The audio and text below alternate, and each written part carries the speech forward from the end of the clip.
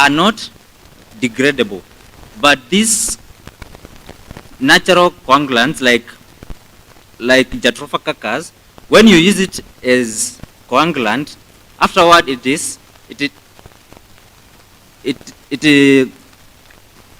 will decompose, thus not polluting the environment. Also, it is high coagulation efficiency compared to the chemical coagulants, and the natural coagulants are used without any transformation, avoiding extra expenses. Then Jatropha cacas is widely distributed in tropical and subtropical regions, thus is locally available. This means these Jatropha cacas can grow well even in areas which doesn't receive enough rainfall. Having known that the natural organic coagulants that we recommend can survive even in arid and semi-arid areas, now we move on to the disinfection part. And as I mentioned earlier, the most commonly known way to disinfect water is mostly chemical. So now we were thinking of coming up with a way of now avoiding the chemical way of doing these things. And the first thing that we can do, that is domestically now, back in our homesteads, instead of using water gun, now that we've known it's a chemical and it has byproducts which in the long run has harmful health effects to us, we can use boiling of water.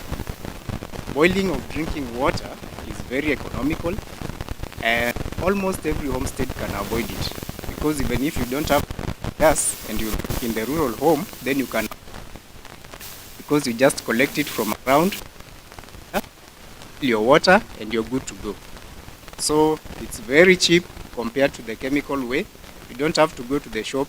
If you're using water gun, you have to go to the shop to buy it, because not everyone can make the, but then boiling water, almost everyone can boil their own water. So that shows you that it is cost effective compared to the chemical way. The other way is that it is also a simple process and almost accessible to everyone, and it is a proven way to inactivate harmful microorganisms in drinking water. So we can highly recommend that in the place of chemical disinfection. Again,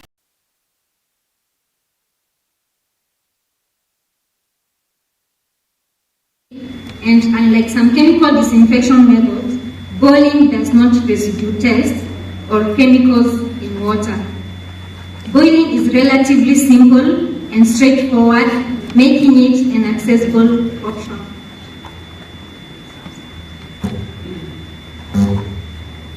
The other way which we can use to disinfect the water is use of ozone, and this can be used commercially, since it can be used to disinfect. Ozone is a natural and powerful disinfectant that can be used to treat water, and also it is strong and can break down organic compounds. Also, it has high disinfection capacity, requiring smaller dosage. This is an advantage compared to the chemical disinfectant, because it requires smaller dosage, while the chemicals we use large dosage, and since we import the chemicals, it makes it expensive to treat water. Ozone can reach all parts of water, and it does not leave behind harmful residues or byproducts. It acts rapidly, killing microorganisms much faster than any chemical disinfectants. Ozone treatment can reduce biofilm formation and controlling algae growth. Right. This point now, having known that we have the natural and organic ways that we can use in the place of chemical ways, we ask the fellow scholars and everyone there doing research on anything concerning water treatment, you can join us in this because it's for the good of all of us, for the good of our entire country, for the good of the whole world. So everyone is free and open to do such kind of a research, and we can further this for the benefit of our own people. So I'd like to put across 2 take-home questions for everyone, so that in case you're interested in such research, then we can together in unity find out some of the ways we can do to avoid these chemical byproducts which are harmful to our people. So the first question is, what is the maximum retention time of these organic alternatives now before degradation? I'll repeat. What is the maximum retention time for the organic alternatives mentioned before degradation?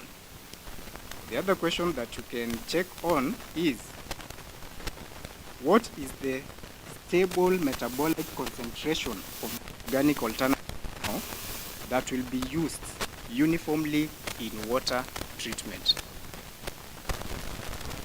And with that, we come to the end of our presentation. Thank you. Thank you. Thank you very much. Tuwapige makofi. Wonderful, wonderful presentation from the KV Kitui campus. Next on stage, we shall have KV Kisumu campus. I hope you are ready. KV Kisumu campus. I do hope that your presentation has been loaded in so that you start right away. We are trying to really save on time, so if you can hasten your presentation, we shall appreciate. Nairobi campus, where's your team? Please raise your hands. Where are you? Great. And Shakariga? Great. Also be ready. Nairobi next, and then Shakariga last.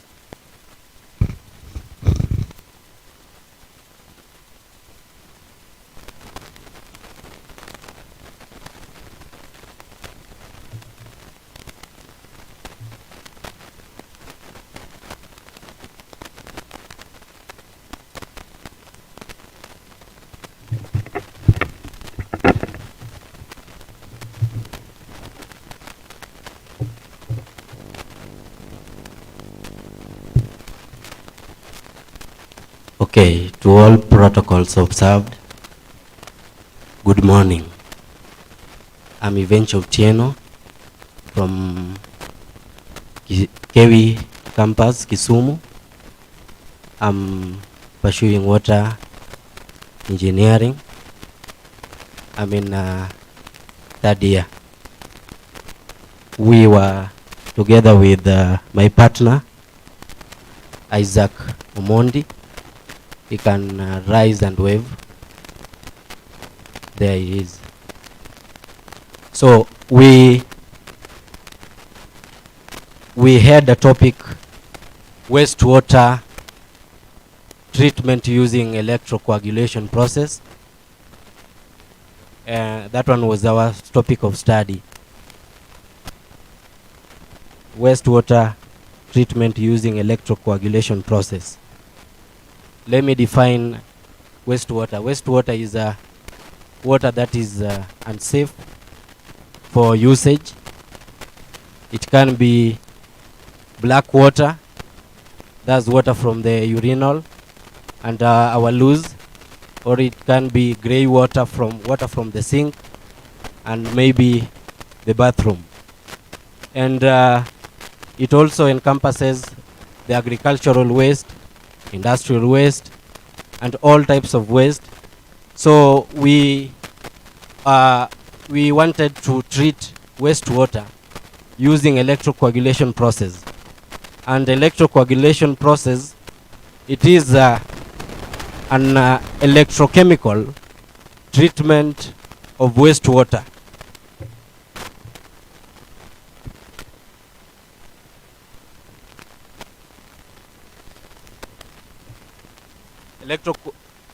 Electrocoagulation process, it is the electrochemical treatment of wastewater by inducing an electric current into the electrode. There we'll find oxidation taking place, and the metal ions will be formed. After metal ions have been formed, we'll use the metal ions as a coagulant, hence attracting the other contaminants, hence the treatment. That one is known as electrocoagulation process. And efficiency of this method relies on the pH of the solution.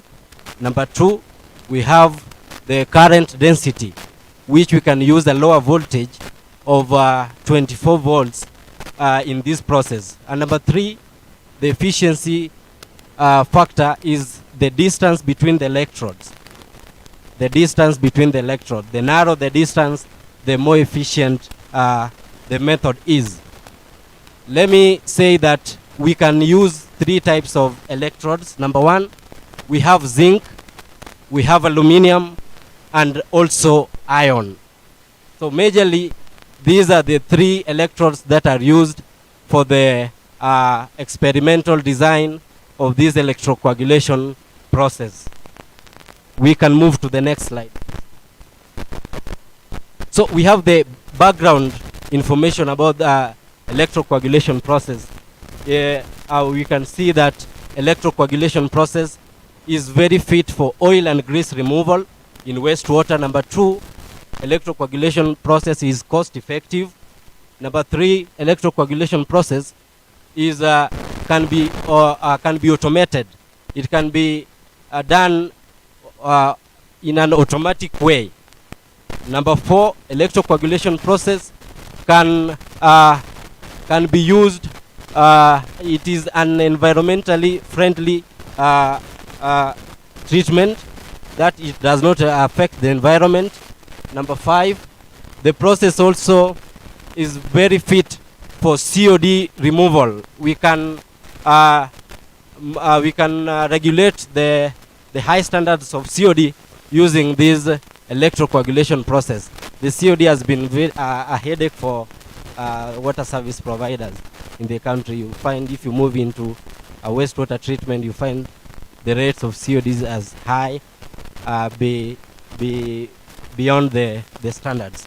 Okay, so also there's something unique about this process, that it has only been implemented in Uganda. A certain brewery in Uganda, just if you can imagine. We have not implemented this process in Kenya, and no service provider is having it. We can move to the next slide. Now the problem statement. Population is increasing, industries are evolving day by day, and our great fear is that they abstract water from our sources and they release partially treated waste into these water sources. This one causes an environmental impact to the aquatic organism, and also the health impact to human beings who are consuming the water. So the problem statement is that the chemicals that are used, you see, the normal way of treating wastewater is through the chemical process, where we have coagulation, addition of aluminum salts like ferric chloride. But here we are not going to use the chemicals. So the problem statement is that chemicals are very expensive. Chemicals are very expensive to, when dosing them. They take a lot of time, and also maybe this one, there is low sludge production. Because of this one, we came with an idea of having a solution to the problem that we have using electrocoagulation process. Next slide. Now the process involves the DC current supply. It involves electrodes. The next method is the coagulation tank, and the last process is the filtration tank. Now the bit design of the project is that we'll have two electrodes. Maybe for an example, I can use aluminum. It is all about the concept of electrochemistry back in high school. It is a Form 3 work. So we'll have two electrodes, maybe aluminum, then we'll induce an electric current of lower voltage, maybe 24 volts, and after inducing an electric current into the solution containing wastewater, and also you dip in the aluminum electrodes, there will be various reactions. At the anode, aluminum will react with electron to produce aluminum ions, and at the cathode, water will react with electrons to produce aluminum hydroxide electrode. So after the reaction, after the applying the electric current, there will be a formation of primary hydroxide flux, which we will use as the flux. Now, after the formation of this flux, we'll go now to the last process where we'll filter the flux, and filtration will not just do it the normal way by using a filter paper. The design is that we'll use sand and carbon filtration process, because majorly in our many water providers are using maybe slow sand or rapid sand filtration process, but it is not effective. So we saw it better that we introduce what we know as carbon filters. Carbon filters are made of activated charcoal. The charcoal that we have will place sand on top of it, and also at the bottom we'll use that activated charcoal so that it can purify the water. Our aim is that we release the treated water into the aquatic, into the lakes and into the rivers, so that it cannot bring any effect to the aquatic organism, so as well as the human. Let's move to the next slide. Now that's the reaction. That's what I was talking about. At the anode, we'll have a reaction taking place, and also at the cathode, we'll have a reaction taking place. Next. Now, the electrocoagulation process, majorly, we wanted to see that how good is it and how effective can it be to solve the problem that we have. So under the cost, we analyzed the cost as a factor, and we saw that cost using electrocoagulation process, it is cost effective, and that process is able to remove the oil and grease which are becoming hectic for the service provider. Number two, electrocoagulation process is very effective in the reduction of COD. And number three, electrocoagulation process is also effective in removing the totally dissolved solids from water. Next slide.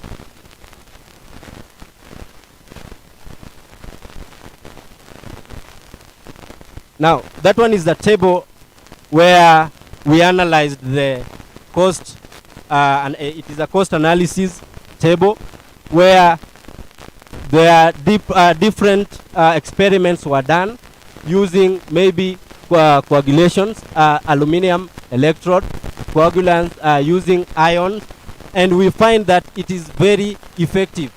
The table is dated in dollars, but we can use the converting factor. $1 is equal to, today is around 138 shillings.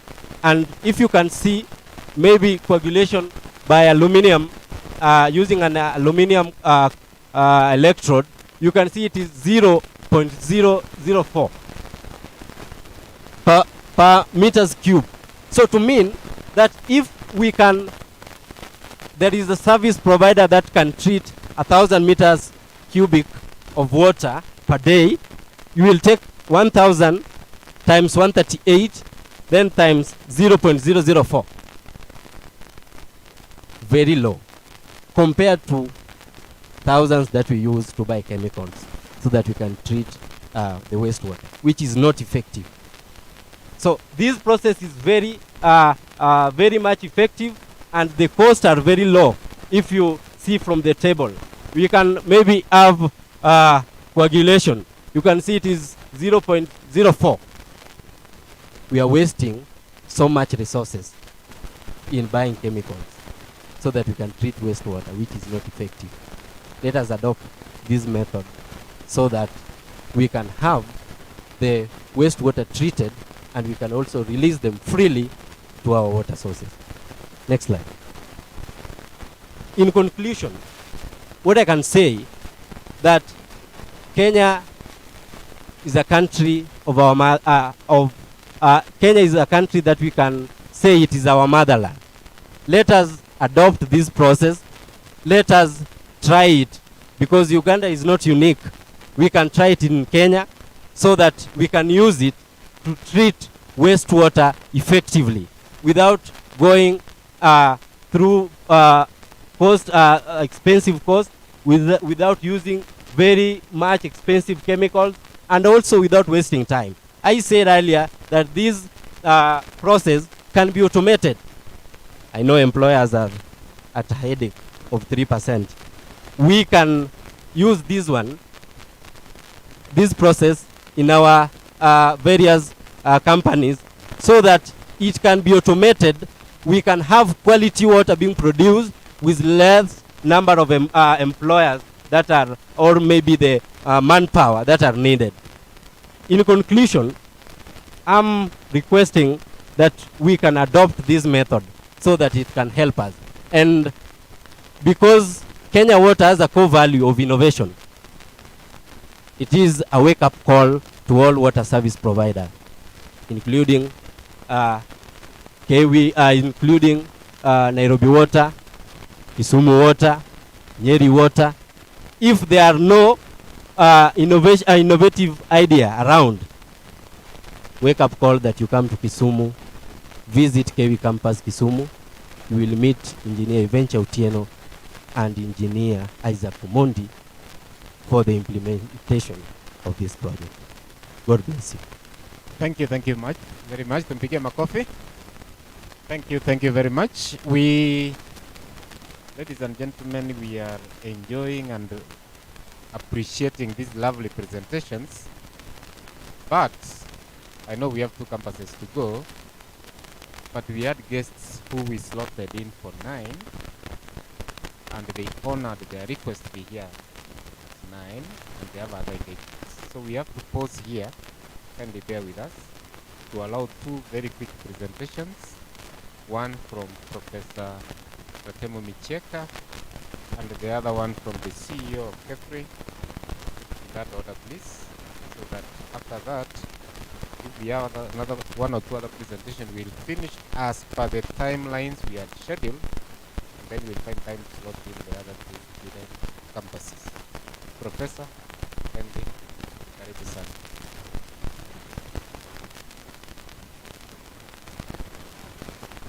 Your presentation is being loaded. Just now.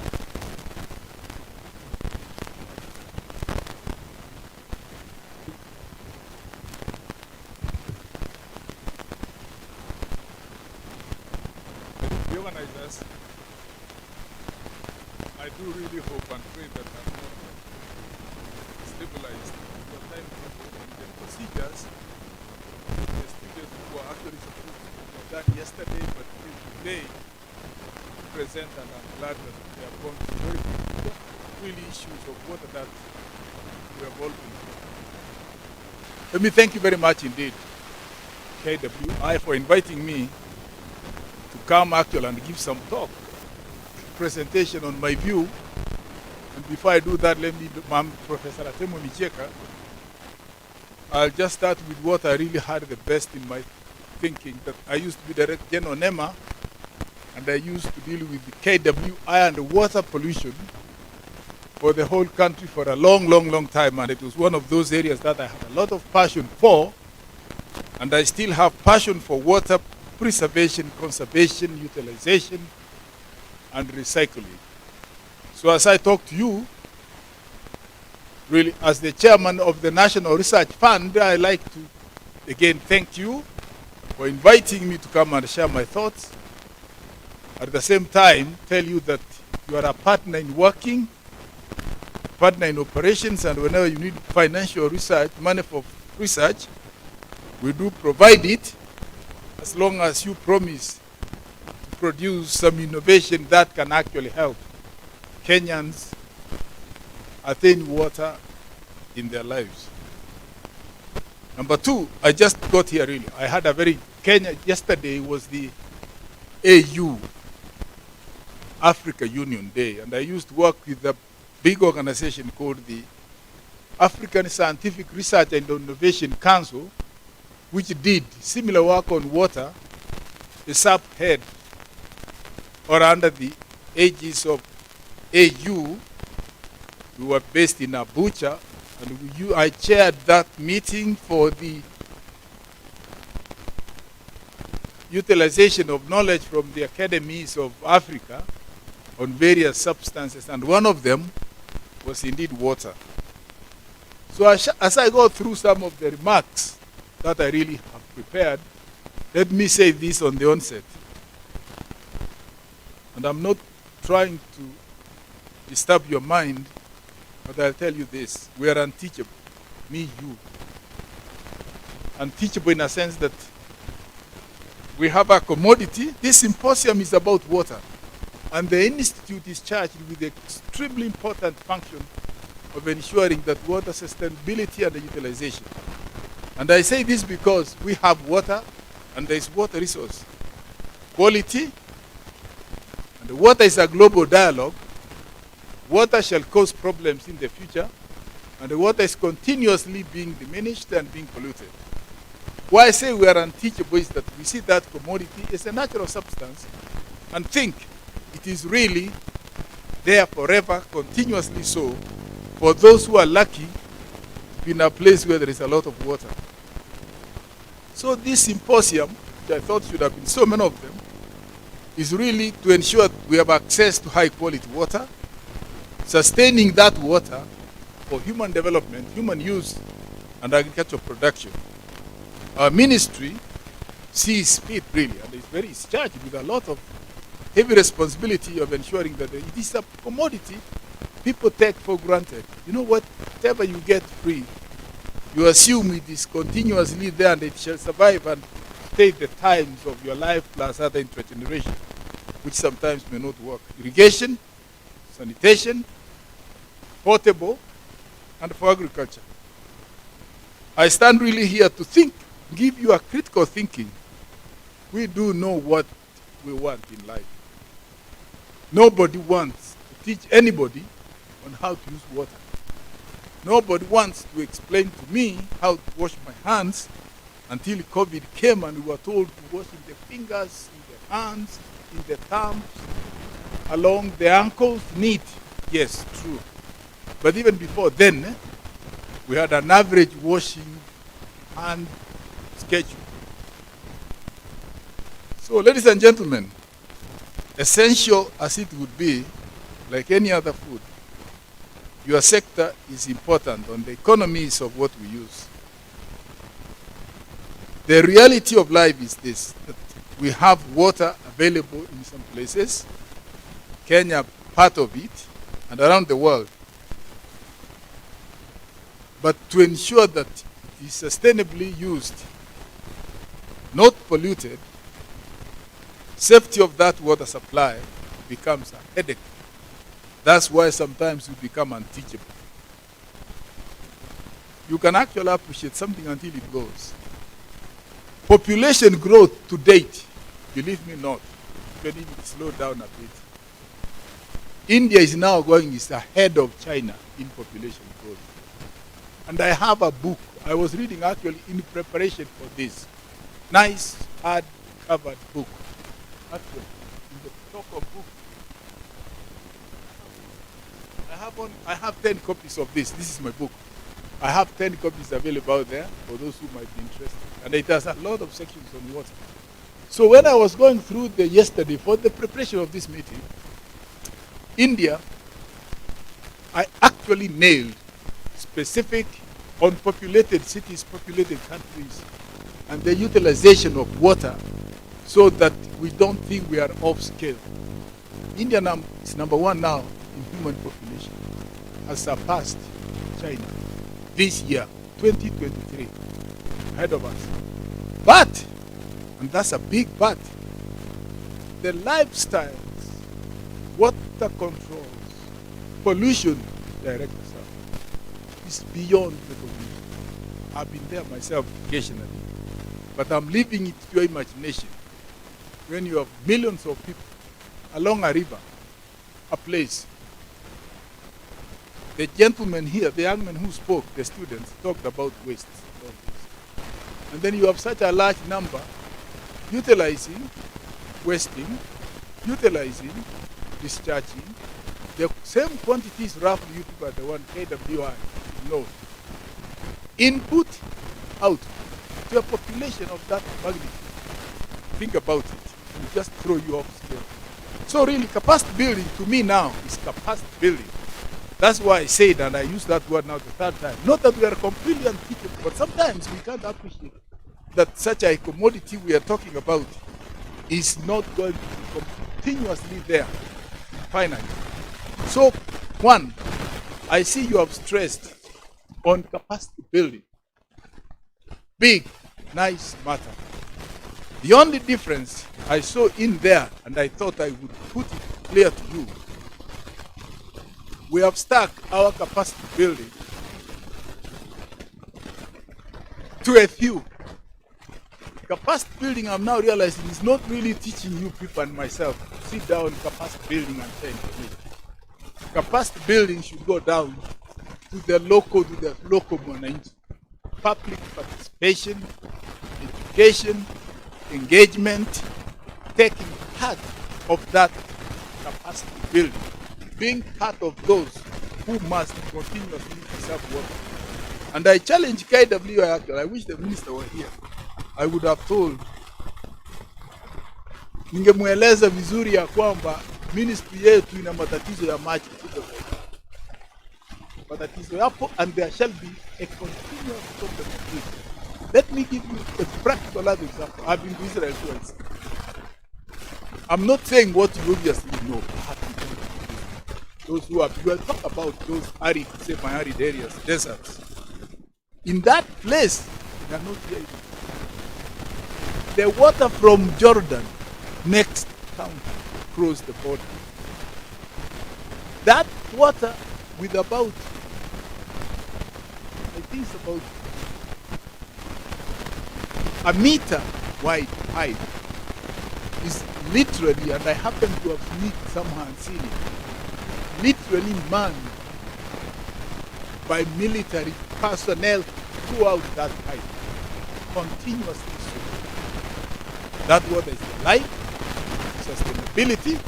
You touch it, you pollute it, you try to bomb it, you have issues with it. That can cause a war. So when we talk about water, transboundary water, and ours is only within our reach. Small little rivers that we have all over, big rivers we have all over. We cannot protect even for not polluting that. Here are other countries using ammunition to continuously 24/7, meaning 24 hours, 7 days, no rest, guarding, watching, protecting that extremely rare commodity from another neighboring. That's heavy. I know it, and I saw it. I thought, I said, Mr. Sasa unajua, we were with my wife, I thought, nikamweleza vizuri. This gentleman spent money there, shillings and pounds and money, protect the water so that they utilize it the very best. That's something. Number two, under the same one, you see that's now extreme part of it. You don't have it, borrowing, begging. The other extreme of it is this. That you now know. Every drop of water that is utilizable, out wasted, is recycled back to, again, utilization. That one is not protected by an ammunition. They just recycle it, you use it, and in fact we went through a whole cycle. At that time I was down in environment. And they ended up, one guy ended up drinking recycled water from the sewer system. I couldn't do it. I looked, believed, and left the place. So really, let me come back home, routine now. Sisi wenyeji bwana. Tuelewana vizuri, kuna maji, yes, at some point. The students said it, and I listened to them very carefully talking about the water utilization and circulation and cleaning it up. Let me say this. This kind of sitting, to me, makes us now being educated a bit, to be put in place of learning. Nice. Good that we are made. The government sees fit to have had this ministry. So building capacity, I can revisit, is really getting down to the ordinary person in the county, in the ward, in the location, the smallest part of the nation, to be now taught, capacity built. Let us go to the smallest of a town, capacity build those people. Not in academia the way we look at it. Not saying very sophisticated student kind of presentation. But tell them what I'm now saying. You protect what you see. Don't pollute. Whatever you use economically. That is the only way and the only firm way of saying KWI is indeed doing what is capacity building to the people down in the rural areas. And really, you don't tire, please, KW director, please do not get tired asking for establishment of even offices, these capacity building offices on the water conservation. Let me tell you something else. You know, can this come out? Let me tell you something. These counties, I'll now walk away. Can I walk or I can stand here? Kijana, niwe huku au hapa hivi? Hapa sawa. Let me tell you one thing. You know, we are very small. It's like a lecture hall, really. I've been lecturing, but bigger number than this. The towns that are coming up now, cities, headquarters of counties that we are so proud of course, some of us going back here and forth, issues of headquarters of the counties 47. Some of them are still have a chance for KWI and the counties to ensure that the small rivers that transect or go through those towns can actually be saved and never become the Nairobi River. I know the commission, the Nairobi River group, people working in. I'm happy I'm not party to that. It's not really an easy matter. Once you pollute, once you cut your finger, once you have a scar on the head, once my gray hair develops, it shall never come back to originality until I use kiwi to brush it up. Your finger shall never come back, no matter what you use. You can only get a synthetic finger. It is just as difficult for water to be deep polluted. Let me use slang English word. You not. It will take you miraculous headache, chemical removal, and in the process you are again polluting to return that water to its original form. When I was in environment, I used to tell guys, you must do what is called PPP, polluter pays principle, essentially. It's what I'm trying to say. No matter how much I penalized a person who has polluted Indian Ocean on pouring chemical on top of that water, it will take a very long time to bring the same polluted material to its original form. You cannot. So really, come back. I'm going back and forth. I don't know how many minutes I have, sir. I'll leave shortly. How many? Another 5 or 6? What, how many? Another 5, sir, please. Yes, sir. 5. Let me finish.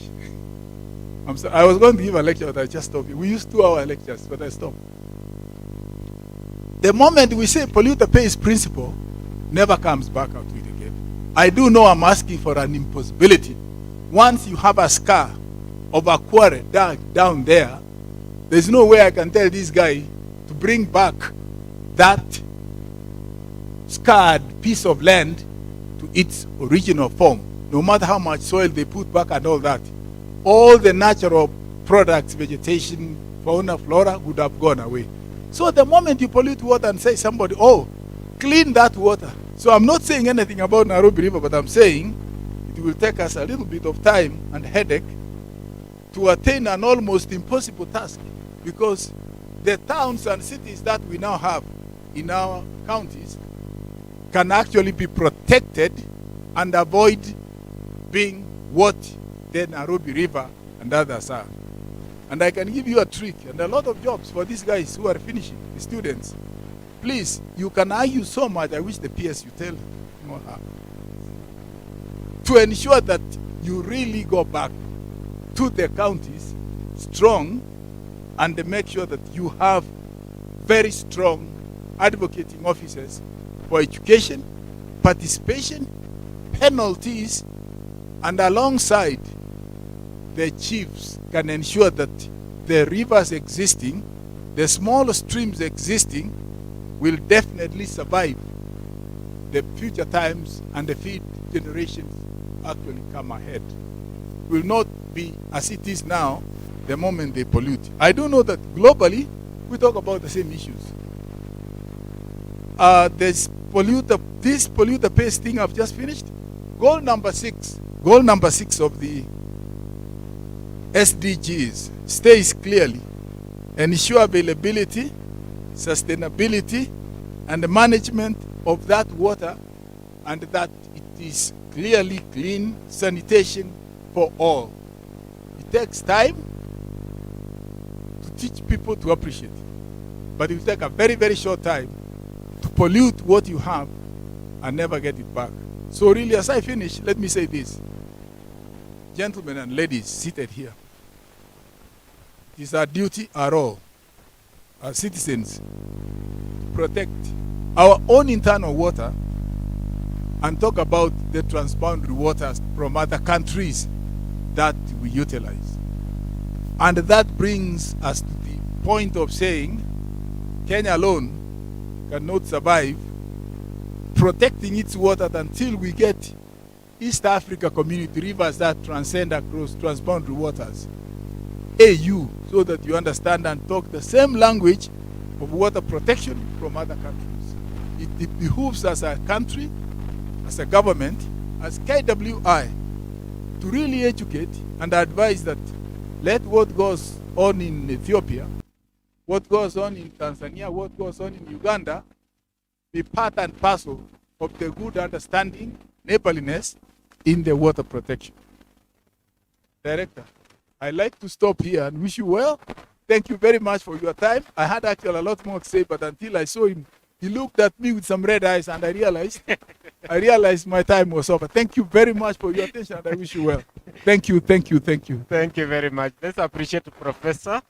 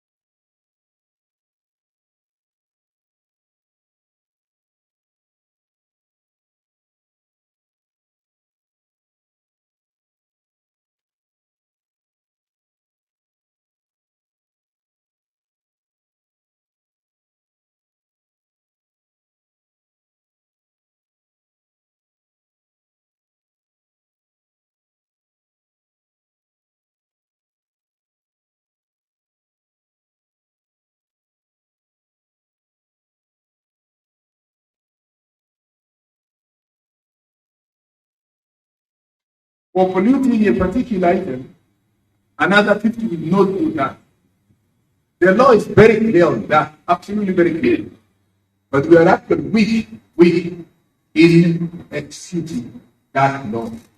The moment you penalize, I remember my good friend, Hidero, at one stage, they were penalizing people talking across the phone. On the phone, you talk across the street, you get jailed. People left. Polluter pays fees. You damage my area, can you bring back my life as well?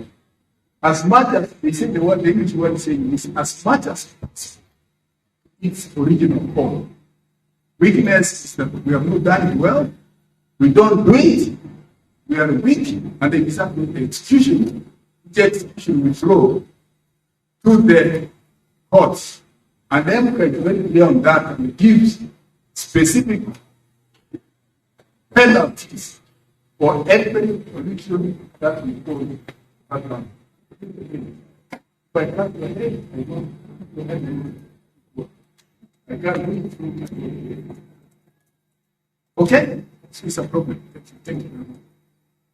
Thank you. Thank you very much. Any pressing one? Any other?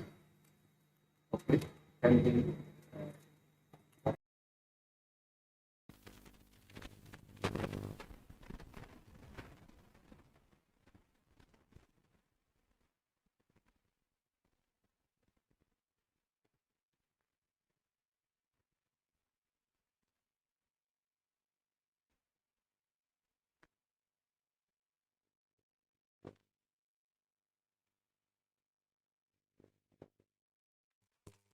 Human activities.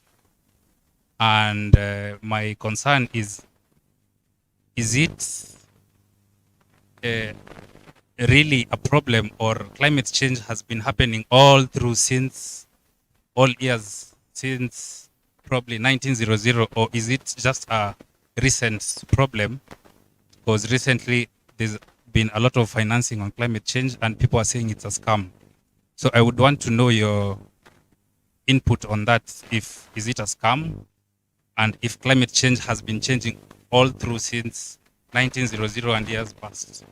Thank you. Thank you. I think that's really a loaded question, and I can even throw it back to you, saying that the ICT came recently and everybody's catching up extremely fast. It was never there before.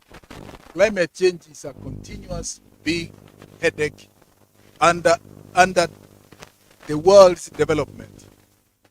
Every country is pushing very hard, fast to develop. The developing nations, with their population that went up very high, have actually done a lot of certain very nice things successful. That is okay. However, in the process of being industrialized and making sure that your country goes ahead of every other country, it is now affecting pollution, methane gas plus the 6 other gases that contribute to the climate change. So the increase in temperature that we talk about is due to really what we do. Every single person on earth, whether UK, US, Australia, Fiji Island, etc., is what we do cumulative that affects our climate continuously. Therefore, the answer that it was either there too early or too late, no, the answer is simply this. With the extreme growth of industrialization, with the extreme growth of population, with the extreme activities of us adding a lot of, producing a lot of gases into the atmosphere, the graph is just picking up so fast than what it was in the 1900s. I tried to bring in the analogy of the ICT, which we used. It was never there several years back, picked up, and the graph now of changing in the ICT technology is so fast that you can't even ask a question how it was in the year 1960, 1980. Therefore, climate change, devastation, destruction goes hand in hand with development, pollution, using crude methods of doing certain things. And like all of you may know, the African continent contributes fairly little to the climate change and to the pollution of the earth. I actually worked with the Kyoto Protocol, United Nations convention on climate change, we started it early. We were 44 for the whole world, starting it. Our work was to check every developed nation on the amount of gases, greenhouse gases, produced to the atmosphere. And if we get any country, Belgium was penalized twice. They were not observing what had been accepted in the original Kyoto Protocol. Long, short answer is this. With progress, development, industrialization carelessly, man's work is the one contributing to the gases which are causing heat. Simply heat, high temperatures, and we have those problems. So it started very recently, continuously also, and it will continue for years. We don't change our behavior in activities. Industrialized countries. You should actually read it also. Industrialized countries. Kenya here will do maybe 120 or 100. Okay? Right, Thank you, Prof. We want to develop much faster than we are developing now, and those are the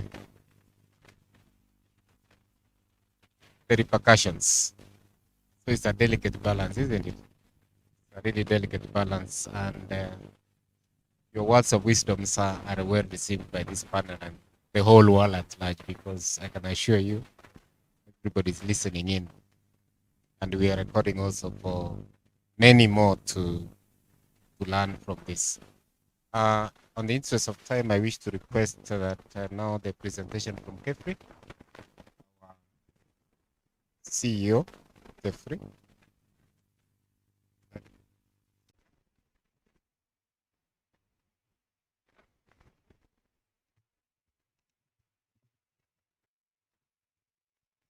Good morning. Good morning to everyone. My name's Mary Gadara, and I come from Kefri. Kefri is a research institute, and I have my three colleagues whom we work together. Maybe they can start. Yeah, we are four of us. Thank you. Kefri, what we do is research. Mainly we deal with forest research technologies, and we disseminate the technologies that we have developed. My presentation today is on restoring degraded riparian ecosystems. That is our work in Kefri, where we mainly use nature-based technologies to restore degraded areas. We have a case study of Oderi wetland in Kenya. Next slide. As you know, wetlands are very important. Why are they very important? One, they provide us with services like food, fresh water, fuel wood, fiber, biochemicals, and genetic resources. Then we have regulating services which are offered by wetlands, and we benefit from this, especially climate regulation, disease regulation, water purification, and pollination. Another service is cultural service. Here we get non-material benefits, where people go see the wetlands for authentic beauty, inspirational, education, like we take students just to see our wetlands. Then the sense of belonging, cultural heritage, and among other services, like the nutrients cycling and primary production. Those are the services we get from our wetlands. Next slide, please. But our wetlands are facing a lot of problems, a lot of challenges from us. Some of them, the threats that we are getting in our wetlands are just like the way Professor has just discussed right now. One, we look the urban settlements, which are upcoming in our urban areas. We get even illegal settlements just near our wetlands. And then unsustainable use of the wetlands. What do I mean? Abstraction of water, where people abstract a lot of water using pumps beyond the capacity of that wetland. Then we have the catchment destruction, where maybe you know that wetlands, most of them are surrounded by forests. Those are the catchment, and you find people are doing deforestation, and you find that our wetlands now, they are facing siltation, being degraded because of the soil erosion. Declining water sources, that is another threat because of, like the way we have said, abstraction, the siltation, soil erosion, which are just going into our wetlands. Then the encroachment of riparian areas, where you find that the riparian landowners, instead of moving away from the riparian area, that is the 10 meters, depending on the regulation of land policy, they encroach up to the riparian next to the water body where they plant their crops. And environmental pollution, that one we are getting it from the our industries, our households, where we waste our effluents, and the effluents are emptied into our wetlands. Our wetlands can be rivers, they can be wetlands, they can be lakes. And today we are going to talk of a wetland in Oderi, a case study. Next slide, please. I don't know how many of you know Oderi wetland, just here in Kikuyu, in Kiambu County.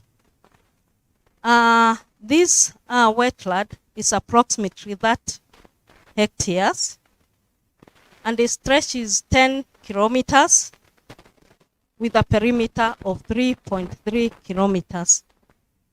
It is the biggest working bog in Kenya, but it is the second in Africa, because Duara is the first one that in Cameroon, the deepest. So this is a forward.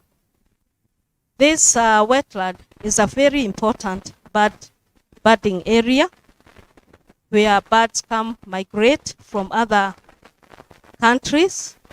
They come feed, they come breed, because it has a unique value where our birds can get this food.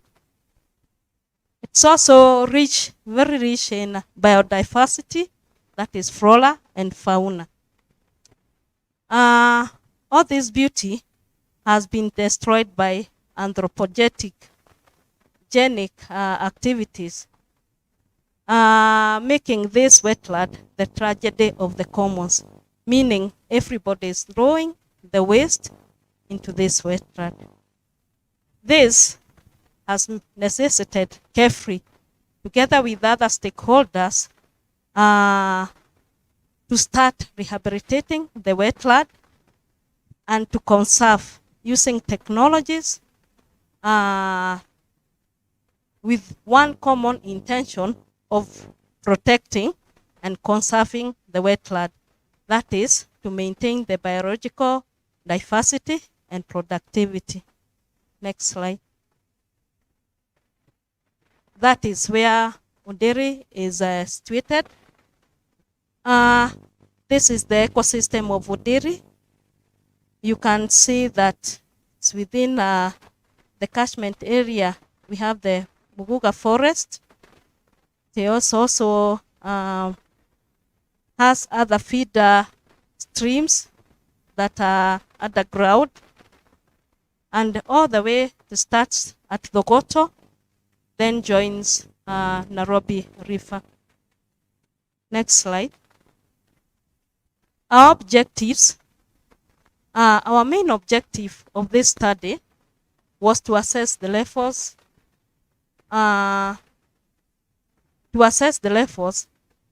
and causes of degradation, and understand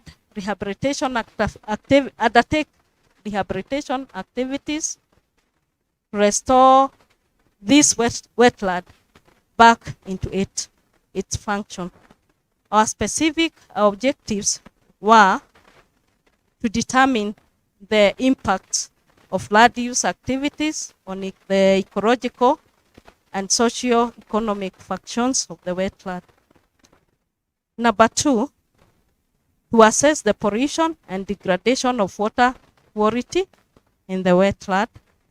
And number 3, to undertake rehabilitation activities using ecologically appropriate tree species and grasses. Next slide. For objective 1, look at the socio and ecological impacts levels, how they have impacted the wetland. We used questionnaires, that is the methodology, to correct data to see how it is being impacted. And data corrected was from the households, general characteristics, the utilization, site conservation efforts, stakeholders' role and responsibility. Our key informants included the chief, sub-chief, sub-county administrator, and national, the NEMA, FOWK, that is Friends of Odiri Wetland in Kenya, on Karua, those are the water users, and WRA persons. Our second objective was to collect samples from different locations within the wetland and take this water into the laboratory so that we can do analysis. This, our number 3 objective was to carry out research activities using developed technologies so that we can manage sustainable management of and conservation of the wetland. This technology involved planting suitable tree species and grasses to claim and rehabilitate the degraded riparian areas. Next slide. From the map that we are seeing, those are the sampling areas, the different localities that we went through collecting water so that we can take it to the laboratory. Next slide.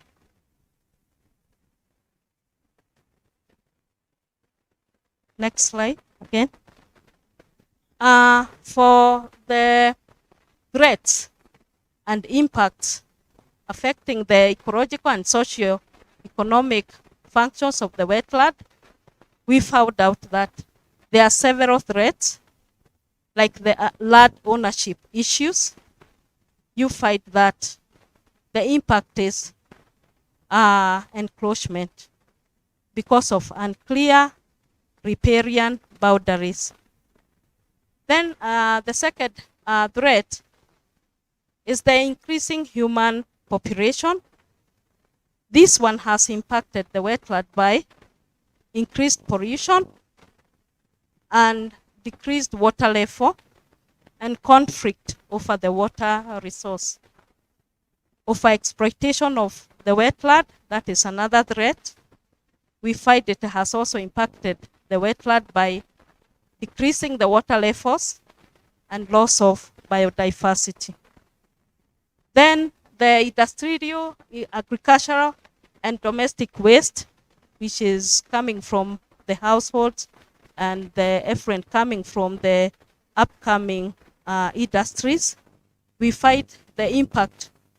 The impact is increased pollution, loss of biodiversity, and conflict over the water resource.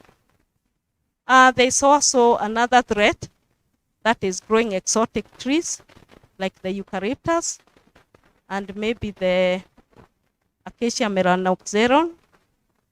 We find that it has also affected the water level by decreasing it, and also loss of biodiversity.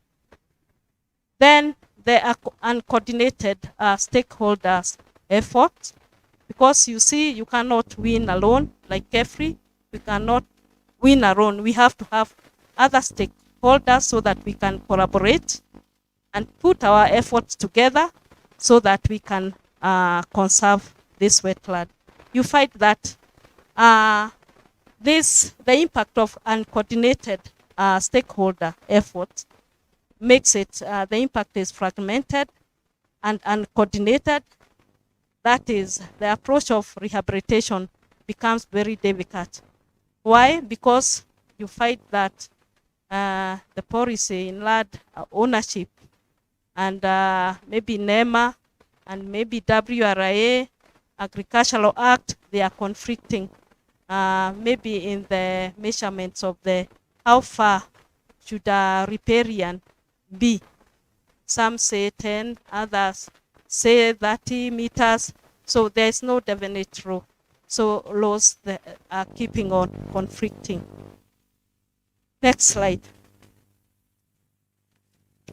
From the impact, this impact, you find that the land impacts of land use ecosystem, impacts of the land use systems and water quality of the wetland.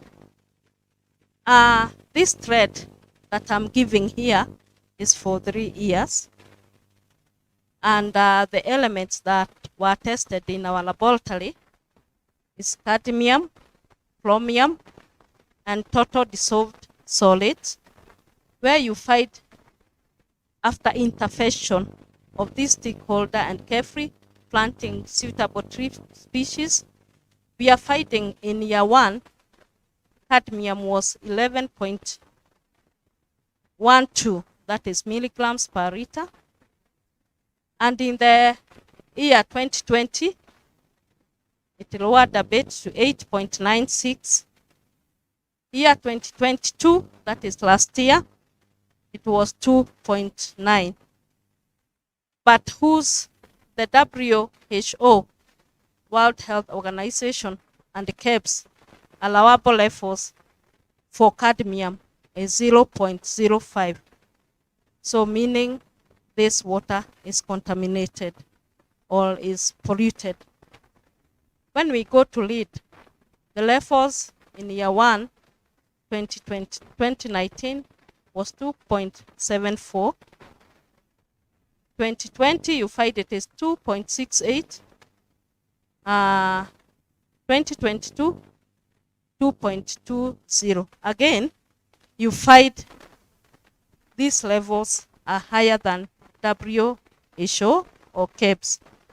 For chromium, it remained 1 milligram per liter, of which also is very high compared to WHO levels, required levels or limits for water that is supposed to be taken. TDS or total dissolved solids,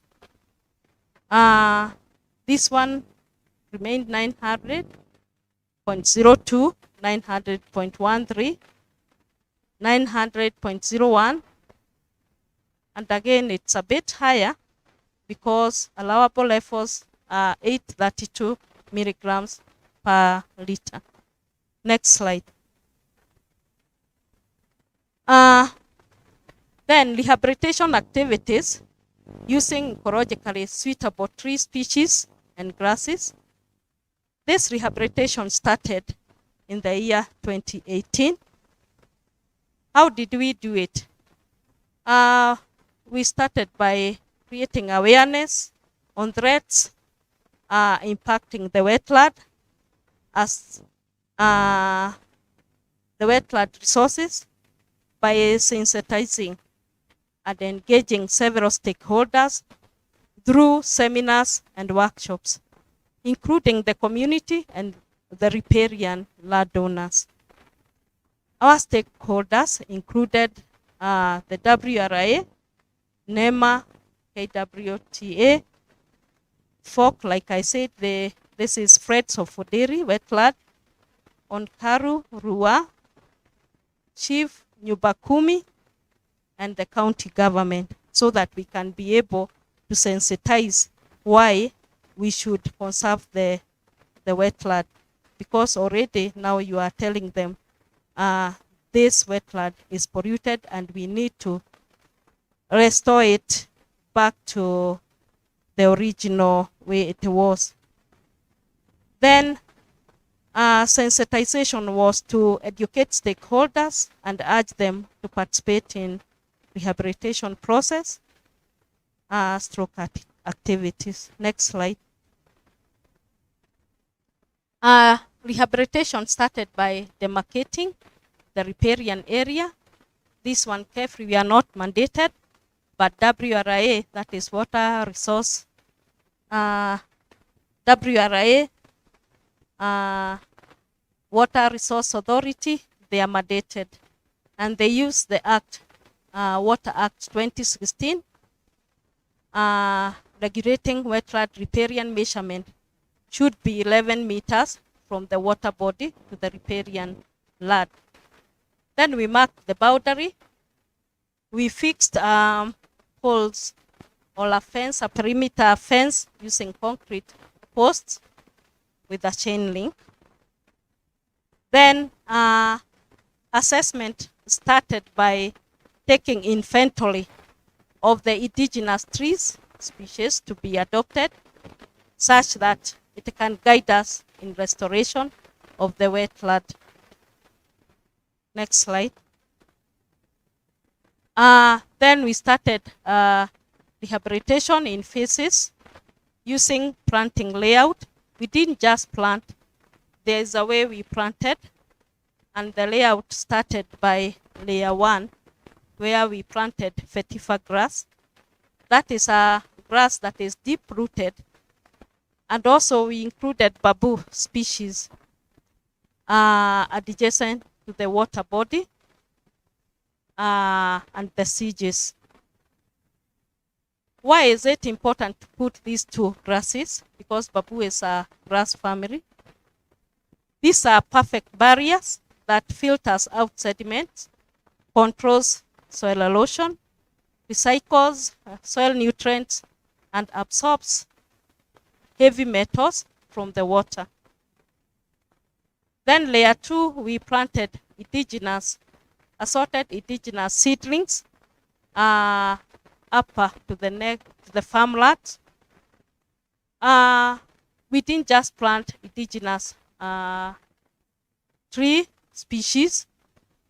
We look for those ones that have high value, tiba, medicinal value, on authentic beauty, and for fuel wood, weed break, and soil conservation. Why? Because we also want the farmer, the riparian owner, also to enjoy these values of these trees. Then in layer 3, we planted indigenous fruit trees, and also mixed with avocado, just next to the farmland after the layer 2. Why?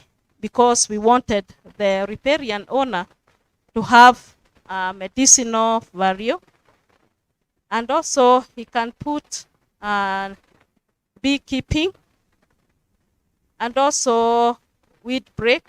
These trees can act like weed break and also conserve the soil. Next slide. From that picture, you can see the layers, how we did it. Just here, you can see.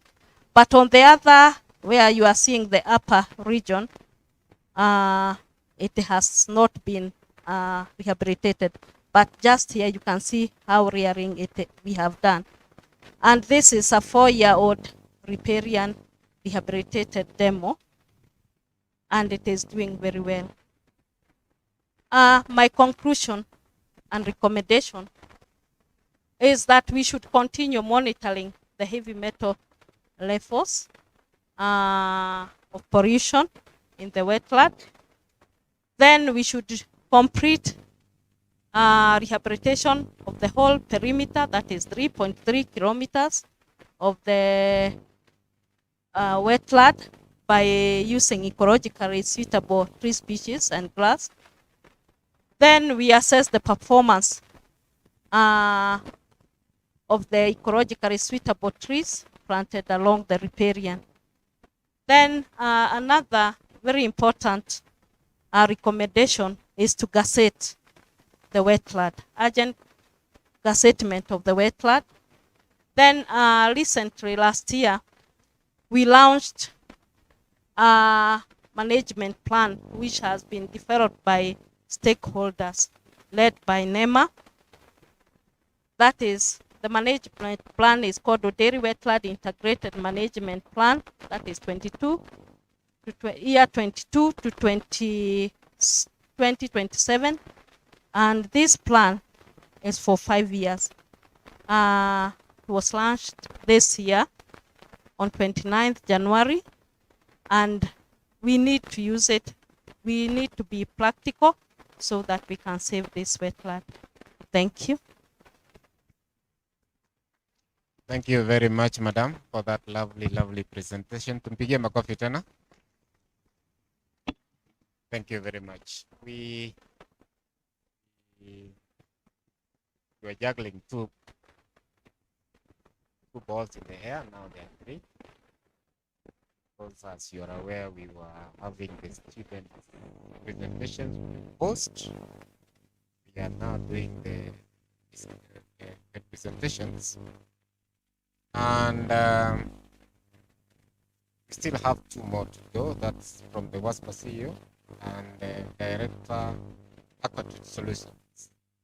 I wish to request, are you here? Yes. WASPA CEO? About Director Accerating Solutions. They're still playing the other role. Thank you so much. I want to request your indulgence one more time that there's so many of us who have been invited, and we are really appreciative.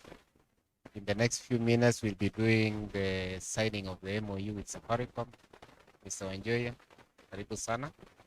We are doing that with our CEO in a few minutes. And we had Madam Dr. Dorcas Ndunge, University of Nairobi. You are around, I believe. Sir Charles, karibu sana. All the many guests, we appreciate you, but we want to pause here for a few minutes for a health break, take a cup of tea. We come back and do the signing with Safaricom. Then from there, we'll be able to really catch up with the lost time. So we want to pause here for 20 minutes break.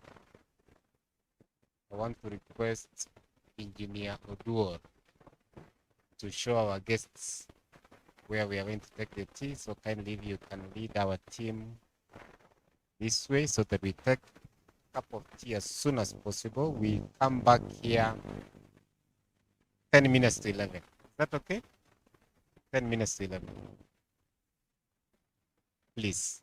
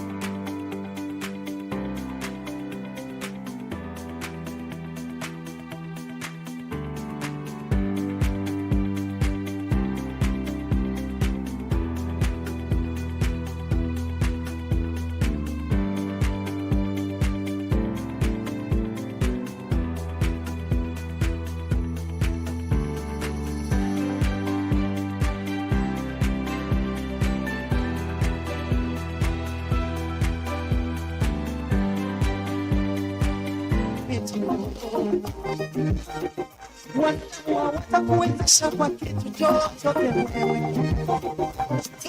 Mmoja anaipanguza machozi ya watu wake.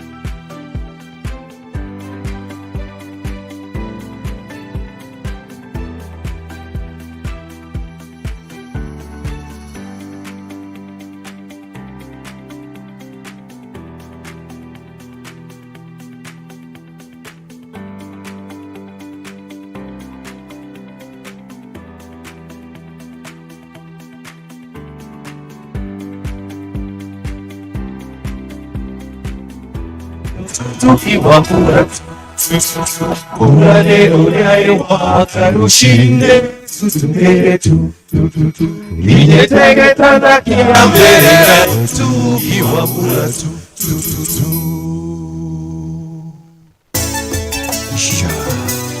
sa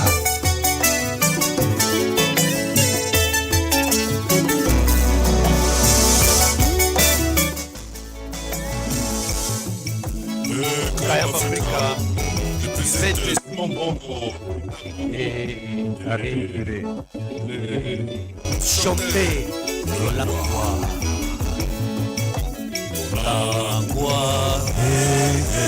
no langua,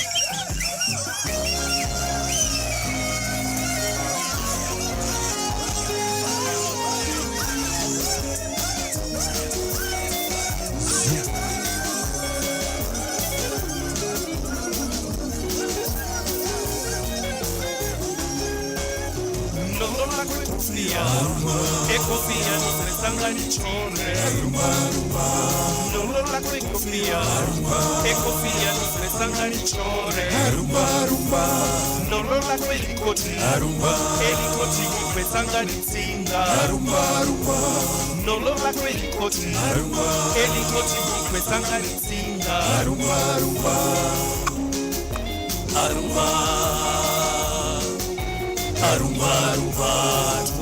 Toto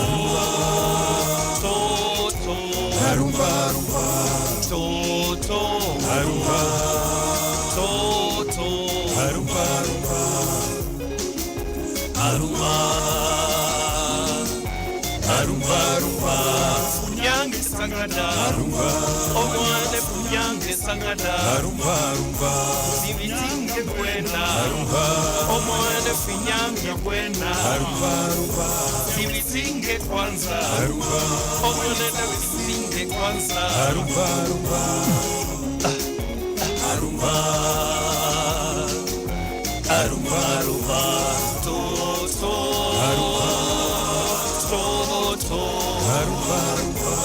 Toto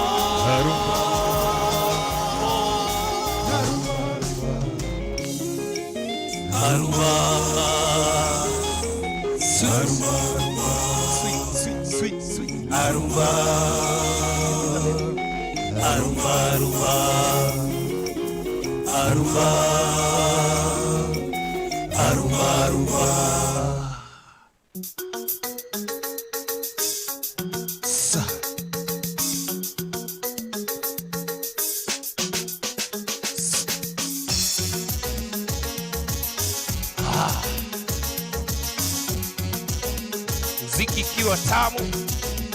Yeah, you just stand up and enjoy yourself before we start the second session.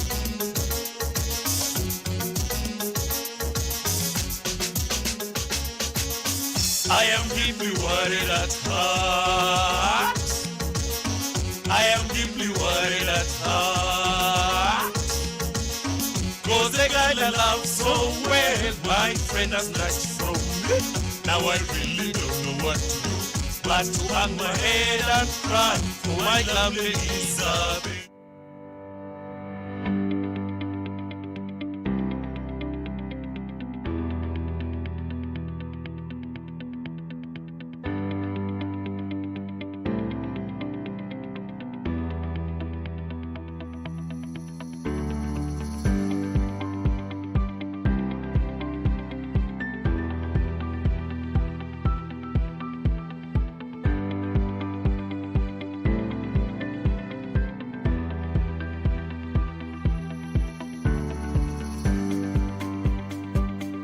Joe Kambanete, Joe Kambanete. Teremuka, teremuka, teremuka, teremuka. Voila.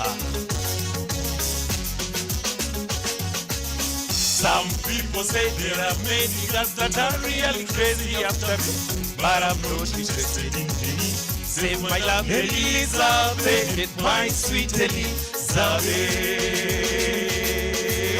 wetu twenye tuliatwe haria tonyonga tugaita maithori. Leo ndio wengorora nako, leo ndio wengweka Joe Kambanete, Joe Kambanete, my sweet Elizabeth. Teremuka, teremuka, teremuka, teremuka.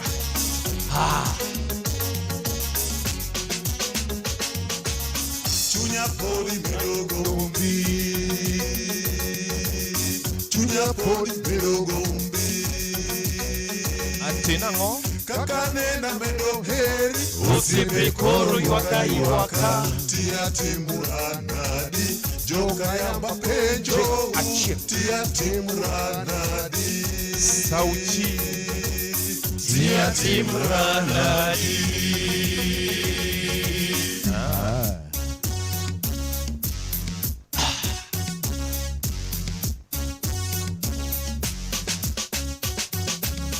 I hot me see.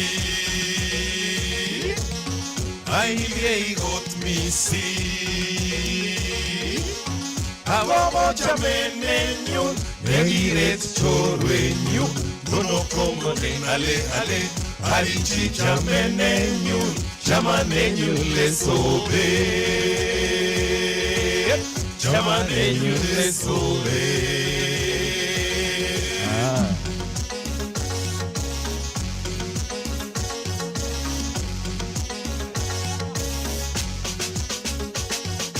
Sweet Elizabeth, but why did you have to go?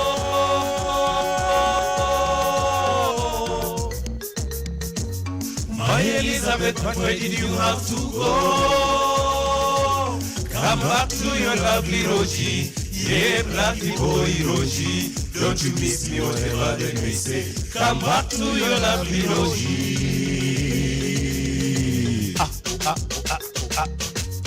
Chama na ile sobetia simweyo.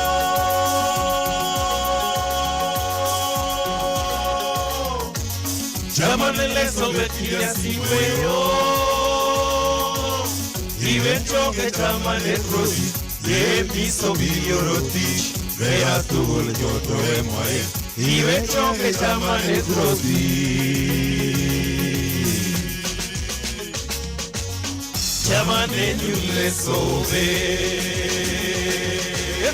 tia timranadi, Joe Kambanete, my sweet Elizabeth. Thank you. Come on up. Mwacha koni jeni ya malo ashe ya hero ya no. Yan obura unyolo yako ashe ya kodongo morea.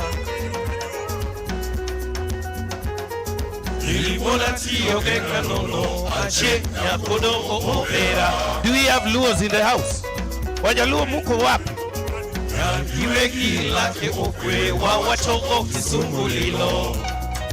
There is also a award here.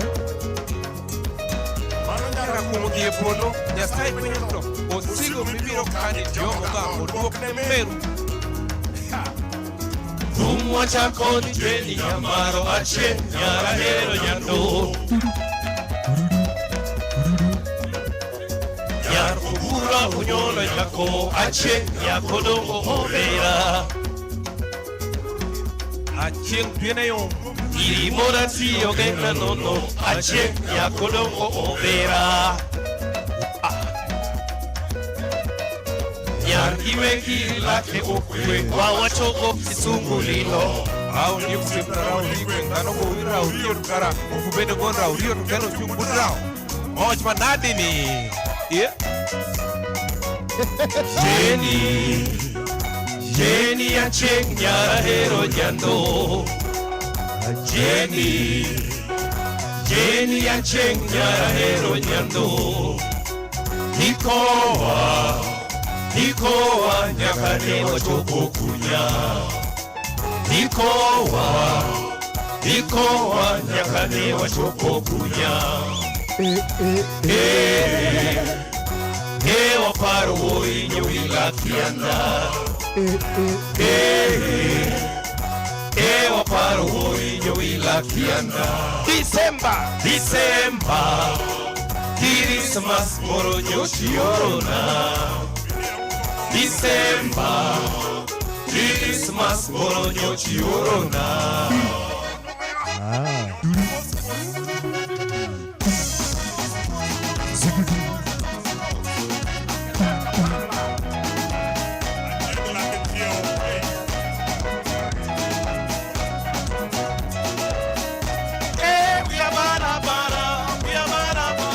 Pari pari, via bara bara, via bara bara. Pari pari, via bara bara, via bara bara. Pari pari, via bara bara, via bara bara. Pari pari. Allah day son sa wote, and that what makes us a good ladder. Ramodo Dios, onye Dios dia. Mani, ni pro na kora beinus. Lienda Diego no Quiero Campo Semnege Campo Nego Gona Niawa Hai Ha ha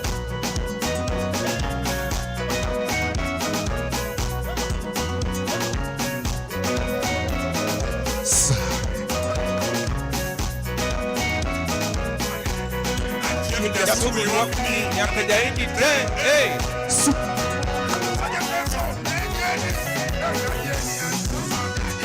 hey hey hey hey hey hey hey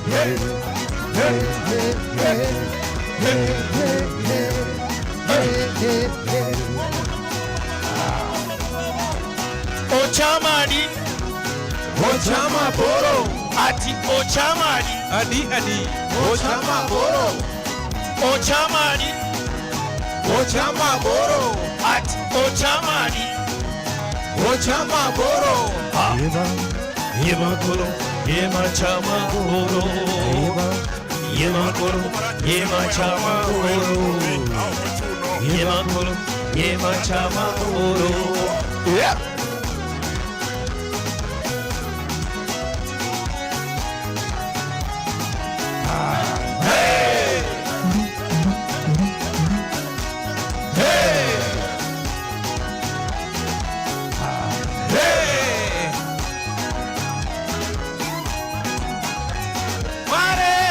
Oda kidi marego, oda kidi marego, oda kidi marego, oda kidi. Yako malergi leo, na pukwaki maye berwa. Agomo maya lekena, aworoli. Sigidikidam, Siggy-diggy-diggy-dong. Siggy-diggy-dong. Siggy-diggy-diggy-dong. Siggy-diggy-dong. Siggy-diggy-dong. Siggy-diggy-diggy-dong. Siggy-diggy-dong. Siggy-diggy-dong. Siggy-diggy-diggy-dong. Siggy-diggy-dong. Siggy-diggy-dong. Siggy-diggy-diggy-dong. Siggy-diggy-dong. Siggy-diggy-dong. Siggy-ding. Siggy-diggy-diggy-dong. Voila. Thank you. Good morning, ladies and gentlemen. Good morning. Can you give somebody seated next to you a high five?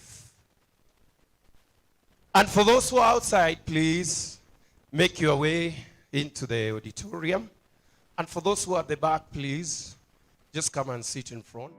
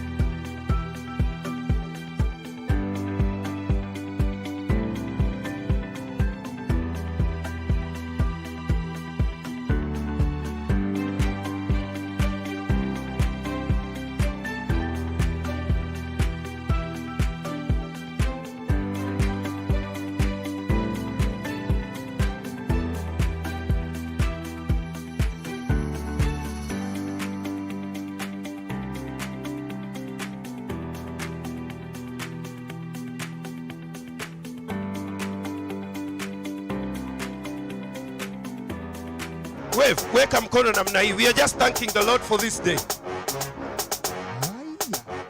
Ongeza mahewa kidogo.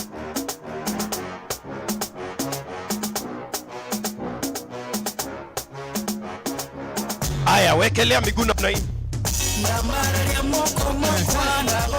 Namna hii, weka miguu mbele.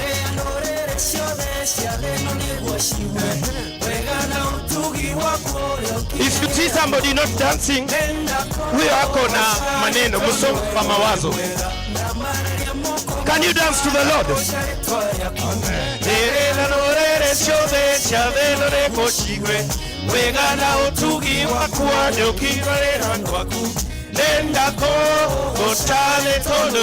Mikono juu, twende sasa, twende to the right. Nenda kogosha mwadhani tololewe monyogi Gotero ya toro ya kuwa hiderere tereire Nerano maniga neyo korarora mwenanie Nenda kogosha netondere ore mwe Nenda kogosha mwadhani tololewe monyogi Gotero ya toro ya kuwa hiderere tereire Nerano maniga neyo korarora mwenanie Back to the normal. Twende.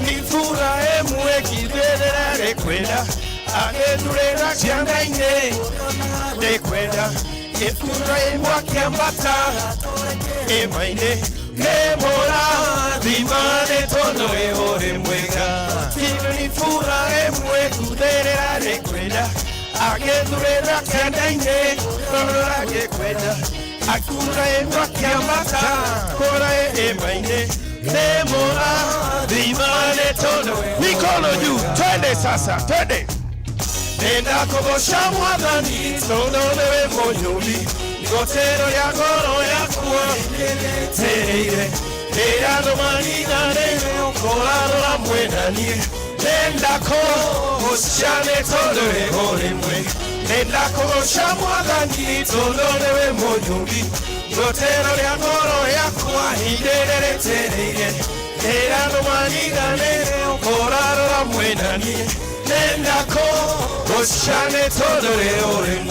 Now try to go down pole pole. Jaribu kustretch ukienda chini. Pende chini. Teremuka. Teremuka. Teremuka. Chini. Chini. Everybody down. Down. Down. Down. Down. Down. Down. Down. Down. Down. Down. Down. Thank you. Mujipigie makofi. Thank you, MC.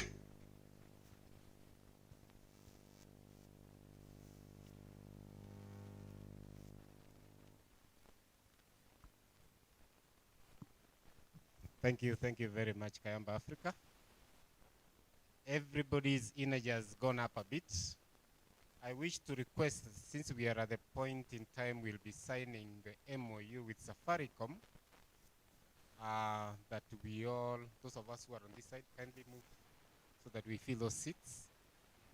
We wouldn't want, when we are signing, the seat behind the screen to be looking like they're empty. So those who are at that side, please, if you can kindly.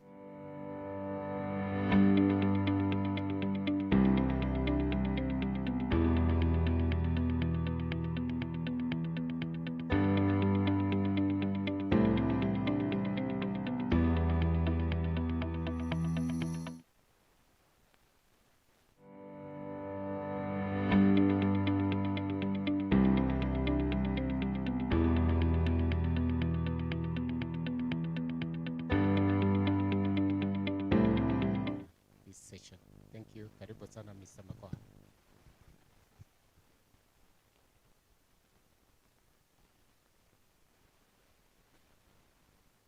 Thank Mr. Kaburi, our chief guest, the chair, governing council, retired Brigadier Stephen Junge, our director, Dr. Deore Tagule, our guests, partners, represented here by Mr. Wanjoy, Safaricom, and all our distinguished guests, welcome to this symposium. Habari zenu.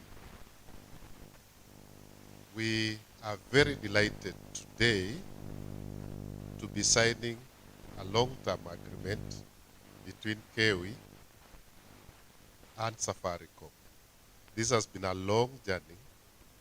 These discussions have gone on for almost a year now, and today is a very great occasion for us. Nafikiri tutajipigia makofi.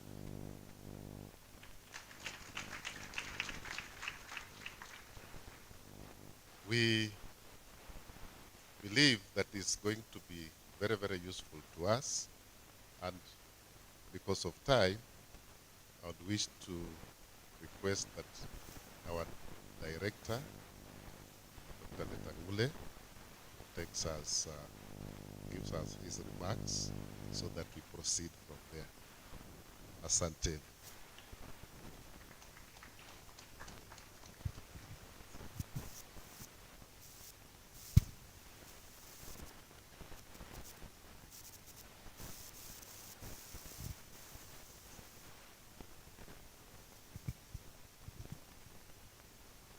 Okay, thank you so much, MC, Mr. Makoha, the chairman of the Governing Council of Kenya Water Institute, Brigadier Retired Stephen Junge, our partners, Safaricom, represented by Mr. Wanjoy, the CEO of WASPA, exhibitors, distinguished ladies and gentlemen, good morning.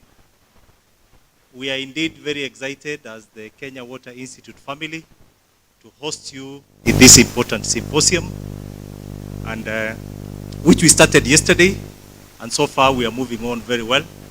I want to take this opportunity to appreciate our stakeholders, the exhibitors, scholars, and all the partners who have come in to make this symposium a success. On behalf of the Kenya Water Institute, I want to really appreciate and thank you for that unwavering support that you've given us so far.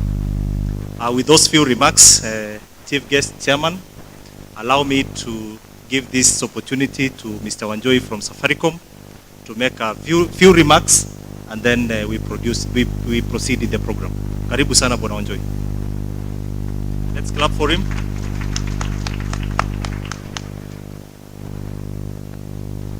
Thank you very much, Bwana CEO.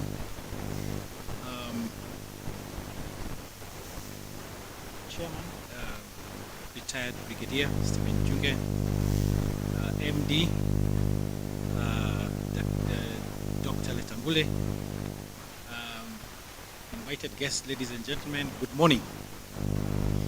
As Safaricom, we are indeed grateful for the opportunity to work with the Kenya Water Institute, a critical player in the growth of this country. About people asking us, what are you doing in water as Safaricom? But I keep reminding them that water is a critical component of everyday livelihood. And without proper water management in this country, we will have big issues, and we all are clear about the climate change issues that are facing the world. And we believe technology will play a great part in helping improve how we manage our water. And revenue water is a big concern in this country. As the President continuously reminds us, we have to find a way how we can conserve water in our water catchment areas. So our partnership and the MOU we are signing with the Kenya Water Institute will cover a couple of things. First of all is to develop a curriculum in the matter smart water management. Then secondly is to equip with the right technology that will support the training of the various practitioners in the water sector. And then thirdly is to collaborate in matters research on how best to grow the sector and embed technology in everyday management of water.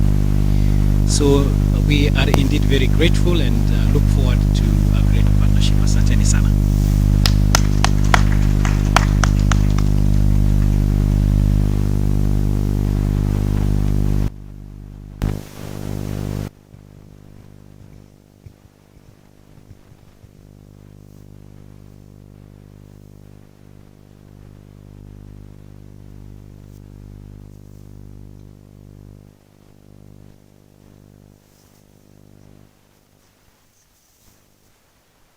Okay, thank you, ladies and gentlemen. With us, we are privileged to have the Chief Executive Officer of WASPA.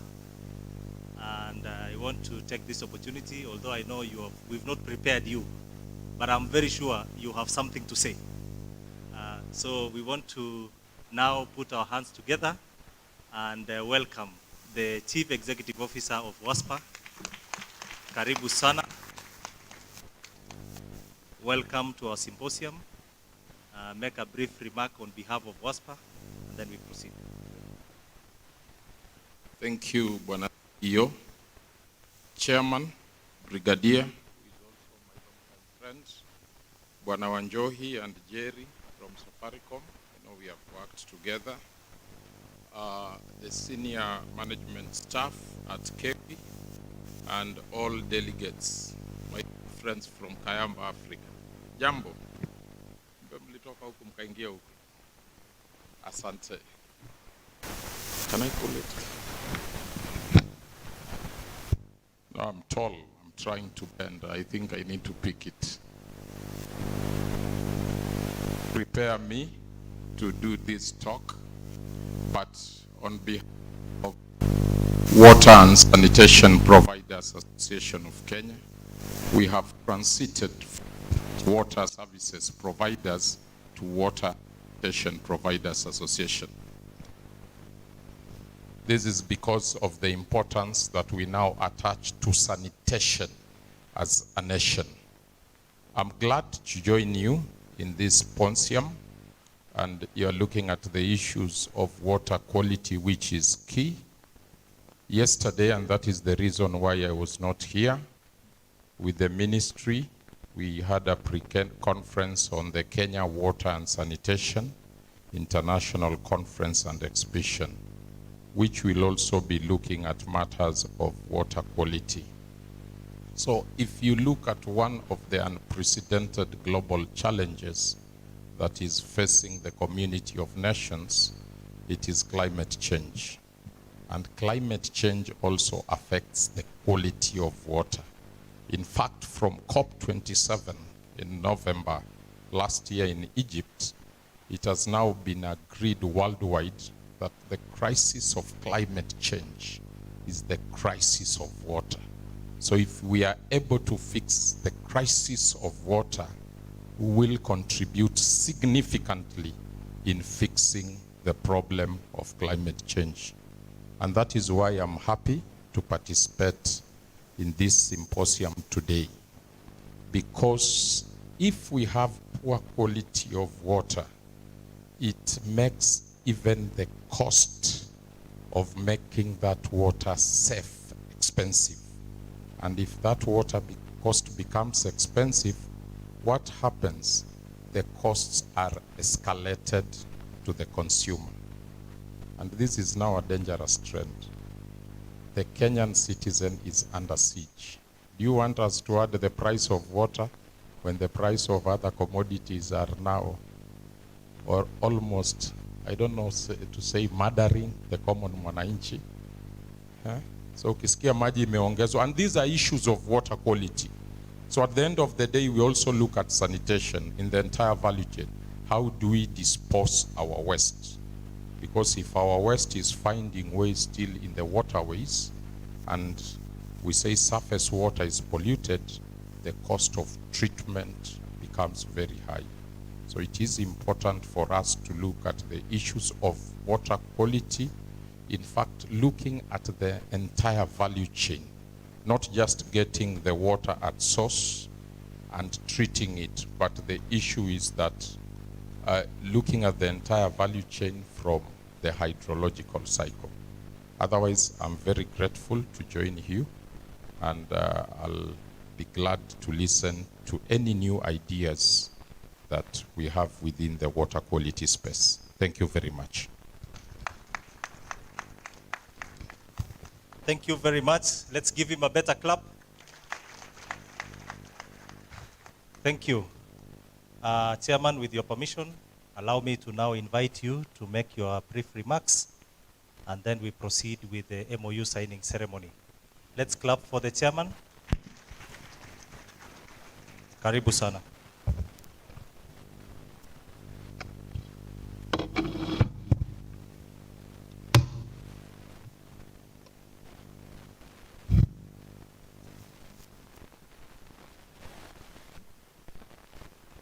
Director, Kenya Water Institute, CEO, Safaricom or representative, Symposium sponsors, Langata Sub-County Director, Ministry of Water, Education, invited guests, ladies and gentlemen. We are happy to have you this morning. The symposium started yesterday, and we are progressing on well, and this is a very, very good opportunity for development. As you can see, the theme this time, KEWI decided that we should be talking about accelerating changes towards access to good water quality for sustainable development. Water is life, and water is scarce. And no country can claim to have supplied its citizens sufficient water. We are struggling in this country, but we will get there. We find that we have a lot of water, both surface water and underground water. But how do you get clean water? The water is available, but you need clean water. And this is the theme of this symposium, so that we can adopt a new technology. The technology in water is evolving, and we thought this would be the best field. This would be the best door to expose new technology into the world. And that is why we invited you to come and showcase, come and expose the new technology, so that we can do the same to the world. Our business is training, research, and consultancy. So when we call you in here, we want you to understand what we do, understand that our main business is training and increasing manpower in water sector. So this is the best place to bring that new technology, because the people we are churning out there are the ones that are going to use that technology. So when we invite you here, give us the best, and we will ask you, we will request you to support even in sponsoring some courses, so that our people, our students, the manpower we are churning out there are knowledgeable and they're up to date. I'm happy this morning that we are going to sign an MOU with Safaricom on smart meter. This is a very good chance so that we can expose that technology in the field. They have new technology. They are trying to adapt that technology in the country, and this is the entrance. This is the gate to technology in water. So we are going to sign a memorandum of understanding or agreement, so that they will be able to, they will also be able to sponsor some courses. We should be able to bring some students or people from the field through WASPA. Thank you very much, CEO. You have been very instrumental, especially when it comes to training people in the field. And this is the best place for them, so we train them and churn them out there so that they can be more efficient. Thank you very much for your time. Thank you very much for your commitment, because I've gone around the few displays, and you are serious. Whatever you are doing, you are building this nation. The kidogo, the small bit you are taking in water sector, you are building this nation. Our business as Kenya Water Institute, we are going to change the name very soon. Yeah, we want to put and show people that we are also doing research. So our business is not just Kenya Water Institute. What are we doing? We want to show Kenyans that we do training and research.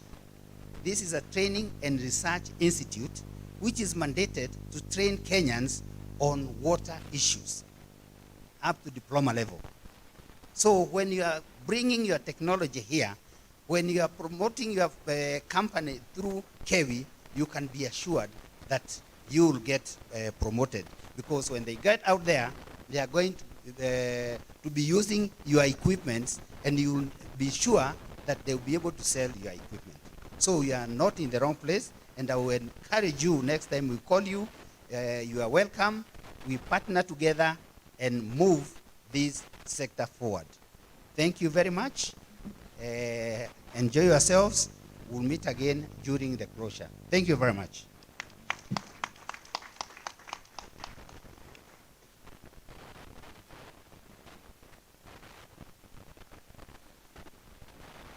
Thank you so much, Chairman. Can we give Chairman a better clap? Thank you. Before we proceed to the signing ceremony, let me invite the choir to give us one song, and all of us should stand up to sing with the choir, and then we proceed with the MOU signing ceremony. Karibuni. Thank you, ladies and gentlemen. Ours is very simple. We just want to celebrate our country, Kenya, for the innovations and good skills and ideas that we are bringing together to make good for our country. Is that good for everyone? Tunashangilia tu Kenya. Si ni kweli? Twende kazi.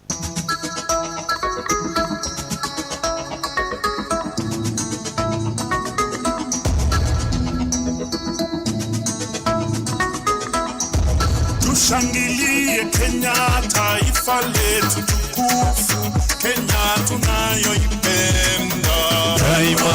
Tushangilie Kenya, taifa letu tukufu, Kenya tunayoipenda tunayoipenda. Daima twajivunia sana tukijiita wa Kenya, nchi yenye baraka. Daima twajivunia sana tukijiita wa Kenya, nchi yenye baraka. Daima Kenya nchi yenye baraka. Daima Kenya makao yetu ni nchi ya usalama, kamwe hatutaiacha. Daima Kenya makao yetu ni nchi ya usalama, kamwe hatutaiacha. Daima kamwe hatutaiacha. Daima anayependa Kenya ni yule mwenye kutenda haki kwa watu wote. Anayependa Kenya ni yule mwenye kutenda haki kwa watu wote. Daima haki kwa watu wote. Daima ukipenda Kenya ujitenge na mambo yenye kuvunja amani. Daima ukipenda Kenya ujitenge na mambo yenye kuvunja amani. Daima hatutaki matata Kenya. Daima hatutaki matata Kenya. Daima. Guys, now this is the time you need to celebrate Kenya. Wapi vigelegele ndio nijue kama we ni Mkenya halisi. Let's dance together now. Kenya kipenzi chetu, twende alo, twende. Tutaiacha milele na milele. Kenya yetu, Kenya kipenzi chetu, hatutaiacha milele na milele. Kipenzi chetu, nchi yenye upendo, hatutaiacha daima na milele. Kenya kipenzi chetu, hatutaiacha milele na milele. Some people are dancing as if they are being forced. Can you dance if you are a Kenyan? Twende. Hatutaiacha. And if you know the song, sing along with us. Twende. Mama yangu tena ni baba yangu, hatutaiacha daima na milele. Sing along. Kenya kipenzi chetu, hatutaiacha milele na milele. Kenya yetu, Kenya kipenzi chetu, hatutaiacha milele na milele. Hapa wote wananchi wa Kenya, kutumikia Kenya daima na milele. Sing along. Kenya kipenzi chetu, I can't hear you. Hatutaiacha milele na milele. Kenya yetu, Kenya kipenzi chetu, hatutaiacha milele na milele. That is the Kenya we know now. Mimi ni mwana Kenya daima, mimi ni mwana Kenya daima, sitadanganywa kamwe na wabaya. Mimi ni mwana Kenya daima. Kama we ni mwana Kenya daima, piga makofi. You know one thing, ladies and gentlemen, we are blessed, but we don't know. Of course, maybe we know that we are blessed, but we behave as if we are not blessed. That is what is ailing our country, Kenya. You understand that? We are blessed, we know it, but we behave as if we don't know that we are blessed. How many countries are suffering? If you can know. How many countries are suffering? There are so many. But God has given us that opportunity for all those years. Have you ever had fights like the ones in Somali or wherever? We don't have that. But we are blessed, but we don't know. We behave as if we don't know that we are blessed. Go and think about it. Thank you. Thank you. Thank you so much, Kayamba. Let us applaud Kayamba again. Ladies and gentlemen, at this juncture, as we sit down, we are just about to witness the occasion of the day, the signing. So, we are now ready to sign the MOU between KEWI and Safaricom. This MOU will make KEWI a smart water institute.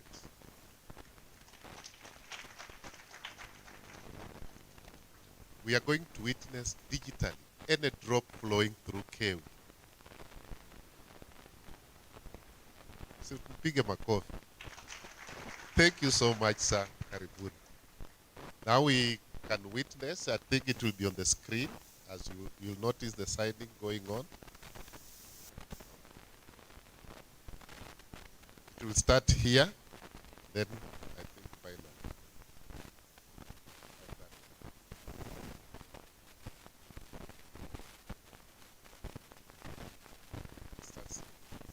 So the cameras, please come. Cameras to take the pictures as we sign, and the music to continue. Entertainment, please continue as we sign.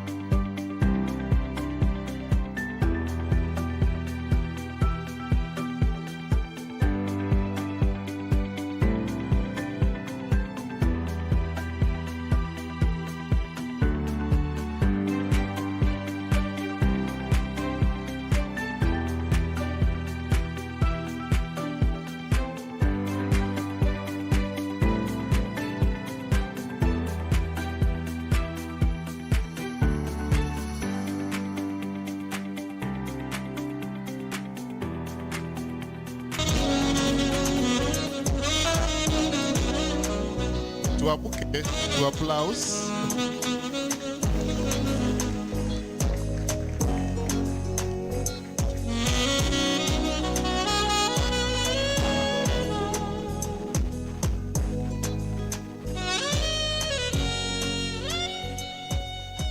So that is the digital signature for those of you who are not aware.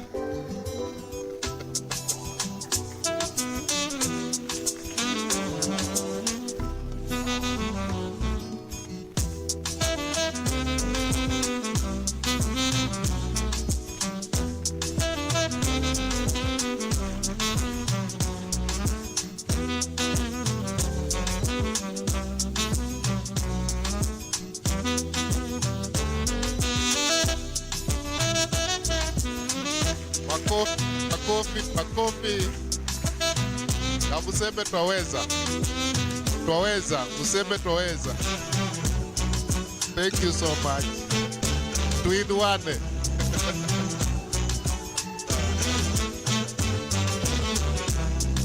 Asanteni sana. We can sit.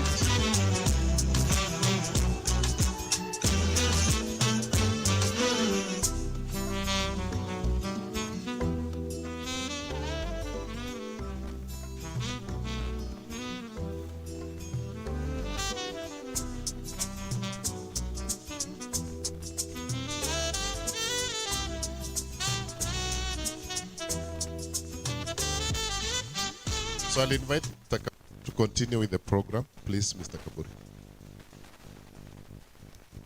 Thank you very much, Bwana Deputy Director. I think we need to appreciate ourselves again. Makofi kwetu sisi wote. As Mr. Makoa said, every drop of water coming into Kewi and leaving Kewi will be monitored and seen real time. Every single drop of water. So, we wish to continue with some presentations, and I know in the morning we posted at some point, so I wish to request my colleague, Principal Kisumu Campus Misereria, to take over the next part of the program. I've been the moderator since morning. And in this process, we wish to start where we left off with a presentation from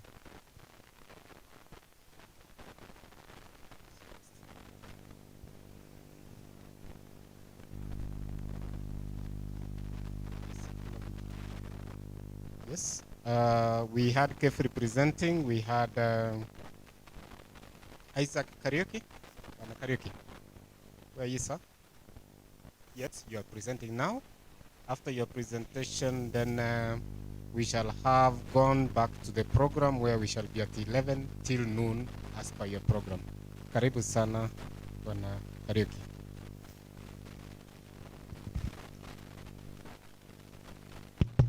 Good morning. My name is Isaac Jenga, Aquatreat Solutions, and I'm happy to present to you something very brief on accelerating changes on water quality. Before I start, I need to just give you a brief of a presentation that I have, which will take less than 5 minutes. Then I'll borrow a few minutes from the moderator to appreciate some of our veterans.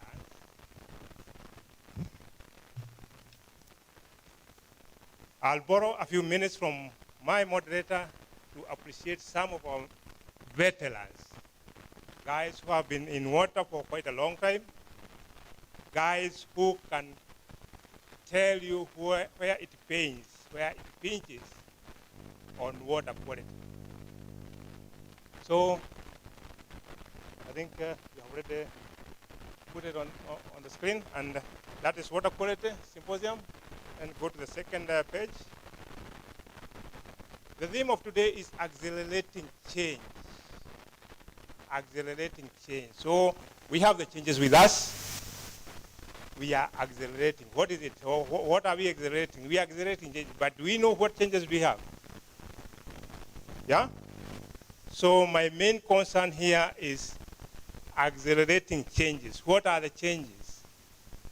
By the way, I want to thank Safaricom for giving us this opportunity, that you have made Kewi a smart campus, a smart water quality campus, and we need to join them in that venture to make sure that we are smart.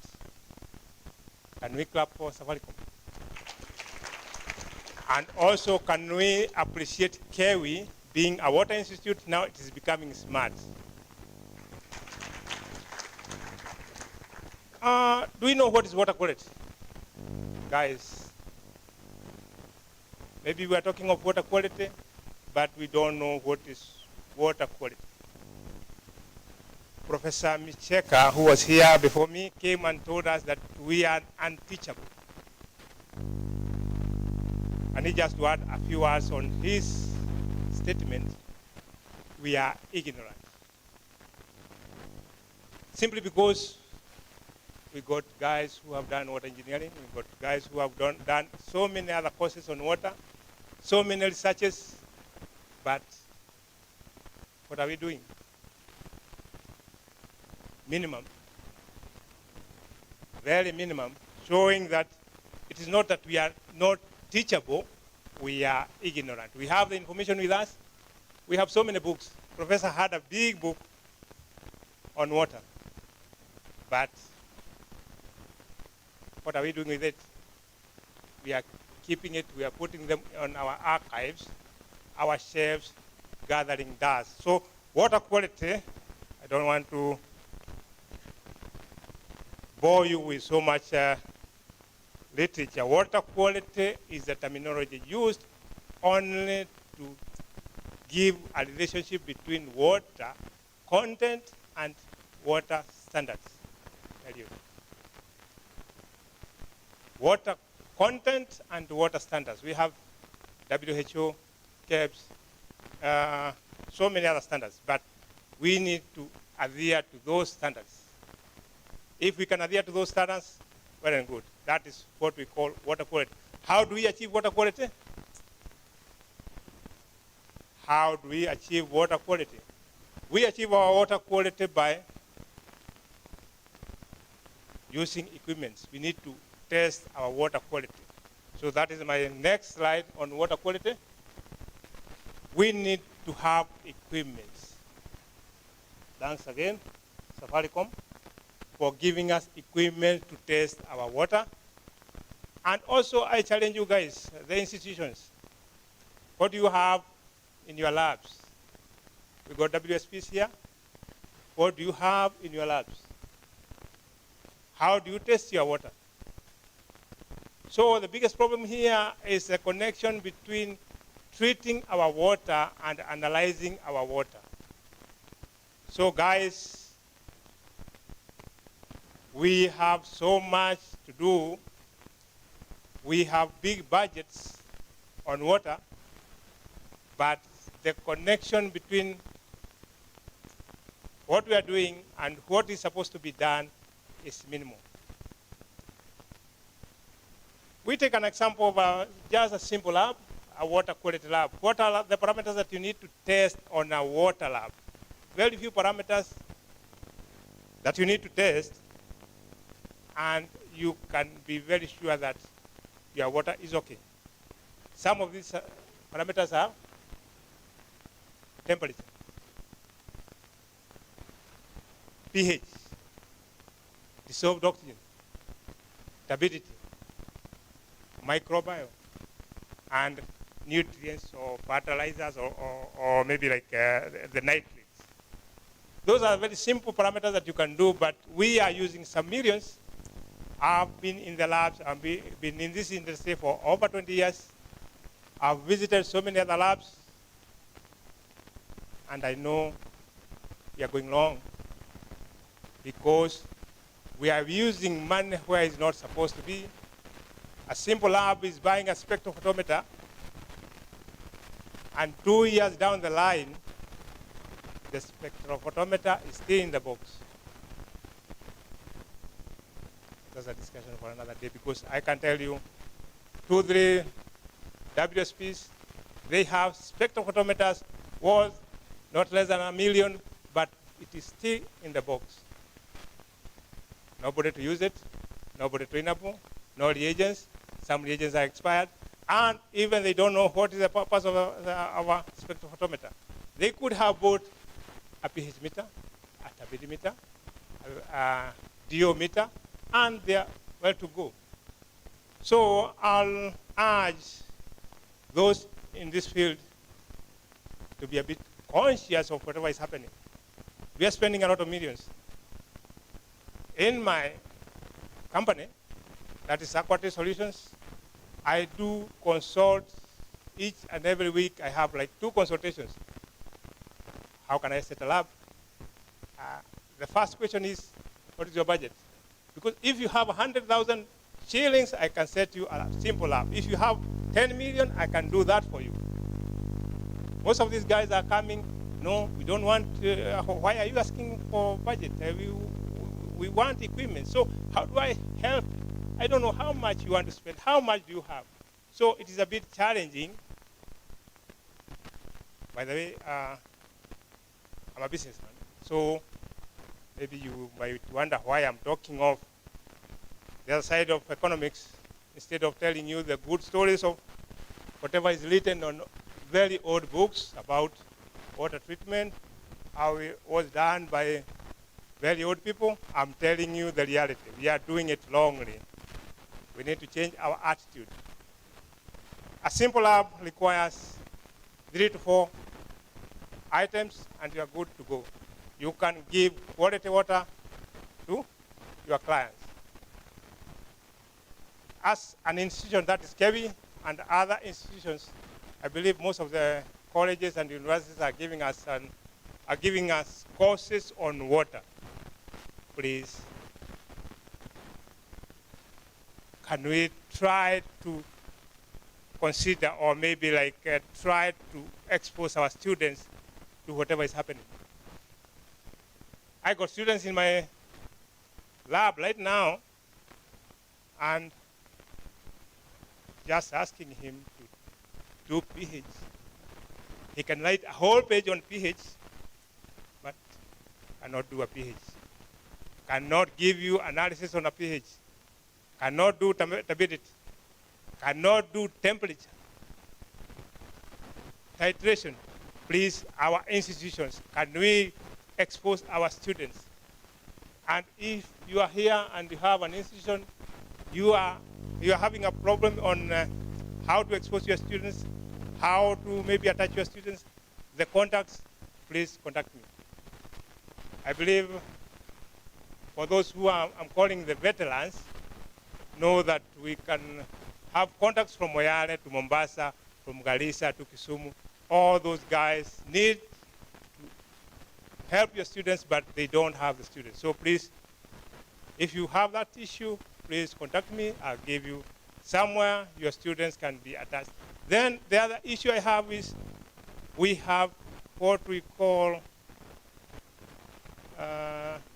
inventories, stores, in all our WSPs. I don't know the procurement rules that govern you guys, but those gadgets can be used by our institutions, please. Those pH meters that are very old, can we give the institutions so that they can help the students know what is a pH meter, what is a turbidity meter, please. And the institution, can you collude with those WSPs so that they can see what is a pH meter, what is a turbidity meter, what is a spectrophotometer. I got guys who are coming to me and when I ask you, what do you know about a turbidity meter? They can give a whole story on a page, but they have never seen a turbidity meter. Please, let's expose these guys so that when they come to the field, that is to the industry, we know that they have something to offer. Lastly, the challenges that we have. I've summarized them as 3 I's. 3 I's. And somebody else, when I was taking tea, introduced me to the 4th one, so I'll give you the 4 I's. 1, ignorance. Everything in the books, everything in our vicinity. We train so many people, we train so many guys, very smart guys, but we ignore them. We ignore their inputs. A guy from Kayamba, Africa, says that we are blessed, but we don't know. What do you call that?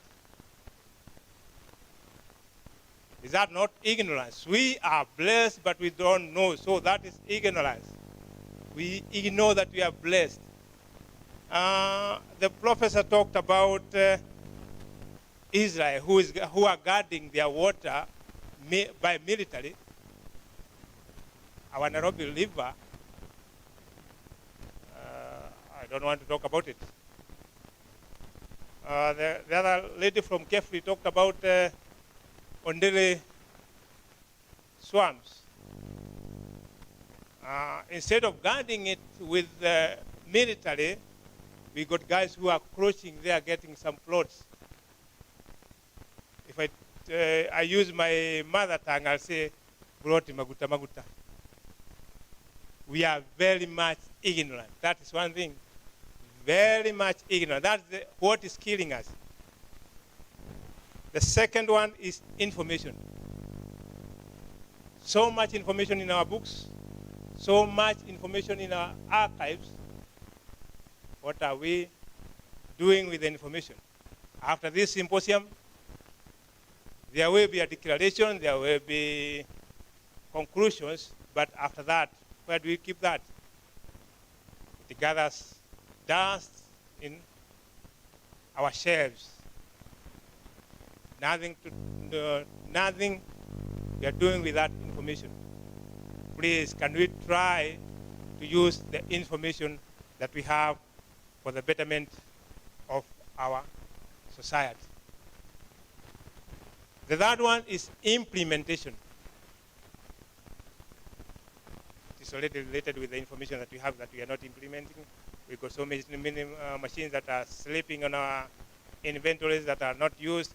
We've got so many students who are graduating from KV and other companies that are just lagging, lighting motorbikes and doing other things, and we are not using them. Please, let us implement what we have.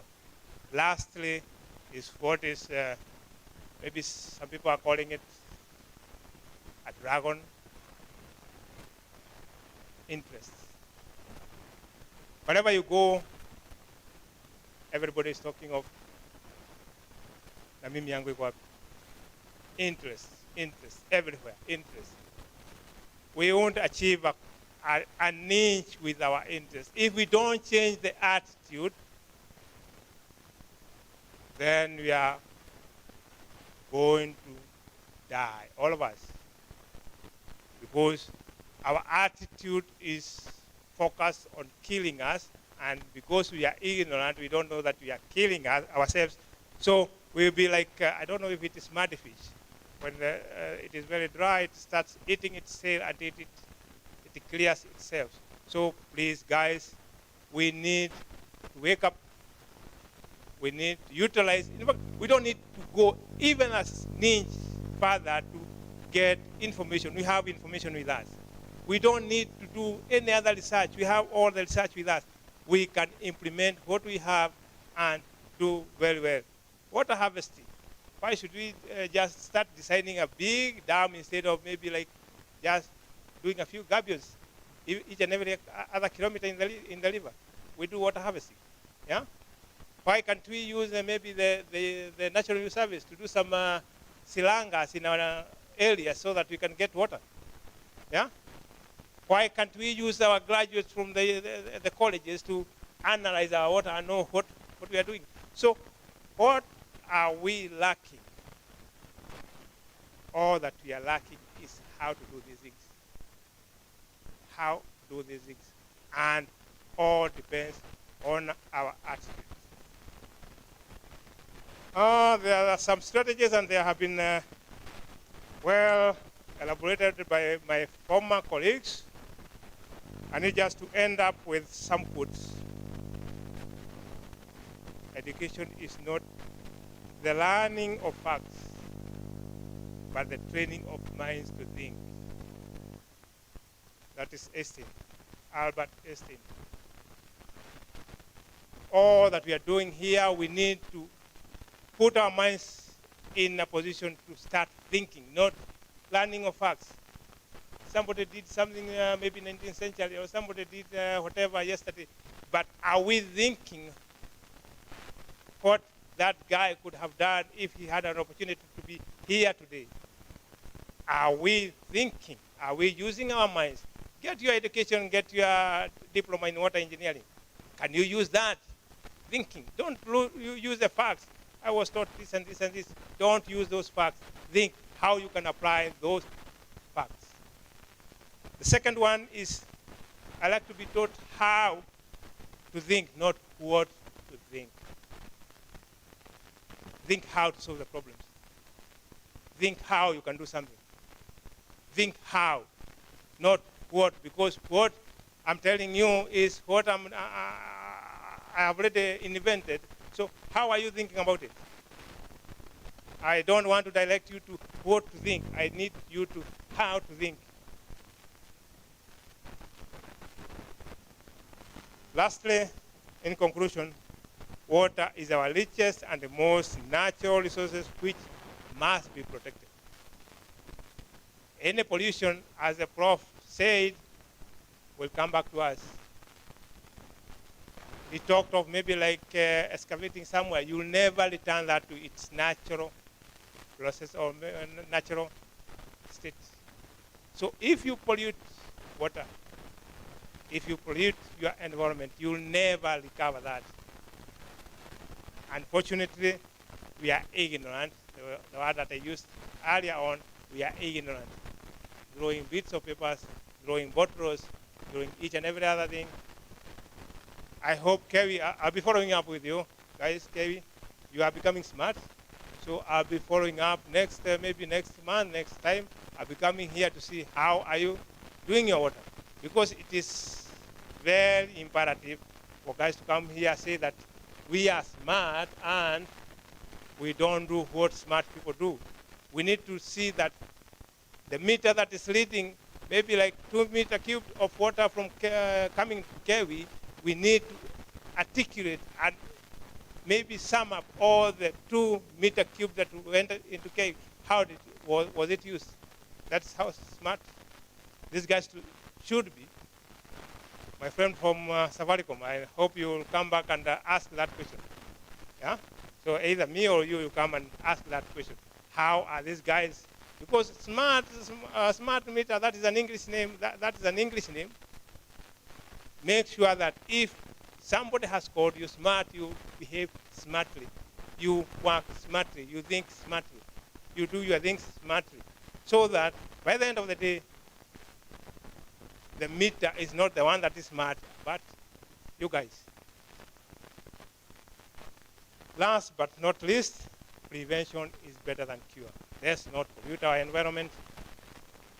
Let us try. In fact, I was very happy. Yesterday we had kids, very small kids from primary units, and they presented very well. And if we can impact that knowledge of not polluting the environment to those kids, even on the big guys, they are used to polluting. Let us go to the locals. Let's go to the lowest levels.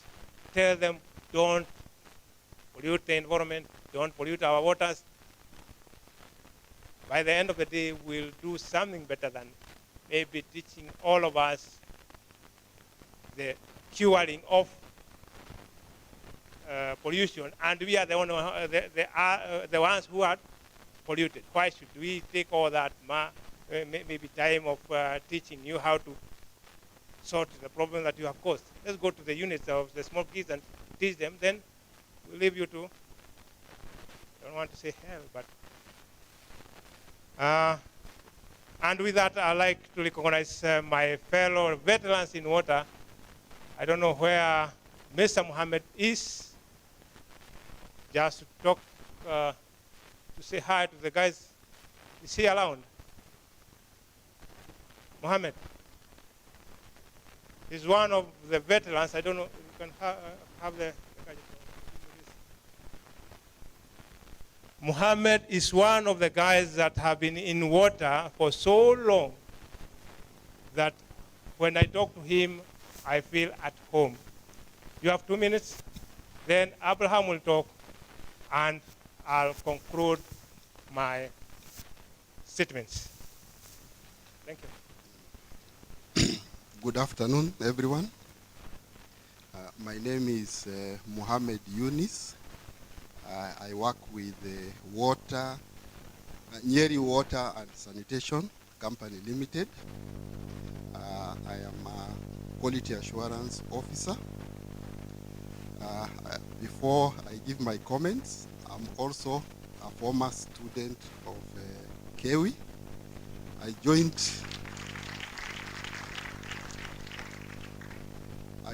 KEWI in 1985, and I can still remember my admission number, which was 85104.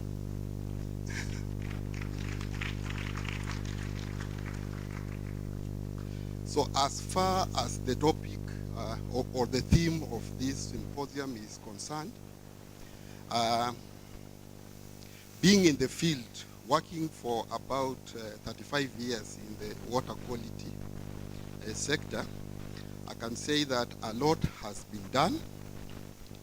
We began first by having what we call a water safety plan for all the water service providers. And the water safety plan had strategies of how to protect the water from the catchment area through distribution,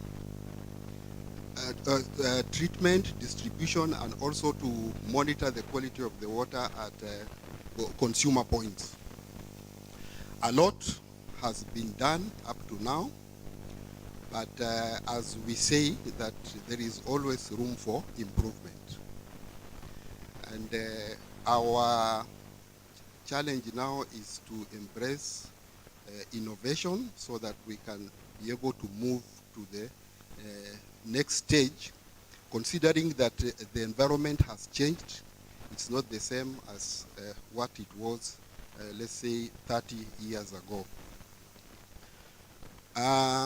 Yesterday we were told about monitoring the quality of the water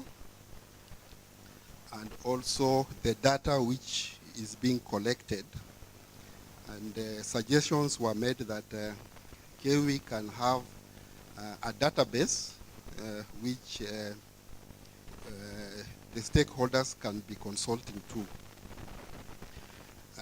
I'm aware that we have laboratories in Kenya which are well equipped and can conduct those tests and provide those results which will be used to make decisions. I only have one suggestion to make in regard to validations of those results.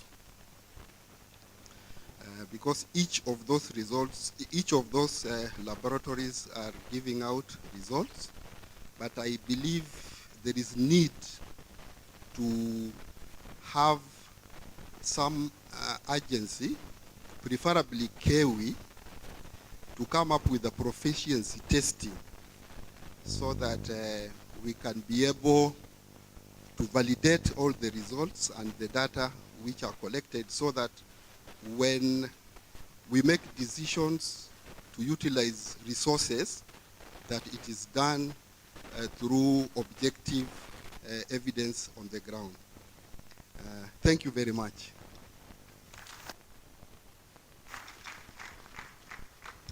Watu wake mko wapi? Unasikia 35 years. Bwana Mohammed, you have 35 years experience. When I call him a veteran, I know I joined this sector when he was still there.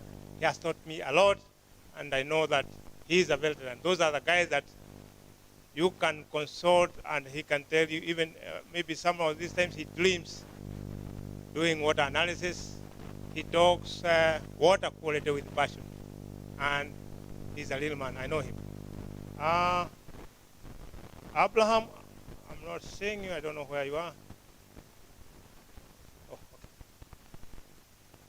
We on your Abraham.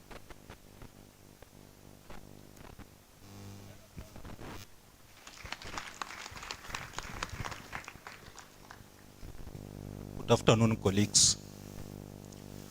I'm Abraham Lipuku from Kakamega County Water and Sanitation Company.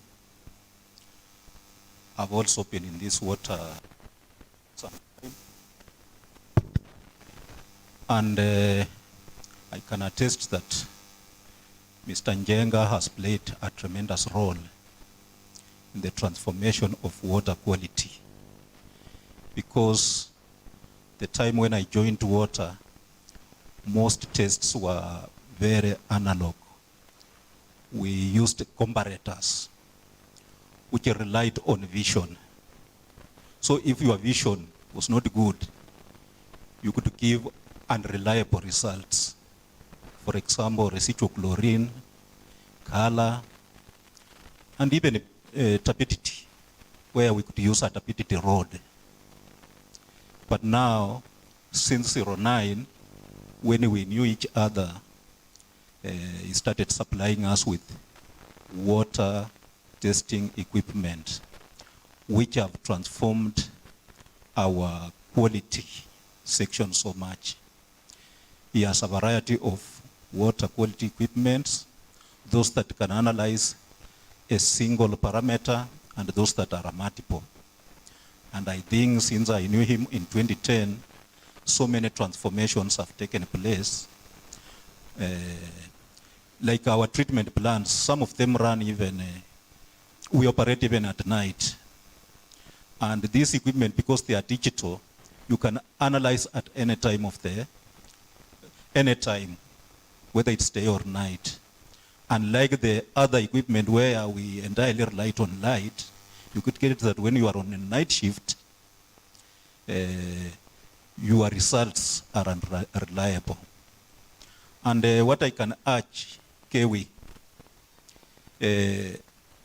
you can insist on having, every region having an accreditation station whereby this equipment, after we have acquired them from different vendors, you follow up to see that they are calibrated to the standards. Because some water service providers, once they have procured those equipment, they don't follow up to calibrate them. So you get that the results they get are not conforming with what is exactly on the ground. So if you follow up on calibration so that they give the right analytical results, it will also enhance water quality. I think that's what I can say for now, but we congratulate Mr. Njenga for the work he has played in the transforming water quality testing. Thank you so much. Tumpigie makofi. Bwana Chitechi, I know you have been in this field for quite long. Bwana Bungo and so many other people who we know each other. And with that, Madam, no, yeah, we are in this field and we are not atu banduki. Tuko hapa. Yeah, so water quality we have to attain. We just need to change our attitudes and we'll succeed. Good day. Thank you. Yeah, thank you. Let's give him another hearty clap. Yeah, we are going to proceed to the next session and we are going to be a little bit strict on time. So before we proceed to the next agenda, we'll request, because we are going to have a panel discussion. So before that, I'll request that if Accerating, they are there to have a brief presentation for 10 minutes, strictly 10 minutes.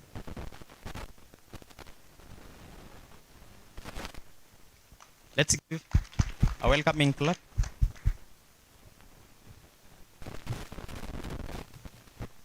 Thank you very much.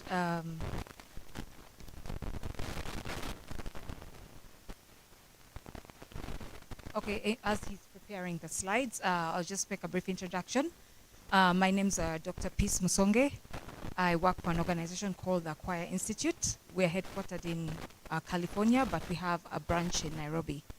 And today I'm going to be presenting a project where we are the prime. It's a USAID funded project called Real Water, which stands, it's an acronym that stands for Rural Evidence and Learning for Water.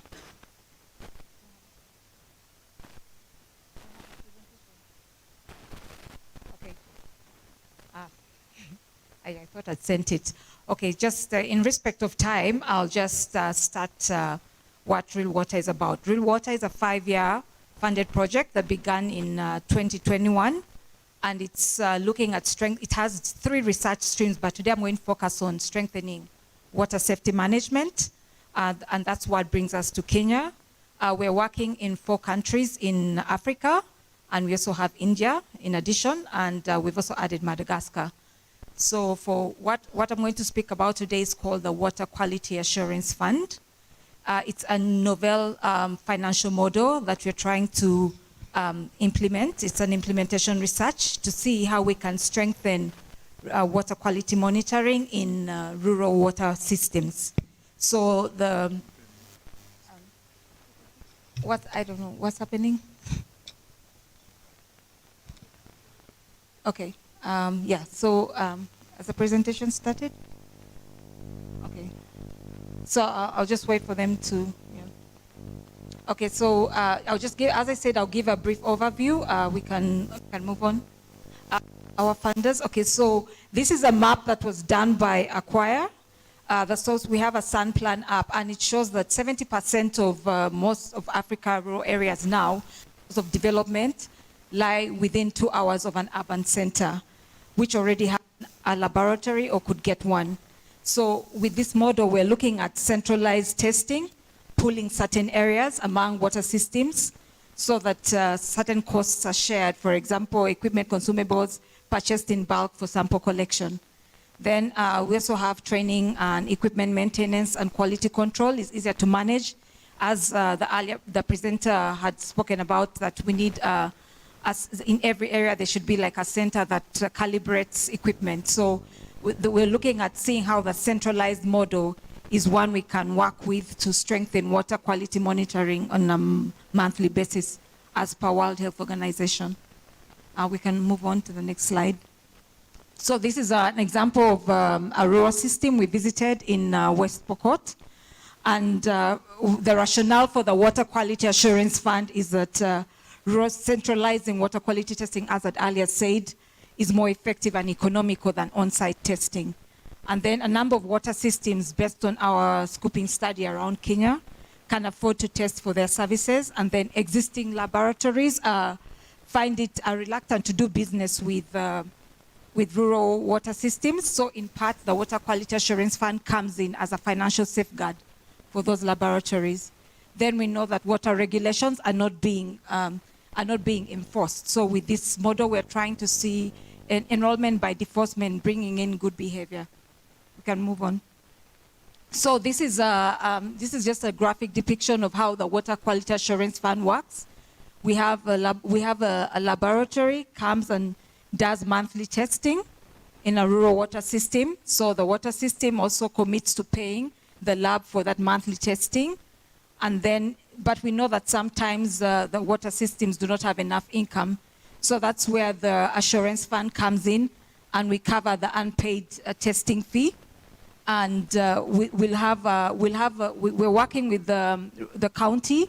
So the water system will pay us back the assurance fund at a cost with a penalty, and that penalty will be decided by the county.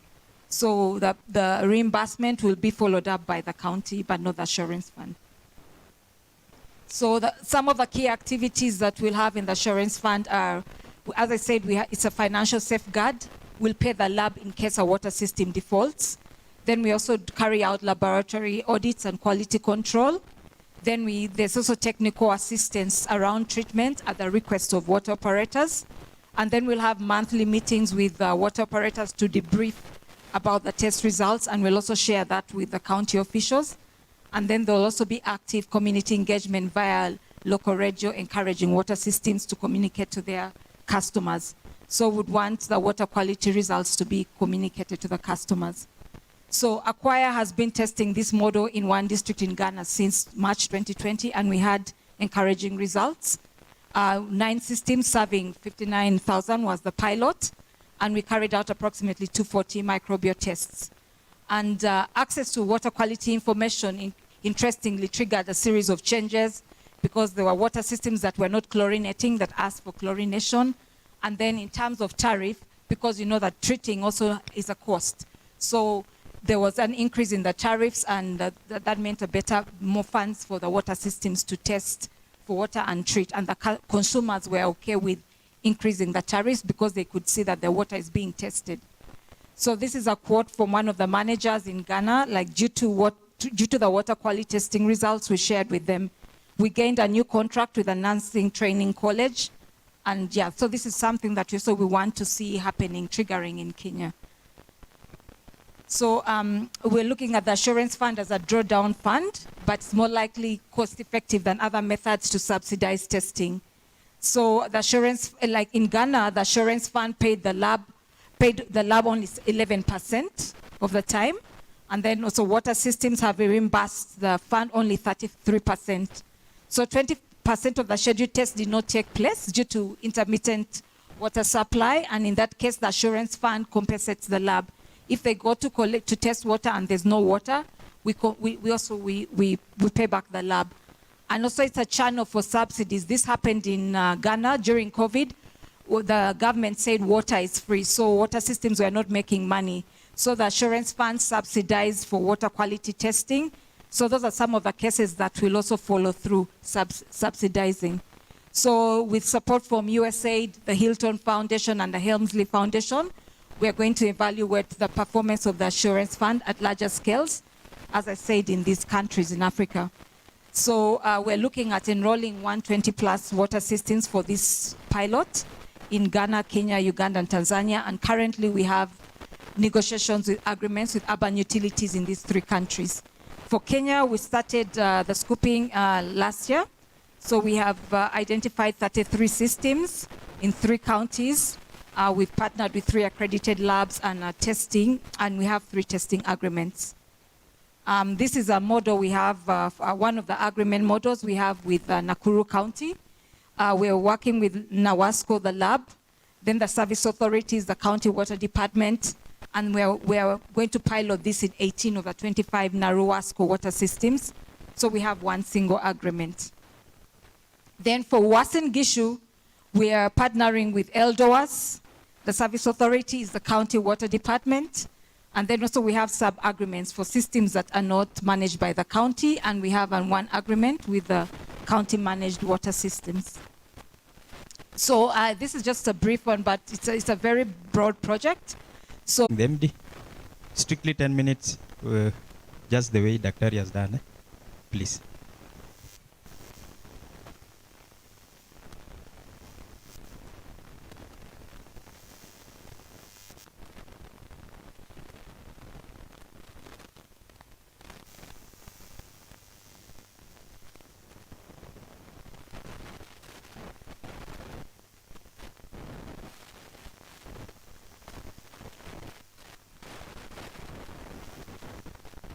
Maybe as say prepares. I hope the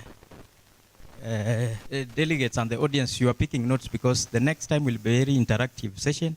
We'll be asking them the questions on how they are going to contribute to the water quality or accelerating, or the theme that we have today for this symposium. So let's be attentive.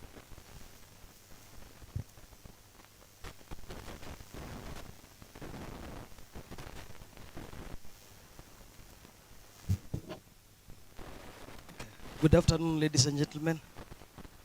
Okay, my name is Engineer Lawrence from ELDOAS. I'm a water engineer. I work under the water distribution and NRW manager.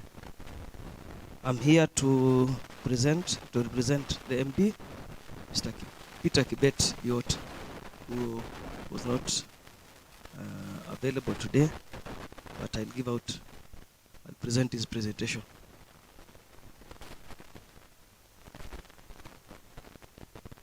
Okay.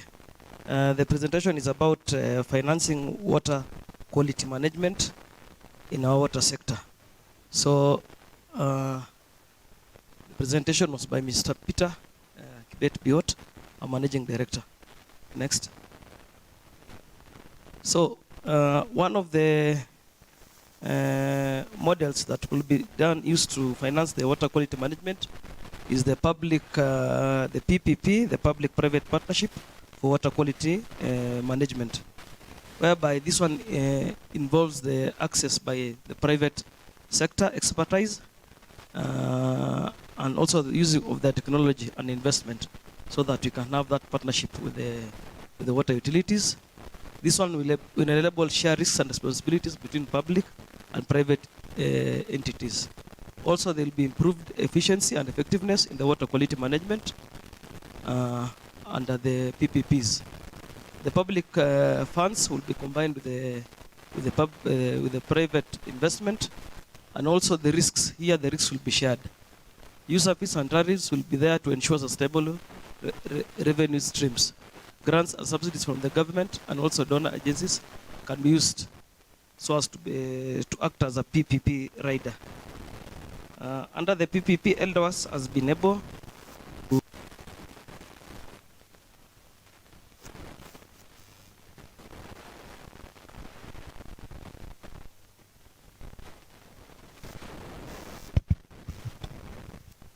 our company has been able to carry out some PPPs in various aspects like the sanitation area, whereby we've been able to do some sewerage projects to a tune of over 20 million using the PPP model, whereby the company shares the projects with the communities. And later on, the communities are given a rider, maybe up to 4 years, so that the project investment can be able to recoup itself before now the customers can be able to pay the investments.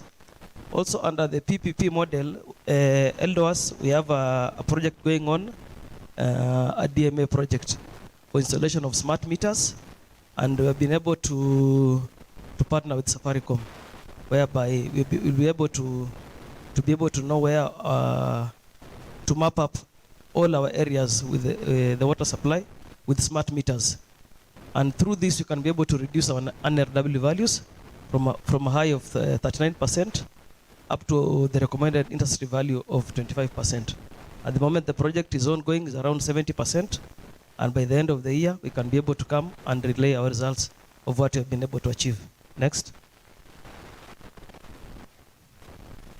So the next model is number 2, entrepreneurship.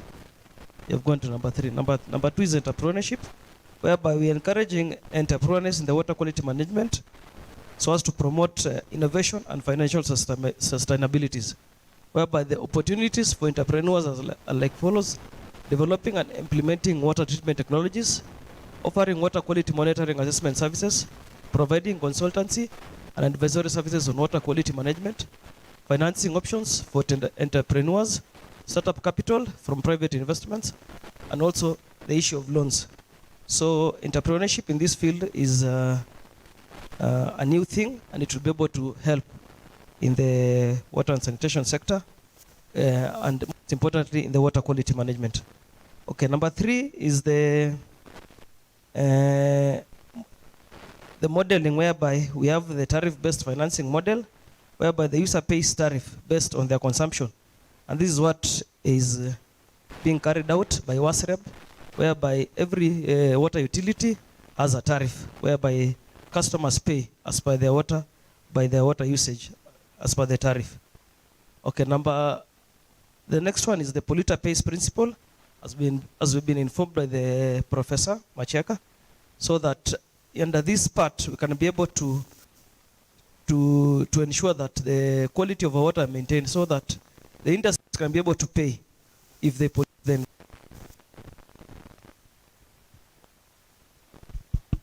they can be able to pay as they pollute the environment, and the eventual gain will be that our quality of water will be maintained. Under the part 3, we have the green bonds and impact investments, whereby green bonds attract investments from individuals or institutions seeking environmentally sustainable projects.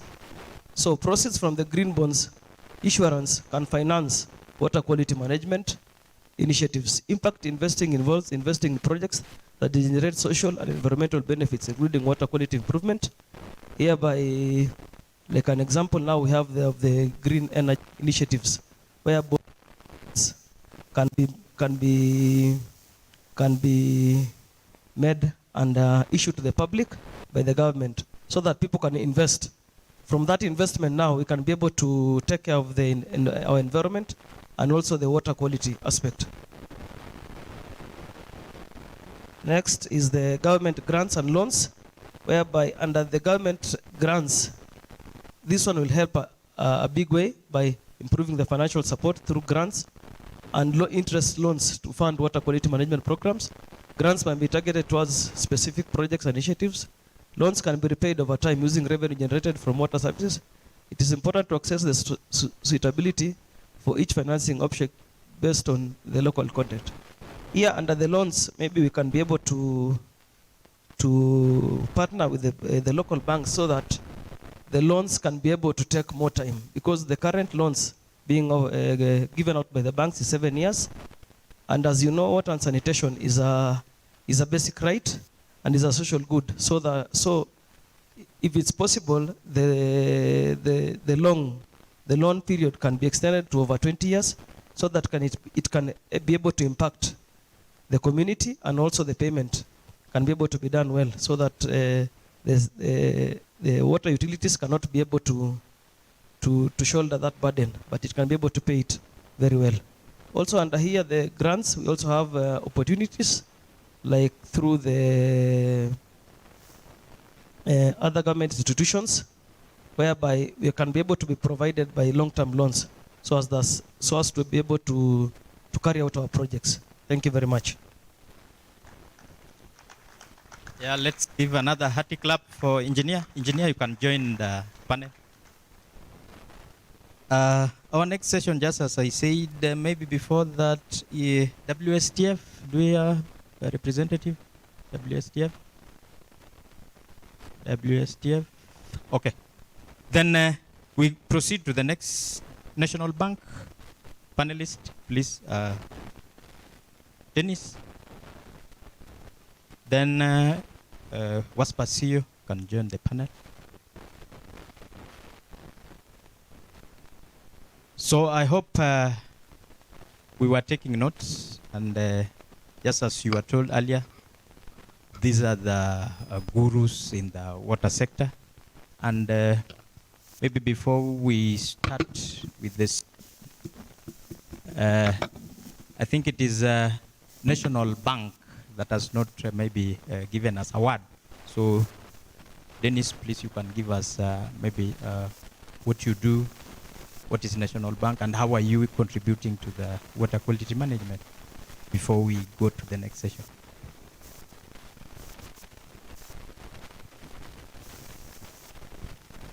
Thank you. My name is Dennis Paul Jaridonga from National Bank, and my role typically entails giving solutions to the ecosystem of water and sanitation.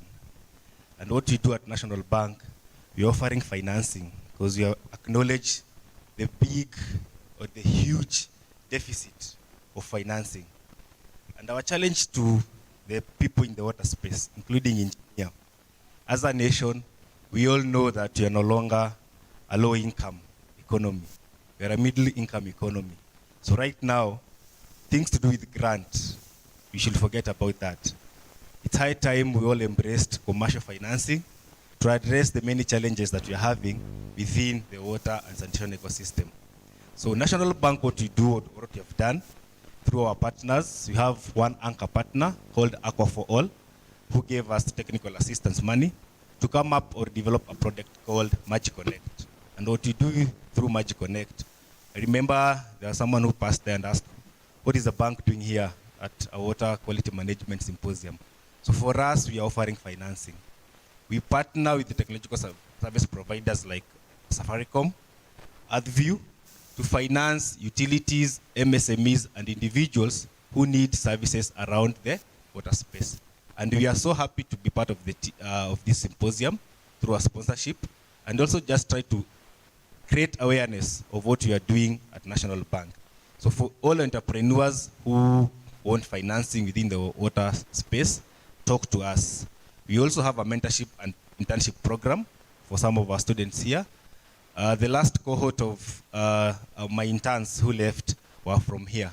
They were geologists, So for those guys who are doing geology or anything to do with, any courses to do with the technical aspect of water, please reach out to us so that you can explore opportunities to support the students from KV.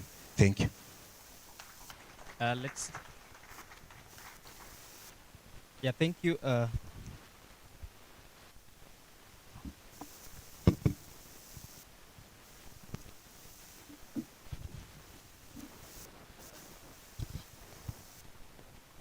Introduction. Let's give him another hearty clap, please. So now the session has started. Those are our panelists. They have given us a brief of how what they are doing in the water sector, especially in the water quality management. Now, back to the floor. Anyone who has something to challenge the panelists so that they can now address some of these issues that you people might be having.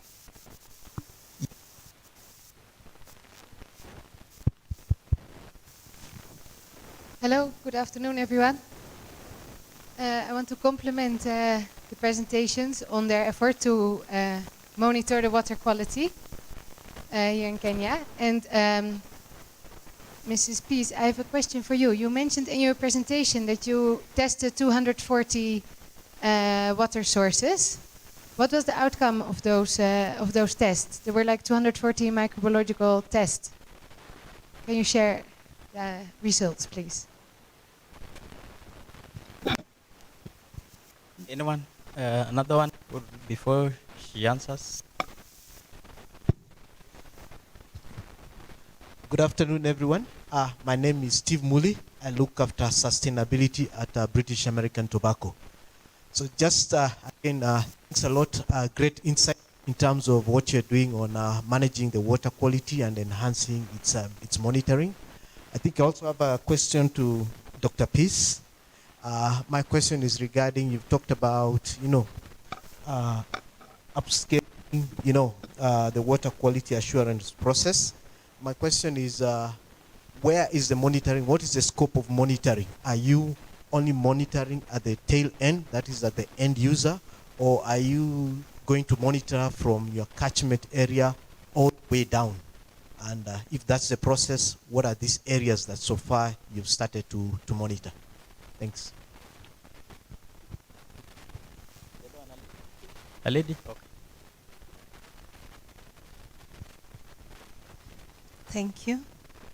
Thank you for the presentation by Dr. Peace. My question goes to her.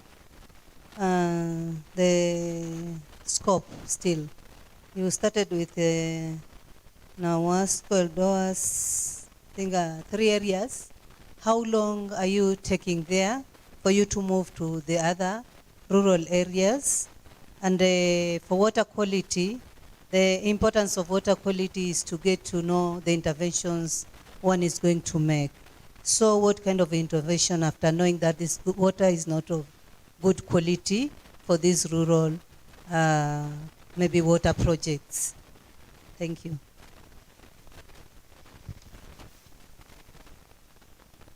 Two more. Do you answer the 3 or I add the 2 more? Daktari? Okay. Okay, good afternoon. Okay, is Protas from Nazava Water Filters Company. And my question goes to Dennis of NBK. We realize there's a challenge in terms of access to finance, especially for households, and majorly smallholder households who do not have maybe bank statements. How are you giving the solution, especially for companies like us, Nazava, who have an innovative solution, but most of them do not have finances, especially accessing finance to purchase our products, especially banks. Thank you. Thank you. So good afternoon, everyone. My name is Mr. Mutunga Timothy. I work in KV. My comment goes to Peace. First of all, I've heard that you are partnering with labs. So I'll still bring the charity back home that you also partner with us.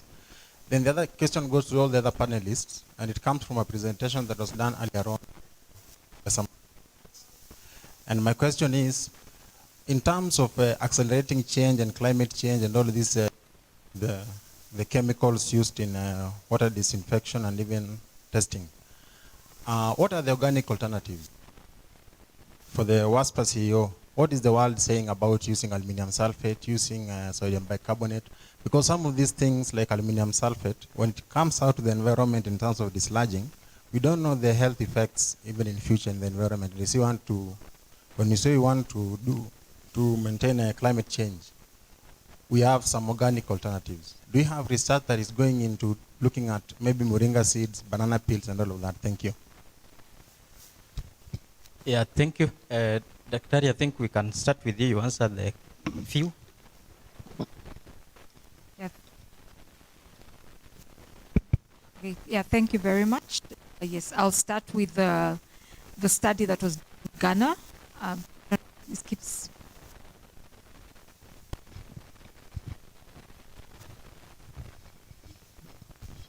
Yes, I'll start with the study that was done in Ghana. Yes, we measured approximately 240 samples, and on average, over 50% of the samples did not conform to the Ghana Standards Authority, so there was presence of E. coli. But as we said, that there were positive outcomes that even led to the scaling up of this pilot that was funded by the Hilton Foundation initially to other parts of Africa, and also USA picked interest. So with that, there was a triggering of a lot of corrective measures. Most of the systems requested treatment. These results were shared with the district authorities. So yes, the initial results showed that there was high contamination, but improvements were done after the results sharing. Yes, secondly, the scope of monitoring, as I said, yes, there's as I call it, maybe like the value chain of water from the source to the consumer. Our focus is currently we're looking, yes, we also do source, we're also looking at the source, and there we do audits. We also do like quality safety audits, at source protection, different activities. And also we're collecting samples along the distribution system. And in addition to that, we also reach the consumer. We also have household surveys. So in terms of scope, I believe we're covering all angles to see where the bottlenecks of water safety management are. And then we'll share with the county, we'll share with different stakeholders from national development partners to guide their WASH investments in Kenya. And the third, someone had asked about expansion. As you see, this is an implementation study and it's time bound, and our targets were, we're looking at 30 plus systems and partnering them in with labs that are central to their area. So we did a bit of scooping with guidance from our local partner, Water Mission. And the counties, after some time, the counties that were willing to participate, it was a bit opportunistic. However, there's a chance for expansion. We have a booth. I think there's a booth with the USID colors, the blue and red. You can visit the booth, and if as a utility, as a lab, as a water system, if you're interested, you can share your contacts, and we'll reach out to you in terms of expansion. But for now, we already have the 33 systems. We have the labs, and the baseline activities are going to begin next month. Then interventions after results. I'd given an example with Ghana. With interventions, we're also offering technical assistance, which guide the counties and the water system to suppliers, local suppliers for chlorination, in case they need any other like city building. It's good we came to Kewi, so I think we'd like to talk further with Kewi, maybe to see how to capacity build the water operators in these rural systems. So with interventions after the results, we'll also share with the donors and other development partners and guide them in their WASH investments. So yeah, in case of any ideas of what kind of interventions, as we've not yet started the implementation fully, you can contact us. You have, I think, my contact, so you could go to our booth and get contacts, and we're open to getting any kind of like, it's mutual. Yeah, we're open to ideas. Thank you. Yeah, thank you, Dr. for the response. WASPA, CEO. What is the name of the gentleman? He can remind me his name. From? Great. Now, before answering your question, I think our Constitution 2010 has pronounced itself succinctly clear on what is envisaged in terms of water, Article 43. It has to be safe, it has to be clean, and in adequate quantities. So when we are looking at parameters of safety, and we also subscribe to SDG number 6, we are now talking of safely managed water and safely managed sanitation. So coming back to the issue of water quality, there are clear parameters of safety. And I think as a country, we still prescribe to the old conventional models of water treatment. And utilities present can bear me witness. Utilities present? I've seen Eldoret, Nyeri, Kakamega. Which one else? Thika, Sibo. Thank you. That is my constituency. So let me also join Kewi in welcoming you. And you see, normally when we talk of safety in terms of disinfection, what do we think of? What do we use in disinfection utilities? Chlorine. So it is either chlorine pellets and chlorine gas. How many are using chlorine gas? Then it's the other day that I realized that chlorine is not even in this country during the lockdown. So when we were doing an assessment about the country, we realized that it is imported from China and also India. And by that time, there was a pronounced lockdown. I had to shout on TV, and the president had. We told them that we are going to close water systems in 2 weeks because there is no chlorine. Then I don't know if he spoke in vernacular. He asked, what are those guys saying?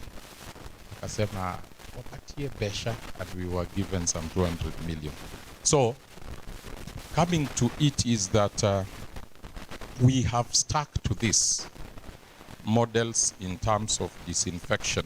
But what we have realized in terms of innovation and technologies, which is one of the accelerators, if you visit developed countries, these are not the methods that are being used for disinfection.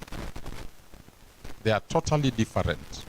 So we have stuck to these, and they have serious health effects. So I think for us as an association, we also challenge the private sector, because the innovation is not with the utilities. These are public agencies. As much as we are going to insist on innovations and new technologies, then these have to be churned out by research institutions. So that is a challenge, and we are happy KEWI is also partnering with the giant telco, Safaricom. And as an association, this is what we are already doing, because you asked that question. Even the issue of aluminium sulfate. And if you look at the parameters, now we are talking of, this is a flocculant. Of course, you require to have the turbidity. I know the experts talk of the nephelometric turbidity units, which should be less than 5. And at times, aluminium sulfate fails the test. It may not do that. So that is where you have to invoke the use of a polymer. What are you bringing? Carbon. At the end of the day, if you look at the residuals at the end of the day. And what are we talking about? Climate change is the carbon footprint. Everybody has a carbon footprint. How many quantity of carbon dioxide have we produced since morning when we were in this room? And that is the advantage of planting trees, because they take it in. So we are already partnering with one of our international partners in Florida, and we are looking at the use of a bioflocculant. So this is biodegradable when it comes to the environment. Because at the end of the day, when you use it, you have to ensure that also certain health standards are maintained. Because the other challenge we are realizing is like if you go to parts of Nyanza, I don't want to mention specifically, but you will find even people in the informal settlements like Obunga. Is Kisumu here?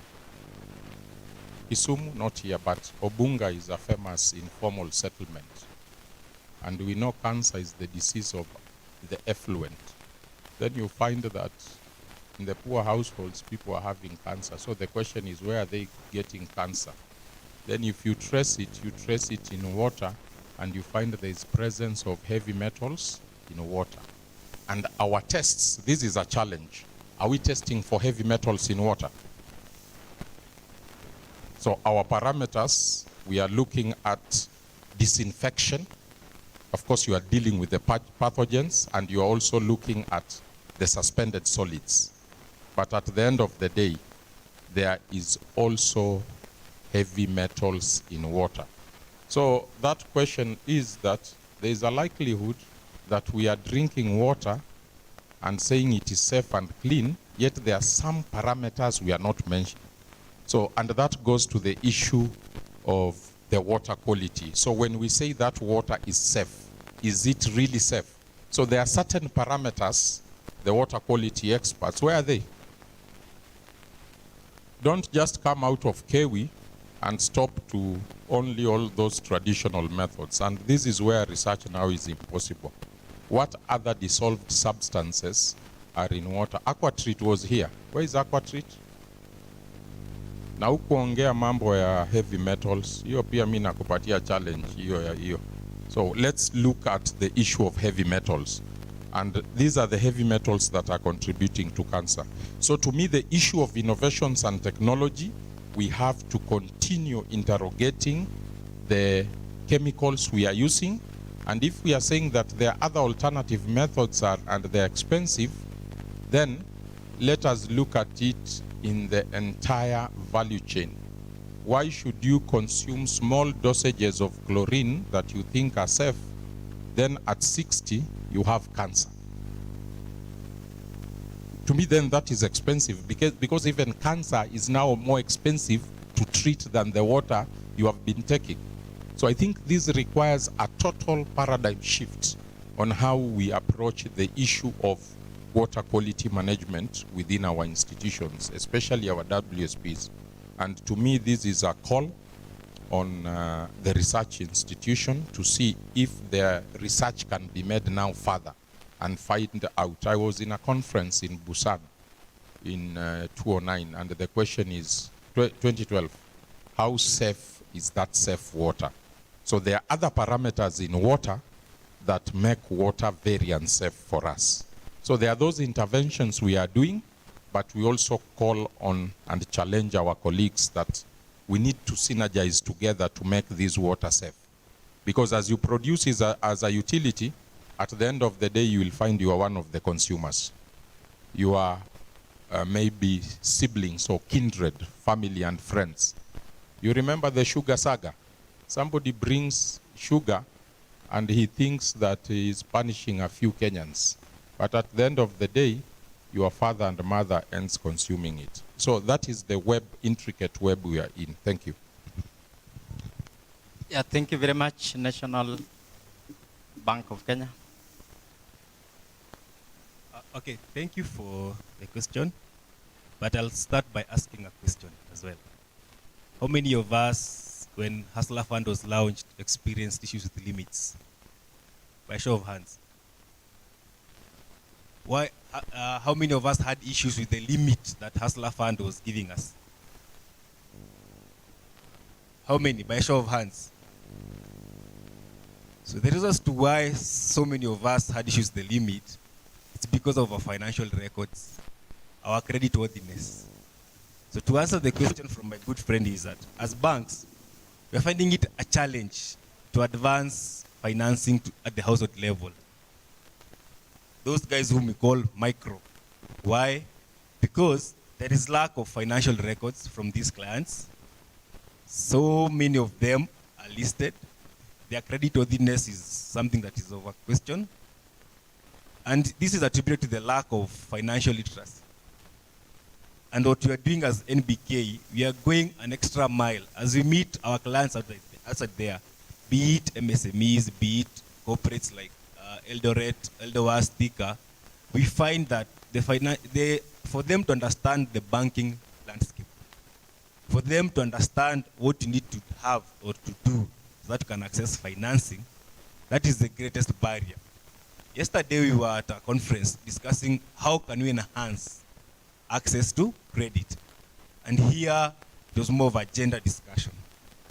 So we have solutions, yes, but again, beyond the solutions that we have, people have been talking about lack of collateral, lack of, like, I don't have a title to give, I don't have a logbook to give.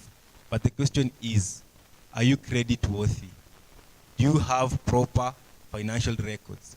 If you're in business at the household level, whatever you do, when you sell something to someone, are you keeping that record?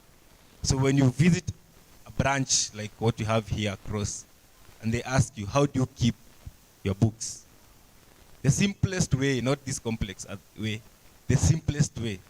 And you see that is how we'll be able to unlock financing to the micro. And again, at the micro level also, most of them, they can't raise these tangible collaterals, titles, logbooks.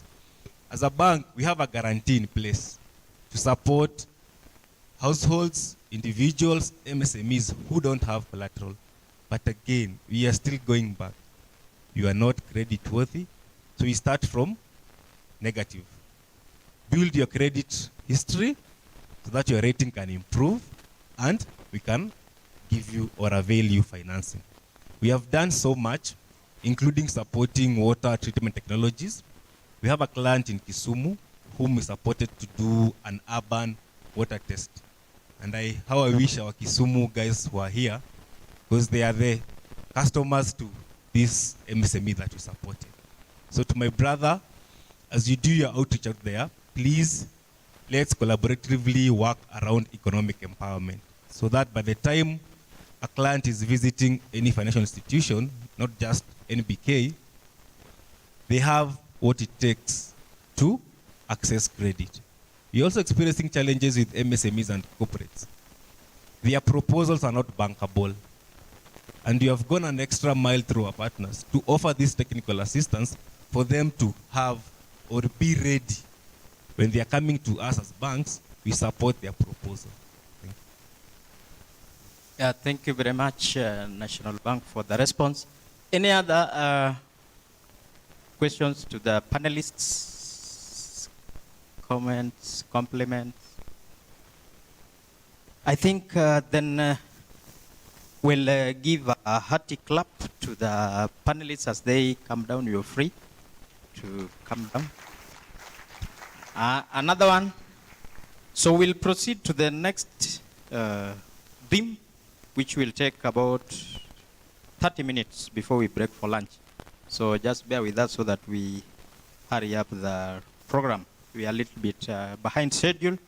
So the next presentation we are is Mavoko. Mavoko Water. Mavoko Water. Wako. Mavoko Water. Kenyatta University.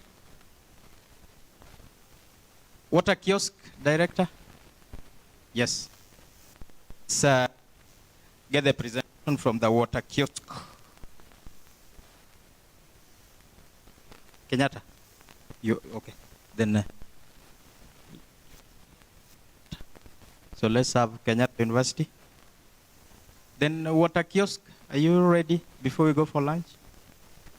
Muko. Okay.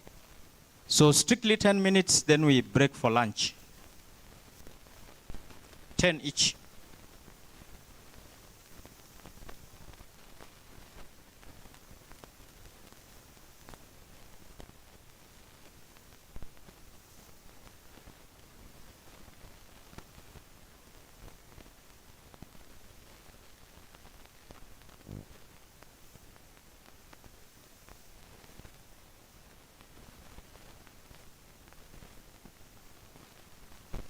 Water Kiosk, you can come if you're ready, so that we save on time as the KU prepare their presentation. What a kiosk? You have something? He's coming, eh? So, Isri, we had something yesterday. Eh? Isri, do you have something today? Isri, yes, please.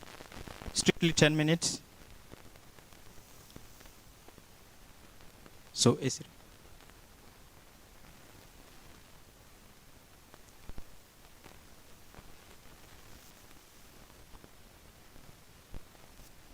So what a kiosk you can get ready and KU. Each 10-10, eh?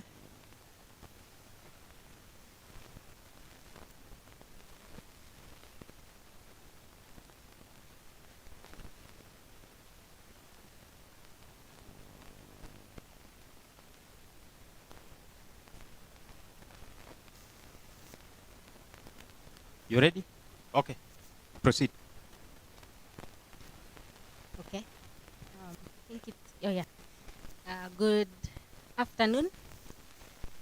All protocols observed. Good afternoon. My name is Elizabeth from S3 Eastern Africa. So mine is to show what technologies and innovations for water quality management. So I mentioned I'm from S3. S3 is a global company that deals with geographic information systems, GIS in short. And you can move to the next slide.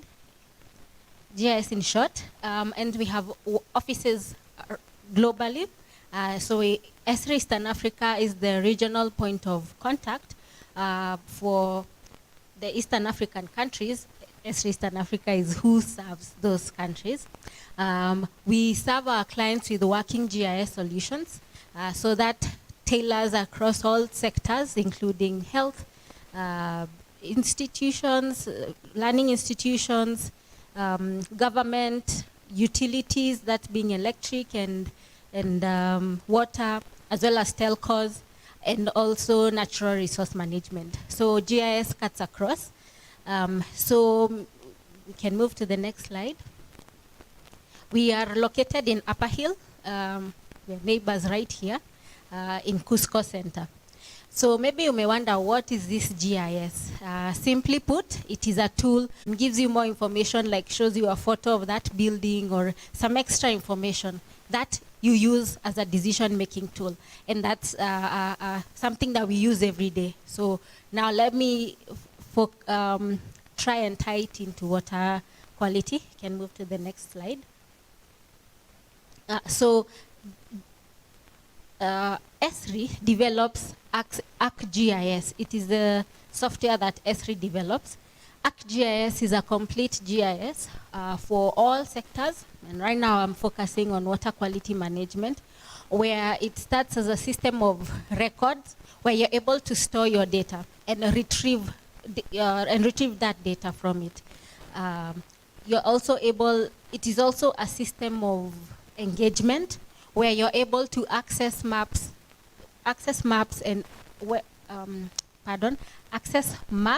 and applications from any device anywhere. And it is also a system of insights where you're able to draw helpful information. I mentioned it's a decision-making tool. It gives you information to make decisions. So it starts with decision-making, data management, visualization. You're able to see the distribution of what's happening, what you are interested in. You're able to plan, and you're able to make decisions from it, and have actions from those decisions. You can move to the next slide. So let me now tie it into water quality. This is an example of a map showing the water quality of a particular area that was being studied in Iran.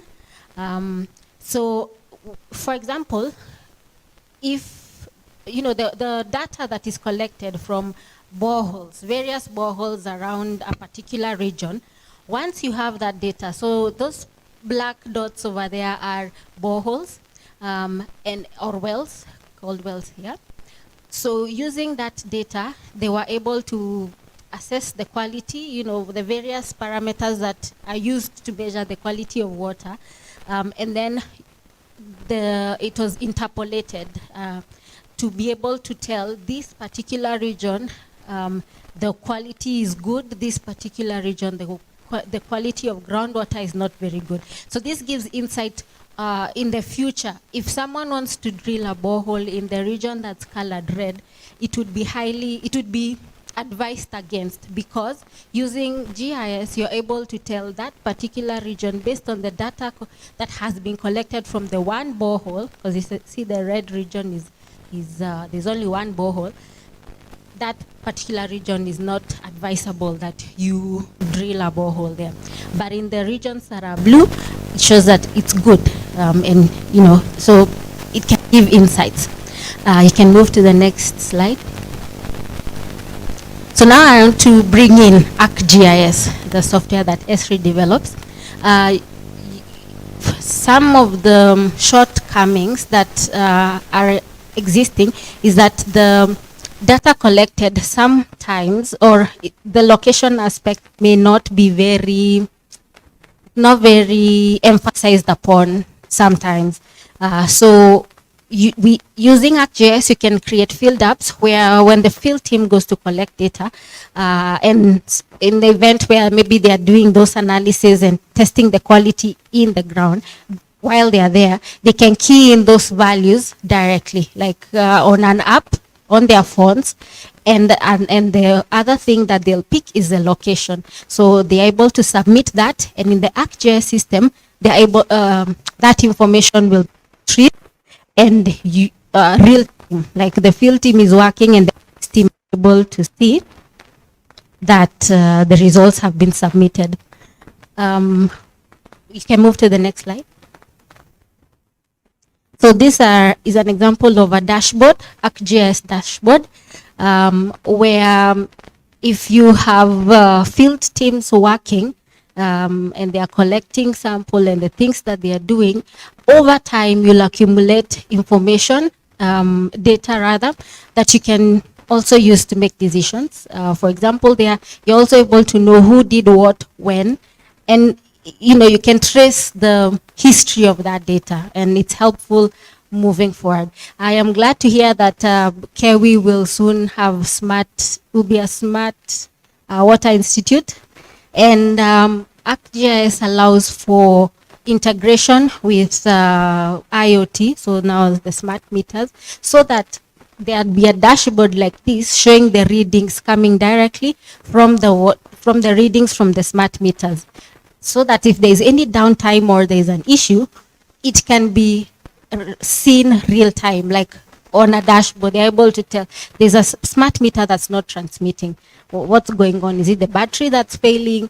Is it there's maybe no water flowing through it? So that allows for critical decisions to be made and actions to be implemented before more damage is done. So that's a brief for my presentation. Thank you for your time. I'll enjoy the rest of the conference. Yeah, thank you, Esri. The number is thinning. I think before it thins further, let's have a water kiosk. The sugar level seems to be low. Just hold on. So 10 minutes, if not less, if you can. Okay. Thank you very much. Hello, everybody. It's a pleasure to be here. I also acknowledge my colleague, Julie, who is with me also. My name is Sam Nyanjui.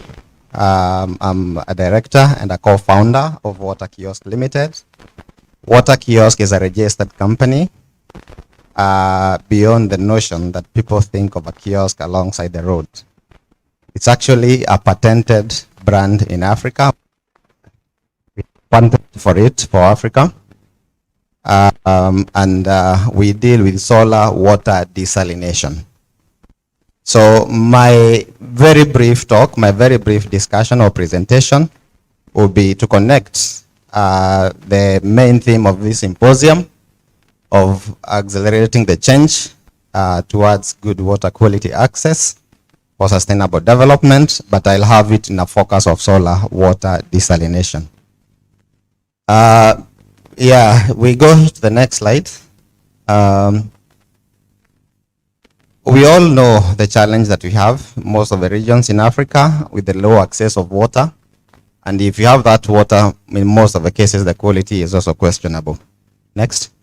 The other thing is the pricing for water. This also has been a debate, and this also limits how many people are able to get this quality of water. So one of the solutions as a company we came about with is solar water desalination. We all know that solar water desalination is not a new principle, has been there many, many years back. But what are we doing differently into the issue of a technology, which is our key focus as a company? One is the issue of renewable energy. Solar is renewable, is available in Africa, it's more accessible. But the issue of desalination, the issue of reverse osmosis has been a power-intensive exercise. So by using solar, we are able to make the long term of that project more sustainable. The next thing is adaptability, and then the other thing is making water affordable to the most low-income communities in the village. Next. So from the 400 shillings that we are talking about the quality of water, we bring it to less than 10 shillings. And now we've gone even beyond to bring that water to less than 5 shillings in the community. And this, we are talking of the high quality hygiene drinking water that people are buying from the supermarkets. We are able to sell that water at 5 shillings per 20-liter jerrycan. Next. When we are talking about the process, we are talking about what it entails in terms of reverse osmosis. One of the key aspects and one of the challenges that has been there in the industry is the issue of maintenance. You find the system are installed, the reverse osmosis are there, 1 year, 2 years down the line, the issue of maintenance, the issue of breakdown, and the communities are not able to maintain them. So we've come up with a system, a desalination system, a reverse osmosis system that is 80% maintenance with a screwdriver and a simple wrench. And we're doing this so that the person in the village, the person in the remote place in Mandera or in Garissa, is able to do that 80% of that work on the system using those very simple tools. Next. We come and bring something else. Apart from giving the water, we are also thinking of the social business. We're also thinking about that remote, because our solution is mainly off-grid. Those places, those communities that are not reached, we are thinking about them. And there's something that was said at the panelists by the WASPA CEO, which I fully agree as a company, that the methods that we use for disinfection are not necessarily the 100% correct ones. Disinfection, sterilizing using chlorine is something that has been there for many years. But for us, what we are doing, rather than using the chlorine for disinfection, for sterilization, we are using both UV and ozone. These are new technologies. They are powered by solar. You don't need to incur running costs of sending that chlorine to the site. You also don't expose in terms of either you are overdosing or underdosing. So you have ozone, you have UV, so we eliminate the issue of chlorine, which is a key aspect and a key technological change in the reverse osmosis industry. We go back a bit. We are able to bring in the social business and the circular economy by this aspect. We don't use chlorine. So apart from getting the premium drinking water as a product, as a main product, the byproduct, the wastewater that will have otherwise been wasted, remember this case does not have chlorine, no negative effect on the environment. We are able to use that wastewater for fish. We are able to use that wastewater for irrigation, for vertical farm, and a critical aspect for sanitation. It is already disinfected. It has gone through the UV. It has gone through the ozone disinfection. So when you're using it for sanitation, for cleaning, or for fish farming, it's an add-on. And this is now another income-generating project now for the communities. They get drinking water, but they use the byproducts now, creating a circular economy. Next. That diagram shows the holistic approach. We come in from the borehole, pumped by solar, controlled from a central place. That's where you see the water kiosk. We get the main product, and the main product is where you see the bottles of water, hygiene drinking water, up to the standards of KEBS and WHO. The byproducts, we're using it for fish farming. You see fish there. We're using for vertical farm, and then we're also using for sanitation, which is a critical aspect. Allow me to show this. The main product is water. The byproducts are used in this sanitation, fish, and vertical farming. And this one is creating a holistic approach in every setup that we do. Next. Yeah, we showed this. One on the topmost left side is our system, the way it looks like. Made in such a way that it is robust. It is on skidding wheels. And then 80% can be done with the simple tools. What you show there is some of our installations. We have one in getting seawater down bottom right. That one is getting seawater and treating to getting the quality drinking standards. What we also bring in as an aspect, and this is something that we also need to discuss, we are already in discussion with KEWI, we are happy about it, is what we are calling Water Kiosk Academy, and this is now passing the technology, passing the innovation, and passing the ideas to more people as possible. We have Water Kiosk Academy, which is actually headed by my colleague Julie, who is here. And we train very local people who have Form 4, are Form 4 graduates. We do it every quarter, so it's 4 times in a year.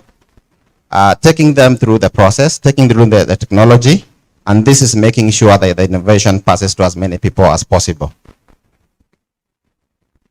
Showed that some of the projects that are showing the holistic approach from borehole. This is in Lamu, in an island, showing the desalination, borehole pumping, then the wastewater is used for drip. Then we also have water for the cattle, for the animals, and also using the wastewater for sanitation. Next. This is also another demonstration where this is in Kwale. Of course, from a borehole, getting drinking water, there's a vertical farm, there's a fish farm, and also wastewater used for sanitation. So creating a complete use of any water and the byproduct. And this is now enriching and creating the add-ons in terms of satisfying the SDGs as many as possible. That's a key project in Marsabit, showing pumping water from a 300-meter borehole, hot water, desalinating 100,000 liters a day. And this one is now reticulated to about 5 communities into 5 kilometers away. We decided to show this because also today is a key aspect where MOU was signed on the smart metering. And this is something that we also want to get into. Last year and the year before, we were able to support 29 hospitals with desalination systems across the country. But apart from that, we also did another 40 projects which we registered under carbon trading, which is also a key thing going forward in terms of climate change and what we're doing. We are able to supply in our projects combined. Including those hospital projects, we are able to do 1 million liters of water, hygiene drinking water every day. And that is not small. So the engagement of having KEWI, thank you, Deputy Director, the engagement of getting into KEWI, MOU, getting into Safaricom is something that is also very critical for us. And we can say without a doubt, that is something that we are going into in the next signing of the MOU should be Water Kiosk, Safaricom and KEWI and other stakeholders. Next. This is just to show our assembly hall. It's along Mombasa Road. And we receive our equipment from Germany. Then we do about 80% of the assembly around. And apart from doing the water, we're also looking at the e-mobility, and this is getting water closer to people using solar-powered cargo bicycles. It's something that is also adding value to our projects. Next. think something is amiss, but it's okay. That is the electrical mobility. Go to the next one. This one I wanted to show we managed to register 40 of our projects under gold standards of carbon trading by the fact that we are running on solar. And one of a small water kiosk is able to replace 9,440 tons of CO2 per year per water kiosk. So you can imagine if you are able to do most of them, what kind of implication there is. Those are the kind of jobs created, both indirect and direct, and this is because of the value add-ons, the agriculture and the sanitation part of it. Next one, I think the last one. This wanted to show our footprint in the country. We total in East Africa, we have 120 installed projects that we are running. And apart from just installing the projects, whether it's a donation model, it's a client buying, it's a partnership, it's our system, we are making sure that we are involved in technical support and running of those systems to make sure no system from us is lying idle or not producing water. So we are very happy to be here, and I think that was my last slide. And we look forward to more engagement into achieving this goal of accelerating the access of quality water for sustainable development. Thank you very much. Yeah, thank you. Water kiosk. I also thought that it is a kiosk. Oh. So let's give a hearty clap to the water kiosk.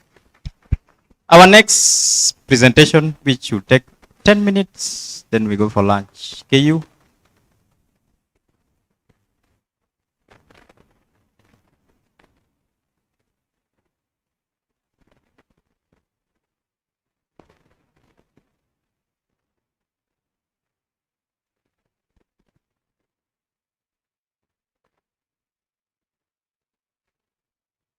Our sugar levels have really gone down, and I'll try and keep it less than 10 minutes.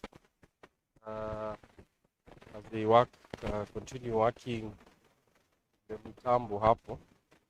So my presentation really is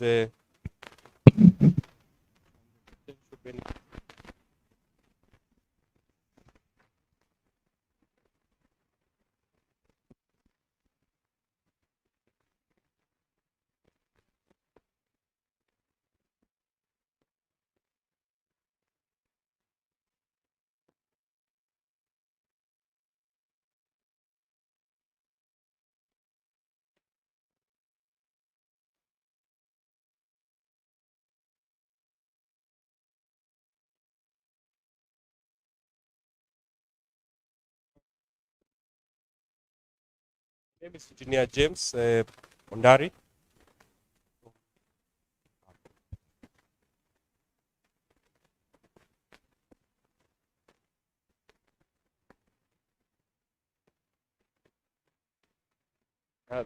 Now we can carry on. Engineer James Ondari from KU, lecturer, Kenyatta University, Civil Engineering Department. I'm going to talk about the potential benefits of using treated wastewater reuse, or rather reusing treated wastewater in Kenya. And we've already gotten some hint from Kenya water kiosks and other presenters today about the benefits. So the outline is generally we look at a wholesome manner from fit for purpose all the way to some case study in Lamu. We cannot emphasize the issue of water scarcity in the world globally, and that's why we are here. And we are here to come up with innovative solutions to see how we can assist and become better water managers in a sense. And in that respect, wastewater presents as a very good opportunity, as a resource that can be used in a way to ease the burden we have on our capacities, especially with the water WSPs, what they're trying to do. Most of them are finding it very difficult. But then the challenge, of course, is embracing it and trying to, encourage people to come up with ways to reuse this wastewater. And the wastewater there are several types of uses for this wastewater. Number one, they can be agricultural, where they are simply used to grow crops, especially crops that are not eaten raw. And some of the main points there is that you should consider is proper treatment to ensure water quality and prevent potential health and environmental risk should be avoided. The next bit is landscape irrigation, and again I've had water kiosk talk about that, where this wastewater that is treated can be used to create a good landscape for everyone, and in that case utilizing treated wastewater for watering parks, gardens, landscapes, and of course the main again consideration there is adequate treatment to meet local regulations. And the next type, because of time I'll just brush through. The next is the industrial process, where you find some processes needs cooling, and these cooling plants, instead of using water that is very scarce, we can reuse this wastewaters. Of course, the whole idea is to tailor this treatment to specific industrial requirements, because there are some that don't need a lot of salts in them, metal in them, heavy metals in them. So the whole point is to discuss also with the industries and see what is appropriate for them. The next type is groundwater recharge, and here there are many cases. In this case, even the treatment shouldn't be that much. There are cases where you find the depletion of groundwater can be cause problems in an environment, and in that respect, this wastewater can be channeled or pumped down to actually augment the natural groundwater supplies and replenish depleted aquifers.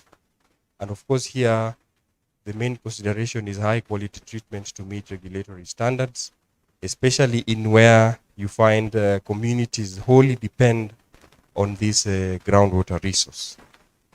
Then the last type of reuse I'll talk about is indirect portable reuse, and I'm saying indirect because depending on the treatment levels, you can get this water treated to a point where you can reuse it, even if not really drinking, but to up to an indirect portable use. And each type of this wastewater reuse offers unique benefits and considerations depending on the specific application and local conditions. Then whenever you talk about any type of wastewater reuse, you have to bring in the topic of fitting for purpose. How do you fit then this water for purpose? There's a schematic there that shows depending the water quality goes up depending on the type of reuse you want. So if it's from raw water, if you want it to go to drinking water standards, you have to increase the water quality and keep on increasing depending on the type of reuse that you agree on. If we come closer home, Nairobi discharges approximately 80,000 cubic meters per day of treated wastewater into Nairobi River. And of course, this same Nairobi has a water demand of about 790,000 cubic meters per day. But the installed capacity can only provide 525,000. However, this capacity is greatly reduced because of all these leakages, non-revenue water, so to speak. We have WSPs here who are very experienced in that. They can even give us a whole day talk on non-revenue water. And all this can be augmented in a sense if we look at this treated wastewater as a resource instead of just discharging it to the river and letting it go. So there are health and safety considerations, of course, that we have to put in place. And by ensuring the safety of reused wastewater is paramount, and stringent treatment processes and monitoring should be implemented to eliminate harmful pathogens and chemicals. So that table shows the level, and of course the increasing levels of treatment as you check on the primary, secondary filtration, and so those 4 columns, primary, secondary, filtration, and advanced, are the levels of treatment, and each level has shown what kind of reuse the water can be utilized for.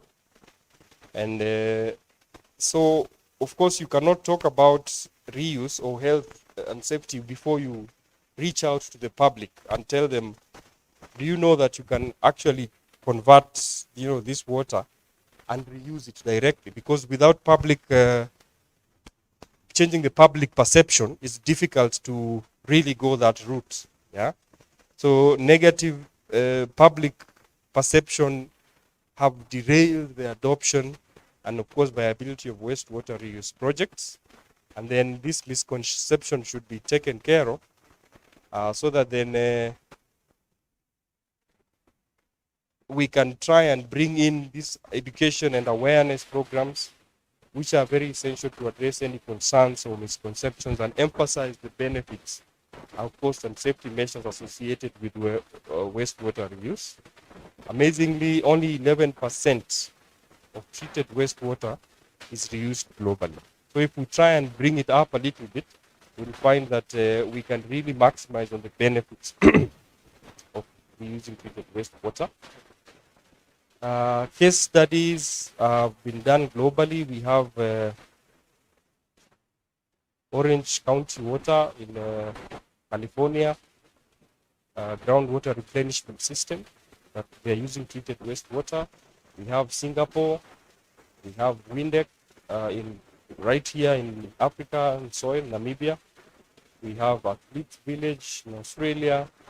We have Chennai Metro Water. We have Sapan wastewater treatment, just to name a few, in Israel and Brisbane. And just to try and maybe zoom into this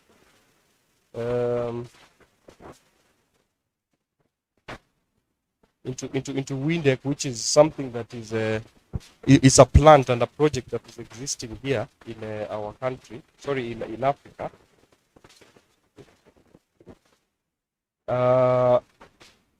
They in fact use, or rather reuse, they completely do 100% reuse of their wastewater. They convert it from wastewater to potable, not even non-potable, to potable standards. Of course, we know a big percentage of Namibia sits on the desert, and that's why somehow they've been pushed to those kind of measures in a sense. But now the challenge is whenever you want to treat water to that level, then the expenses go high. And if you're not ready to handle them, then you might be in problems. I will go to a typical case study. We did a feasibility study, or actually a master plan in Lamu, on reusing of this wastewater. So there was a sanitation master plan that was done on how to handle the wastewater generated in Lamu. And after thorough study, we saw that the best kind of reuse that can be done there is landscaping.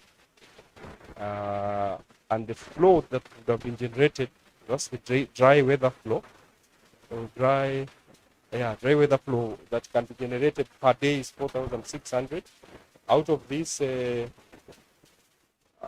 80% can be utilized because, of course, you consider evaporation and other factors of water losses. So if you consider utilizing 3,680 cubic meters per day, and taking a typical suitable crop in a Lamu, like a mango fruit tree, the water requirement is 55 cubic meters per hectare a day. You work out the total area that can be irrigated by that wastewater is 167 hectares. That's around 170 hectares of land proposed for irrigation. So you can imagine that's not little land. And if all that water is channeled somehow to that area, a selected area that has been selected or earmarked for landscaping, then you see the way water cannot be just drained into either the ocean or a river. Yeah. And the typical schematic done, of course, that's GIS experts will understand, showing the map, or rather the different land uses of the Lamu and how, the water can be pumped. I'm sorry it's not very clear, but there are a number of details there showing even the length of the rising main or the pipe, the diameters and so on that could be assisted, or rather could help in reusing that kind of waste. So there was a thorough master plan in post that was done, and this is just a rather tip of the iceberg, just displaying what could be done and what are the benefits. Thank you very much. Those are the references. In case of any questions, I'm available. Yeah. Yeah, thank you, engineer. Let's give a hearty clap to the engineer. Yeah, sorry for being patient. I think it's now time to go and recharge. Just where we took to in the morning, let's just walk there and have our lunch. Then let's have our lunch for 30 minutes. 30 minutes. Then that 2:30 we should be here. Please, so that we finalize by 3 or 4. We are done. Today is Friday. We don't want to keep you here for long. So let's, our guests, let's move down.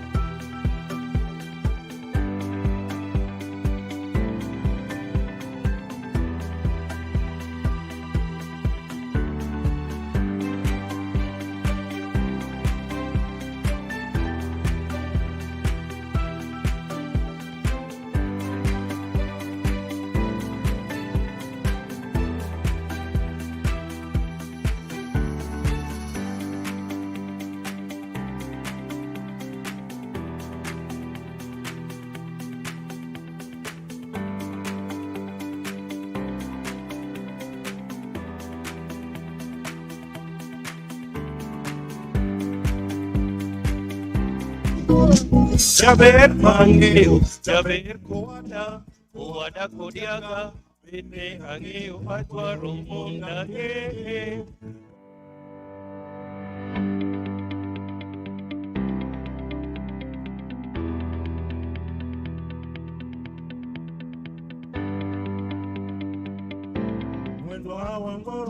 Ngoro ya kwa yove, utire nyendete. Haya, haya, haya.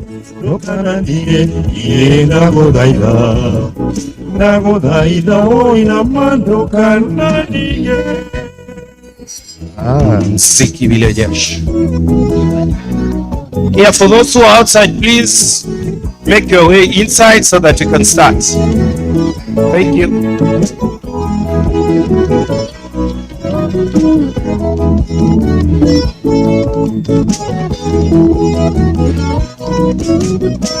Ukana mulaye, ibinda kuyanda, ulichenda liyo, erise hariyo, yansa, yansa, yansa.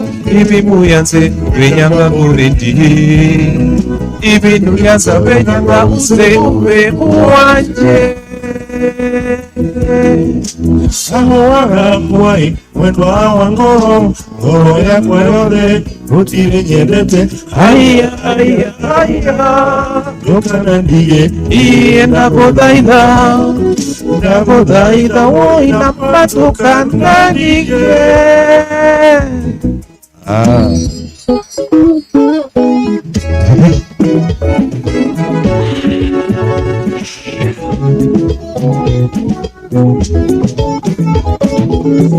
Yo Nairobi nyosho nyisa, verde, verde, verde, verde, neo kaneo, nyakane waromo. Mombasa bende benji, verde, verde, verde, verde, neo kaneo, nyakane waromo. Omwana mulai wanje, yanza, yanza, yanza, yanza, yanza. Ive la kuyanza, yanza, ive wanje. Omwana munonu wanje, yanza, yanza, yanza, yanza. Ive la kuyanza, yanza, ive wanje. Yeah.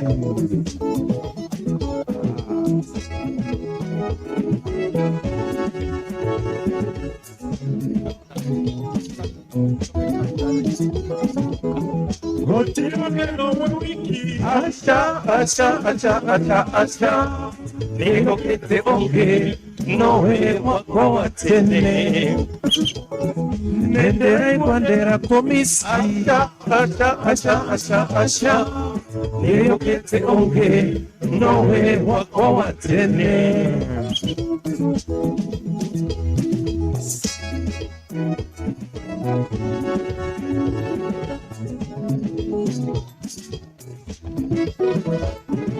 Verde chunya, verde, verde chunya, verde. Wakwa no wete okete, wakwa no wete okete. Damu yanza muara wanje, damu yanza muara wanje.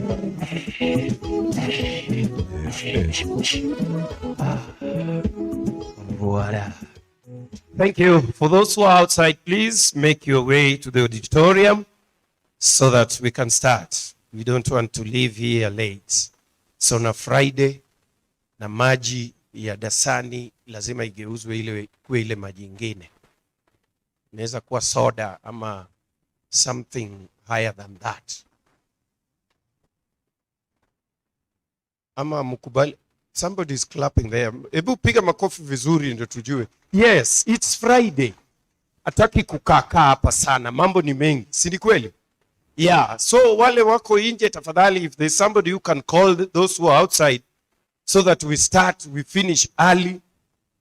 Wale wanataka kupitia hapa west wapitie mapema. Si ndio? Yes. Twende kazi. Muda ni mfupi.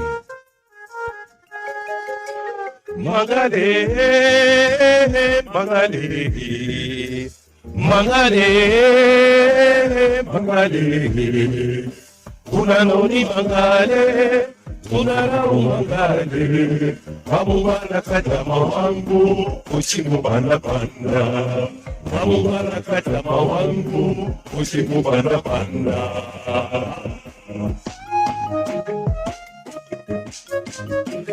Mangale, mangale, mangale, mangale, unanoni mangale, unarau mangale, mamubana katama wangu, usimubana banda, mamubana katama wangu, usimubana banda. Mangale. Wamubana katama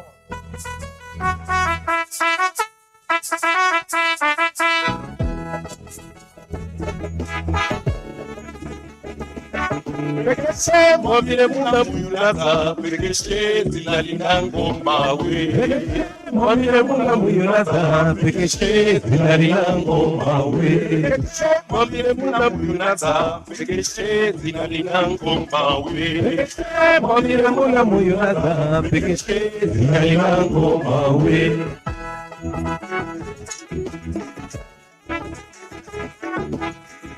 Nangoma we, nangoma mwana we, nangoma we, nangoma mwana we, nangoma. Nangoma we, nangoma mwana we, nangoma we, nangoma mwana we.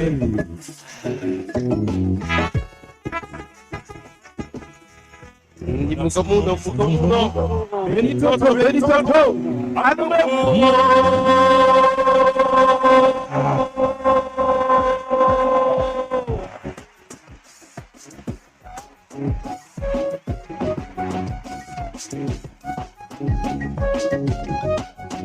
Nina mdali kulina maluwa kule sina sira mula muserere. Nena se mula mudete sikala puku kulina maluwa. Nena mdali kulina maluwa kule sina sira mula muserere. Nena se mula mudete sikala puku kulina maluwa. Nena mdali kulina maluwa kule sina sira mula muserere. Nena se mula mudete sikala puku kulina maluwa. Nena mdali kulina maluwa kule sina sira mula muserere. Nena se mula mudete sikala puku kulinda maluwa, sikala puku kulinda maluwa, ai kulinda maluwa, mula mudete kulinda maluwa, ai kulinda maluwa, mula mujuba kulinda maluwa, ai kulinda maluwa, dede kulinda maluwa, ai kulinda maluwa.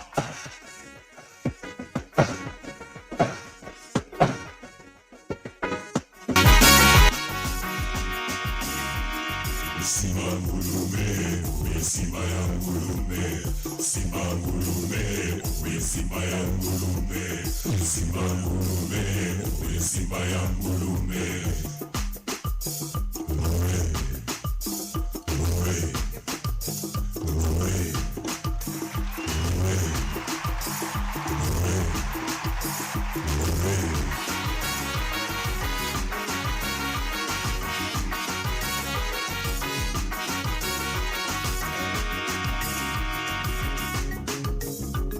Kulina maluwa, hai kulina maluwa, mula mudede. Kulina maluwa, hai kulina maluwa, mula mujuba. Kulina maluwa, hai kulina maluwa, mula mudede. Kulina maluwa, hai kulina maluwa. Thank you. Thank you, ladies and gentlemen. We are about to start now. Thank you. Tuwapigie makofi Kayamba. I think we are going to start our program so that we don't run into time troubles. We'll start with our first presenter for the afternoon from Technical University of Kenya, Dr. Francis. Kindly. We'll be a little bit again strict with time. 10 minutes so that we finish early. 10 minutes at most. Manage the 10 minutes, so no problem about that. My name is Francis Olo. I'm from the Technical University of Kenya. My background is in Geographic Information Science. At the Technical University of Kenya, I'm a lecturer but also now serve as the director of School of Survey and Spatial Science. So I was asked to come and speak about technologies for water quality. I think we can start, yeah. Technologies for water quality management. And I thought from my background then I can speak about geospatial technologies for water quality management. And I want to start from a point where I say everything is somewhere. Everything is somewhere. In many instances, even when you're talking about a vacuum, we'll say I have a vacuum glass, but it's somewhere. So I want to talk about the science of where. When you're speaking about water, water is somewhere, okay? And where it is affects the processes of water, affects even the water quality. Let me give an example, okay? If we are talking about polluted water, it will not be polluted in a vacuum. It will be polluted because of the geographic context of that particular water. Okay. This is going to be the outline of my presentation. I think we can just move. Okay, so geospatial science is the measurement, analysis, and presentation of geographic information. Okay, let's contextualize it to water. Measurement, analysis, and presentation of geographic information about this water. I think we can make some progress a bit. When you think about the water cycle, and I'm sure you are aware of this. And I want to, let's move to a point where we are going to consume this water. Okay? If it's precipitation, it passes through the atmosphere. There's a runoff maybe. Because of this runoff, we have water. So if the quality of the water is going to be affected, a lot of times it's going to depend on the geography. Okay? We can spatialize the atmosphere, for example. So if there's something in the atmosphere that affects the chemical and physical element, then it's going to affect the quality of this water. If it's runoff and it's passing through some geography that is likely to influence the quality of water, then the ultimate outcome is because of the geography. So the whole point that I'm trying to insist on is geography plays an important role in water quality. And I want to talk about some technologies from my field that can be useful in assessing water quality.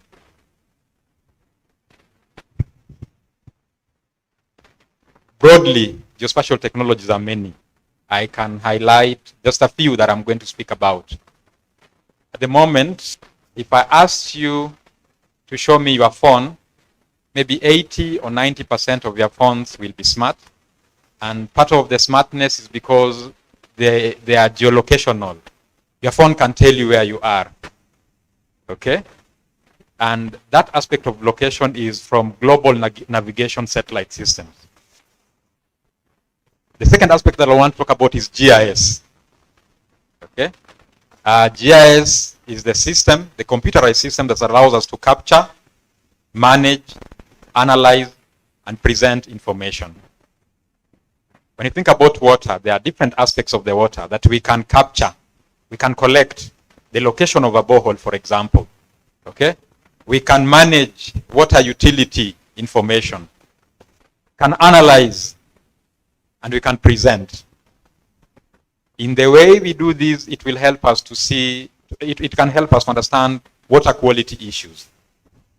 Okay? Then there's a big aspect called remote sensing. When you're thinking about water quality at a large scale, you don't have to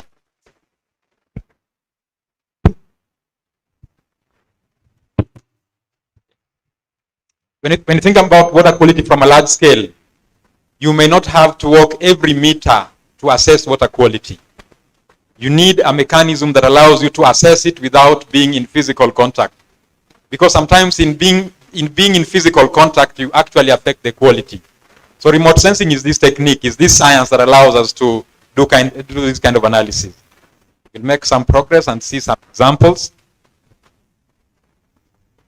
At a very simple level, mapping Okay? You have water utility, mapping. How do you map it and show it on a map? Because that's the first level. Okay? The map that I have on the right is someone tried to map boreholes, for example, and went ahead and looked at water quality aspects that are related to these boreholes. Okay? So mapping, and that is where we apply GIS. The next one. Remote sensing. In this case, I have a drone.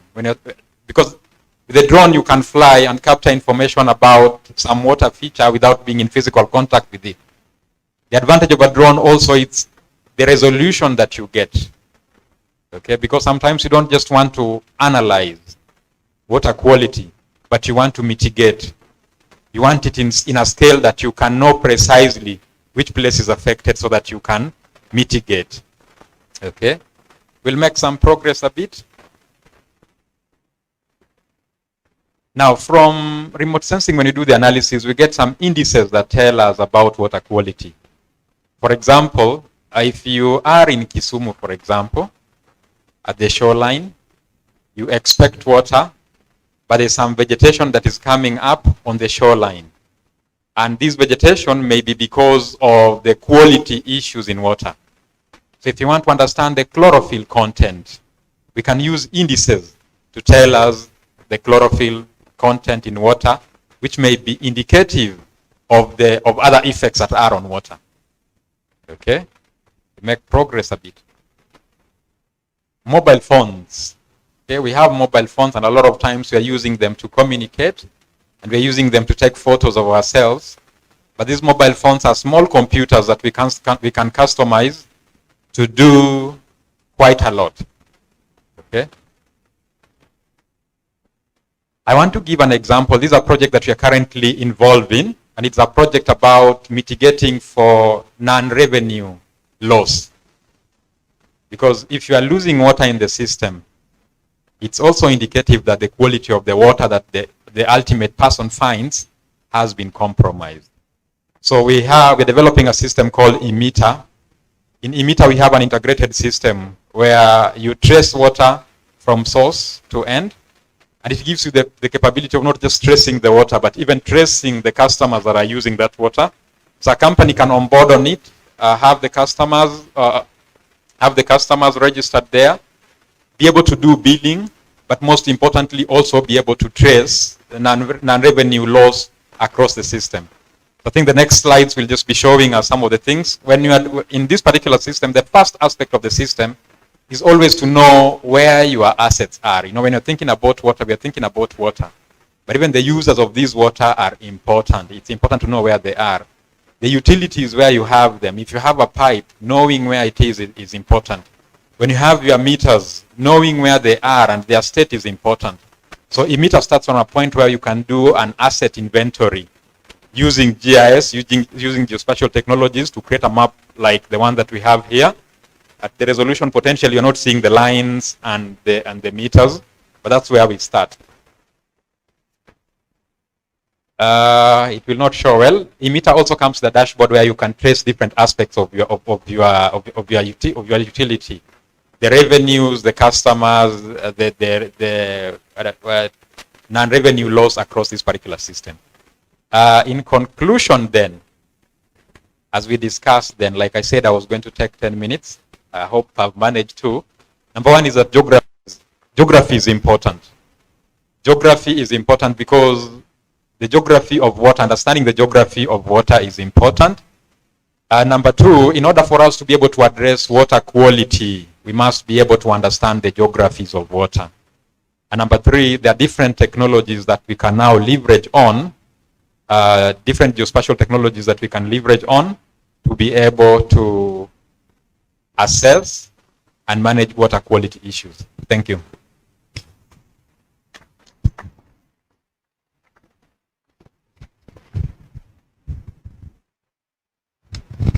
Let's give a clap, Dr. Ola. Thank you so much for that issue of the GIS. At this time, I would like to recognize two visitors within ourselves, because if I don't recognize one of them, we'll not let me go back home. I think I just give her the mic. She just say hi and. Good afternoon. My name is Lois Wanja Mutua. I'm the Chief Officer for Water and Irrigation, Tharaka Nithi County. So when he says he will not be able to go back home, it's because we are from the same dry county. But we are trying to do a lot as far as water is concerned. I'm excited to be here.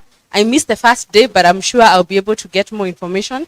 I've seen familiar faces. I can see Lisa here, Dr. Francis. It's good to see you after very many years, and I think you're doing good stuff. We're in campus together, so I'm excited about what you're doing. See,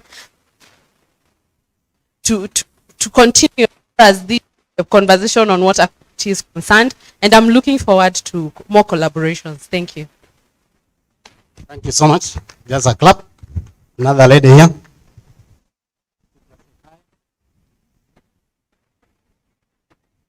Good afternoon. My name is Martha Kega.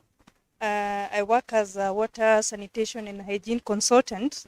And also, I'm a member of an organization we call Women in Water Sanitation a Network, where Dr. Suba is our chair, and I represent the NGOs and the private sector. And I work mostly in governance and institutional strengthening. Thank you.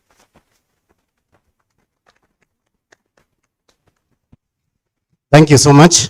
The other lady, I think the way you are seeing me, she molded me to be the way I am, and therefore, give her a very good clap.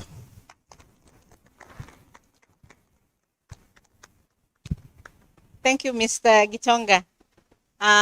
Good afternoon. My name is Nita Sumba. I'm happy to be home. Kewi was my home for many years, but now I'm out. I'm the chairperson of the Women in Water and Sanitation, and these are my members, Martha and Lois. We have some members here who are also in the Women in Water and Sanitation, like your lecturer, Beatrice. She's also a member, and many others like Margaret.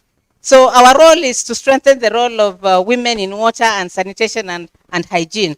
And of course, the women who get into the water sector come from such institutions like this one of KEWI. So we encourage the students. We also have students who are our members. We welcome students to come and join us and participate in the activities, networking activities that we do. Like I've just been to, it's called Synergy, that is Fresh Life. We visited Fresh Life, and then we also visited Mukuru kwa Ruben, and we saw the water quality being polluted. The drains are black with sewage. So this symposium is quite timely, and I congratulate you for hosting this symposium. Water quality is really an issue, and we need to take care of water. I don't know if you discuss sanitation as well, or you only discussed water quality, but sanitation situation in this country is affecting our water qualities. It's affecting our groundwater, and it's also affecting the surface water. So thank you. Happy to be with you. Thank you so much, Dr. Ali. We have been told that it's women in water and sanitation, but don't mind about men is inside the women, isn't it? So we are part and parcel of that. In this time, we'd like to have Damalis Oyalo from Nairobi University. Please give your presentation. Tumpigie makofi tafadhali.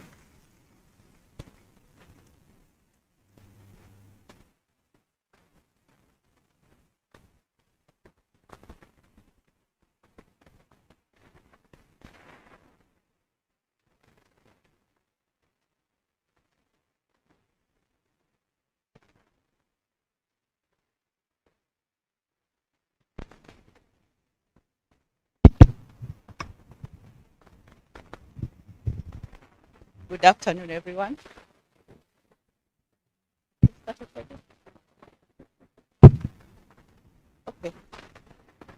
Damaris Soyaro from the University of Nairobi, and I'll be taking the next like 10 minutes to discuss on the research gaps that we have in the climate change impact on the water quality management. I actually looked at the water quality in the context of the water resources, not on the utility side, because if we manage our resources better, the quality will reduce the costs on our water facilities. So I have the content that I'm going to present to you. I'll do an introduction, the effects of climate change on the water cycle and on the water resources, and also the effects of climate change now on the water quality. And now I'm measuring on the resources. Other than that, I will now measure on what I was looking at. Those are the research gaps.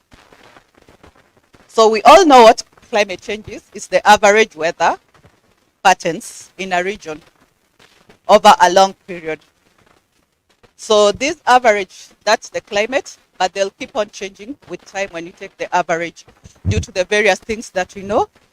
The major natural effects to the climate are the volcanic activities and the Earth orbital changes, which bring about global warming, increase in temperatures in the Earth. We have other anthropogenic causes, which include the rapid industrialization, increasing the emissions, which also bring about climate change, energy uses, agricultural practices, deforestation, consumer practices of the products we have, how we manage our wastes and all those things. The livestock farming also has a lot of CO2 emissions when you're managing the waste from the livestock, the production of feeds for the livestock and all that. Transport system, we know they emit a lot of CO2 from the fuel we use. Resource extraction, also the machineries that we are using, and generally pollutions from various point and non-point sources. They contribute to what we call now the climate change.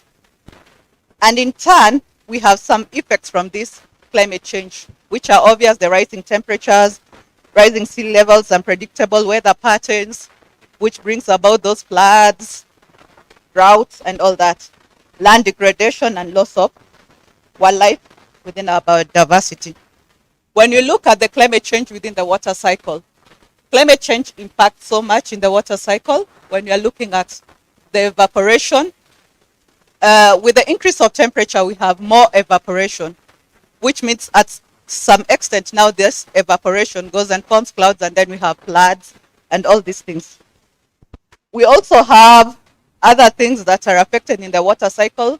When you have so much floods, we know our infiltration and the surface runoff increases, and that is an impact to our groundwater, our rivers, and all these things. Those are the few impacts that we have on the climate, on the water cycle due to climate change.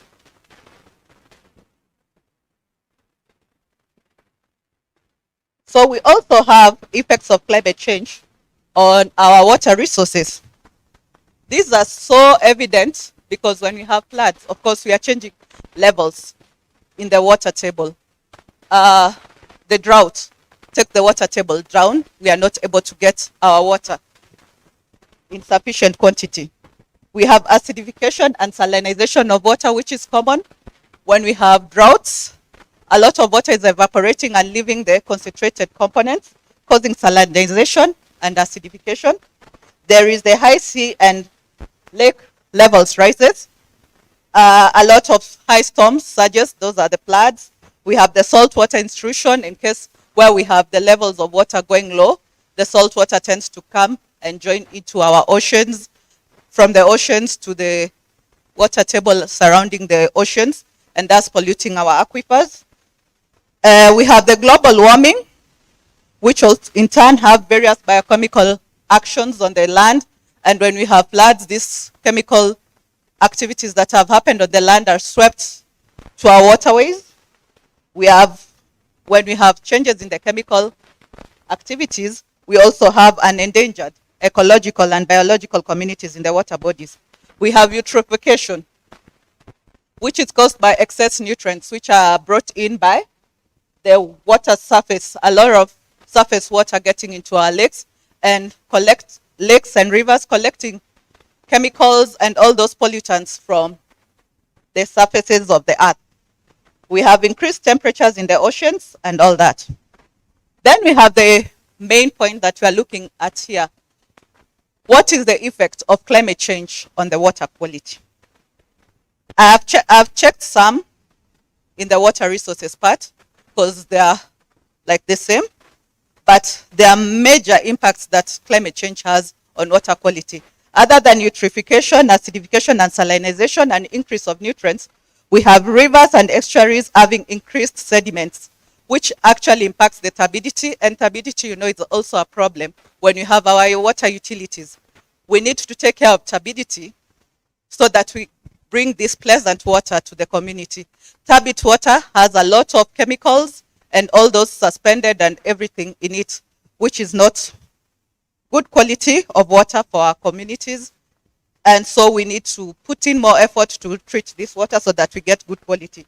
So that's a major impact, having known that in Kenya, most of our water supplies come from rivers other than groundwater. We have not so much exploited on the lakes and the oceans, where we are moving to desalinization of the Indian Ocean, but we are not yet there. Then we have increased temperature, which results in biochemical processes on the land. That one I've talked to. And in turn, it brings about the decrease of oxygen concentration and also the changes in the stratification of the lakes. Maybe in the tropics, the stratification is not so common, but in areas where we experience those 4 climate changes of seasons, we normally have the stratification of the lakes due to the change of temperatures. And this is what brings about stratification. Maybe our little zone, maybe the one which doesn't have the same temperature as the other levels, the Bentic zone, sorry, but not so much stratification of lakes in Kenya.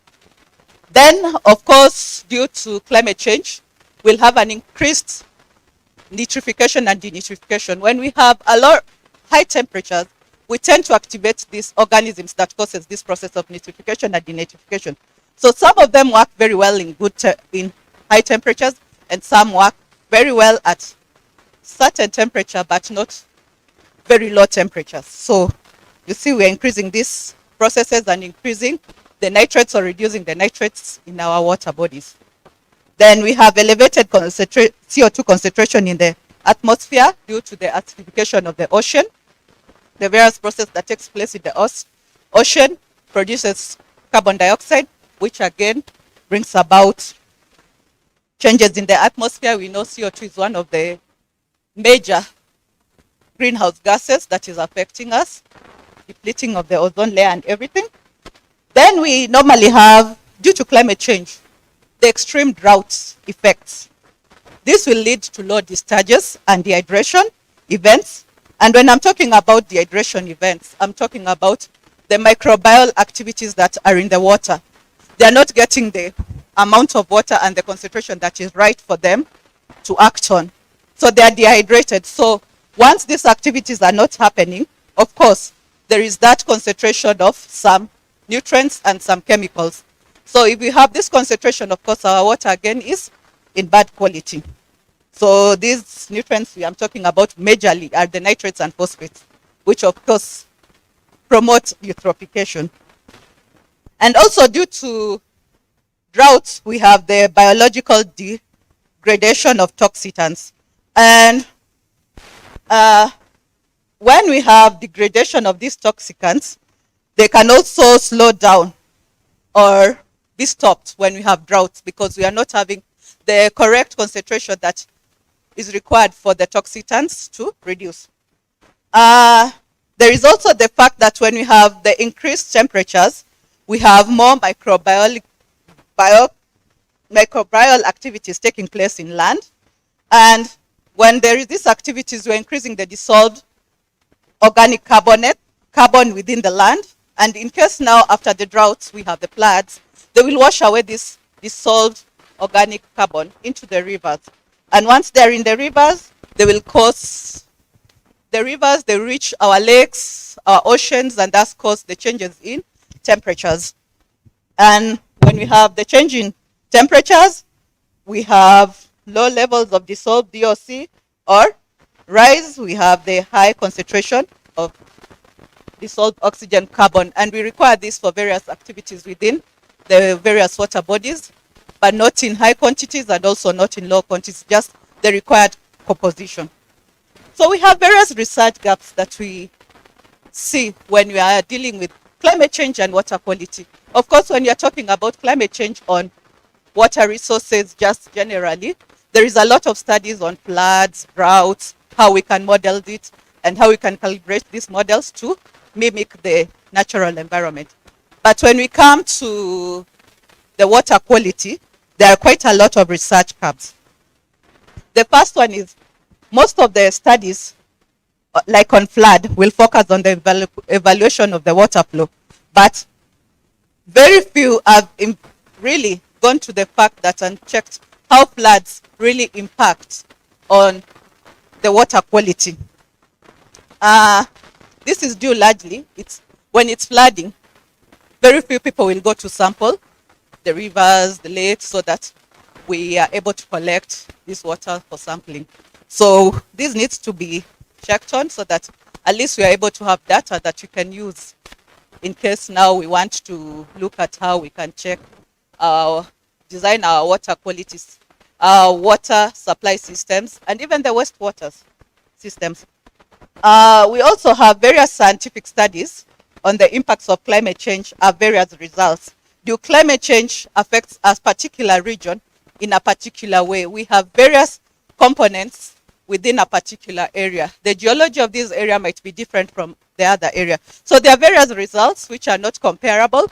So it would be good if we look into a way where we can have like a tool to check the impact of climate change on the water quality of various water resources in a various area, so that when we have such a tool, we are able to predict at this such a time, we'll have our water being turbid or something, so that we are able to also predict how we will manage our water quality, our water supply system, and how we'll also manage our wastewater supply system, so that they're able, our wastewater treatment system, so that they're able to work to the efficiency that is required.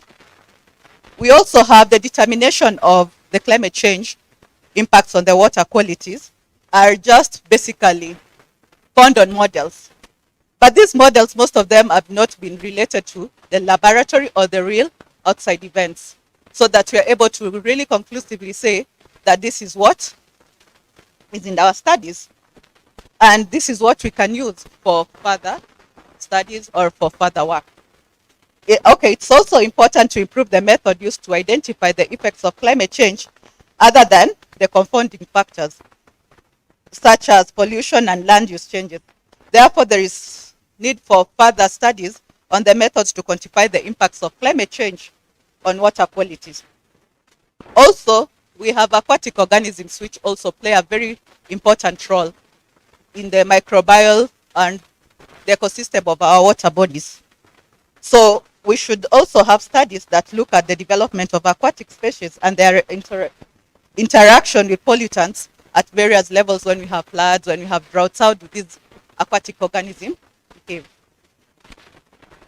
We can also have mechanism-based studies and development experimental approaches to the effect of climate change on our water quality. This is also lacking, and it's somewhere where we can study how this on real life experiments. Also, the quantification of the impact of climate change on water quality is key to introduction of efficient adaptation measures. But we've lacked water quality and ecological models that analyze both sources and transforming processes of pollutants in water bodies. So we should look at this gap so that we are able to at least also look at how we can successfully conduct further researches to help on maintaining water qualities in our water supplies and in our wastewater treatment plants. That is generally the infrastructure. So basically, my major conclusion, other than looking at climate change on its own, we also have to look at it in the terms of environment impacts and the land use changes, so that we incorporate them together, so that we're able to see the water quality effect due to all these activities. Also, climate change impacts water and wastewater infrastructure, and we should consider this not only on the flows and everything, but you should also look at it on the quality side and on the context of the efficiency of the water supply. Thank you. Well, thank you so much, Dr. Ali Damalis. A good clap, please, for Damalis. This time I want to give this chance to somebody who is coming from a Gulu organization as water pumping, water quality is concerned. Tafadhali tumpigie Bwana Elvis Kamala from Davis and Chatri. Karibu sana. Asante sana. So good afternoon. I'll try and rush through this. I don't have a presentation. I'll just have talking points. So Davis and Shartleaf is a water and energy company. Oh, sorry, my name is Elvis Kamala. I'm the water treatment manager at Davis and Shartleaf. So Davis and Shartleaf is a water and energy company, and the nexus between water and energy is very important. It cannot be stressed enough because we need energy to extract water, purify water, distribute it, and we also need water for energy generation. Now, I'll cover this in 3 segments. So there's drinking water, wastewater, and then water quality and monitoring in the context of our discussion regarding technologies and innovations around water quality management. So as a company, we have solutions around drinking water, and Dr. Damaris has spoken about some of the contaminants that you'd find in water. So on a broad scale, we look at drinking water contaminants from the different sources. So whether it's turbidity, so physical parameters, which can be measured using physical tests. So you have your salinity, your turbidity, your pH in water, total dissolved solids, and then you have your chemical contaminants. And the chemical contaminants would basically entail your fluoride, sodium, nitrates, all the things that have been mentioned in the previous presentation. And then, of course, we have microbiological contamination. The cholera outbreaks we are having in the country right now speaks to a lot of microbial contamination in water. So in terms of treatment of water, so for drinking water, whenever we have physical parameters, we have various solutions around treating this water. So we do have filtration systems, and this cut across different applications. This can be domestic level, community level, commercial systems, institutions such as this. We actually have solutions for all that. So we have filtration systems. Beyond that, we have desalination systems or reverse osmosis. My friend here spoke about it earlier, water kiosk doing that. So we have desalination systems for groundwater treatment. And this is primarily because of the prevalence of a lot of minerals in our water. Right now, boreholes are going deeper. The water is highly mineralized. I always say this story. When I joined the industry about 10 years ago, fluoride levels in Nairobi and the environs was about 3 milligrams per liter, 2 milligrams per liter. That's the highest you'd see. Right now, we have a lab at Davis and Shartleaf, so we actually test our water internally. And it is not strange to see levels of above 20 milligrams per liter. The limit for WHO is 1.5.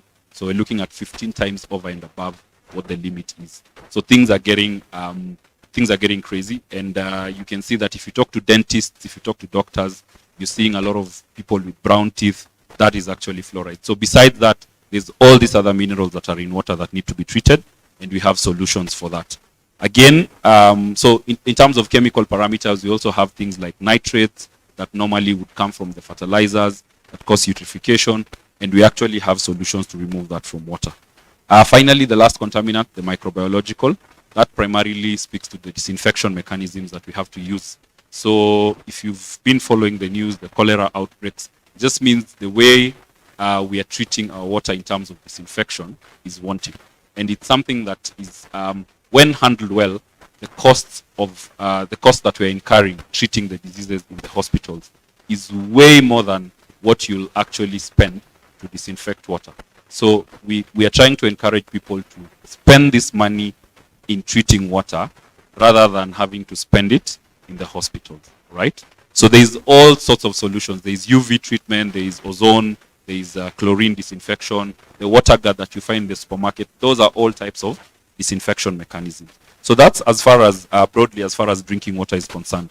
And then when we go to one more technology that is has become very prevalent right now in place of traditional filtration systems, where we used to use sand, carbon filters. It's called ultrafiltration. So we are trying to talk to a lot of the utilities, because what happens is utilities use the old technology of coagulation, sedimentation, filtration, and then disinfection. Ultrafiltration comes in, and you basically eliminate all that process, reduce the amount of chemicals you have to use, and naturally you get better quality water of consistent quality. So moving on to wastewater treatment, again, it's on the sanitation side. I think Docs talked about, I hope we are not just focusing on drinking water. And in these conversations, more often than not, sanitation tends to be forgotten. So as Davis and Shatleaf, we also play in that space. So we have a lot of different technologies for treating wastewater. And when I talk about wastewater, I'm primarily talking about both sewage waste and industrial waste, right? So for sewage waste, we have technologies such as membrane bioreactors, movable bed bioreactors, fixed film treatment systems, among others. And all these technologies, again, are applicable at various levels. You can have a small system installed in your domestic setup, or you can have a system that can treat all the waste or sewage waste from an institution like KEWI. So we do have this, and the beauty of this is the quality of water coming out of these systems goes straightly directly into your irrigation. So when we speak about circularity, already we are getting into the 4 R's of circularity of reuse, reducing, reusing, recycling, and reclaiming. Then in terms of, so we've even developed these wastewater systems to the point that we actually can make mobile systems. So when Talo, for example, was doing the exploration up in the north for the oil, well, they're still doing it, but when they were setting up, they needed to have wastewater systems that are mobile because of the camps. So we are able to actually develop a system that you can move with from place to place, treating your waste. And then finally, I'll look at monitoring and testing. And so for you to know what you need to remove from the water, obviously you have to test it first, right? I know KEWI has a lab here. Davis and Shatleaf, we also have a lab, an accredited lab. We got our accreditation early this year, and we are able to do lab tests, a variety of lab tests for both drinking water and wastewater. And then beyond the testing, one of the things that is very important is, so you can do lab tests, and then the next thing is field testing. Wherever we go to site, you have to do real-time testing. We actually have equipment, and we do sell equipment that can do both lab testing and field testing. But beyond just testing the water, now we're in an age where IoT is becoming very common and prevalent. What can we do regarding quality of water that is important? The same way for quantity of water, we're getting smart meters. For quality of water, we actually have inline or online water quality monitoring systems that can actually do real-time monitoring. And what this does is it basically helps you respond in time. With this, some of these cholera outbreaks you're seeing, one of the issues is just the response time. If we're able to respond at the right time, then we should not be having an outbreak. We're actually working with the Nairobi Water right now, and we're installing an online remote monitoring system at their Gigiri station. And what that is going to do is, just to give you an example of how it works, what that is going to do is when the water is coming into those tanks, we're able to test the real-time concentration of the chlorine, because they use that for disinfection. And if the level is lower than the set threshold, it will divert the water to a different tank and automatically dose more chlorine. So up the ante on the chlorine dosage and measure again. So it's a feedback loop.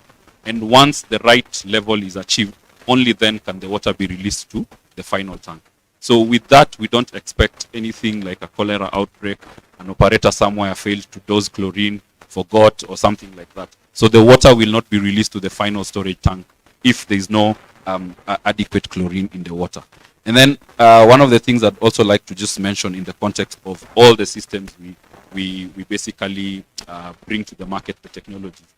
Energy has been a very, has been a limiting factor in some of these technologies. So obviously with the adoption of renewable energy, and especially solar, we are actually having most of our equipment being able to run on solar, and just to mitigate against the high energy costs. For desalination plants, for example, as Sam from Water Kiosk mentioned earlier, the limiting issue has been the energy cost. But now when you're able to transform this into solar-powered systems, then you actually get into a space where you're reducing, you'll have an initial high capital cost, but eventually you have very low OPEX and you're basically able to reduce the cost of water per meter cubed or the specific cost of water. So solar has really taken root in most of our technologies. We're able to incorporate solar in, I would say 90% of our technologies we're able to incorporate solar, just to make sure that we've reduced the cost of producing the water and running the systems. A few case studies I'd like to mention. We've done a system, I think it's our biggest system, I would say, the Tatu water system. So Tatu has dams and they've been getting their water from Ruiru water, but Ruiru was not able to supply them the quantity they needed. So they have dams and we've actually been able to install a system there that does 2.5 million liters per day. Most of the technologies I've talked about, the remote monitoring, the quality monitoring and all that, I'm able to see the quality of Tatu water from my desk at the office, and I can tell actually, you can even do predictive maintenance. And there's going to be an issue, we can call the operator and tell them, I need you to check ABCD. So these systems are there, the solutions are there. Please feel free to reach out to Davis and Shatleaf. We have about 50 branches in Kenya, and we operate regionally. So I guess as a partner in the water sector, I just want to encourage you guys that there are solutions. Please just reach out and we're able to co-develop some of this together. Thank you very much. Thank you so much, Hafiz. I assure you, if you had a presentation, it could not have come out the way it has come out. Better love the way you didn't have. Karibu sana. Tumpigie tena. At this juncture, I want to welcome Madam Ruth to give us her presentation. And from there is another lady. Eldwas. Roland Sam. Uko.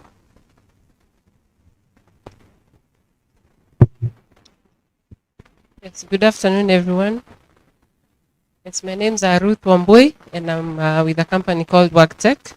So I want to start by thanking Kewi for extending this invite so that we can talk more about our solutions for water quality. I think we've partnered with Kewi in the past in participating in a water quality training together with our WASP members, Nyeri Wasco. So this afternoon, I'll just take a few minutes to be able to explain more about WorkTech and to also maybe highlight some of the solutions that we have specifically for water quality, which is what we are talking about this afternoon. So WorkTech stands for Water Agriculture Technology. So our company is based in the UK. So we primarily manufacture water quality testing equipment. So what we know is that water is very volatile. So our technology is about being able to do the water quality in the field. So those are our two brands. So WorkTech, Water Agriculture Technology, and Trace2O, which stands for trace methods. So we have solutions that are able to do anything to do from the basic water quality testing to even trace methods. So the Trace2O side is what is the side that does all our production and also our R&D, so that we know that we are developing our technologies every day as we get the feedback from our end users, which are some of you who are seated here today. So those are our two brands. So our office, as I said, again, it's in the UK. It's our company is ISO certified. Our products have gone through all the testings that can be done. In Kenya here, we have taken our products to Kenya Bureau of Standards. So we have the certification for Kenya Bureau of Standards. So when you're doing your water quality testing, you don't need to, take it to accredited lab.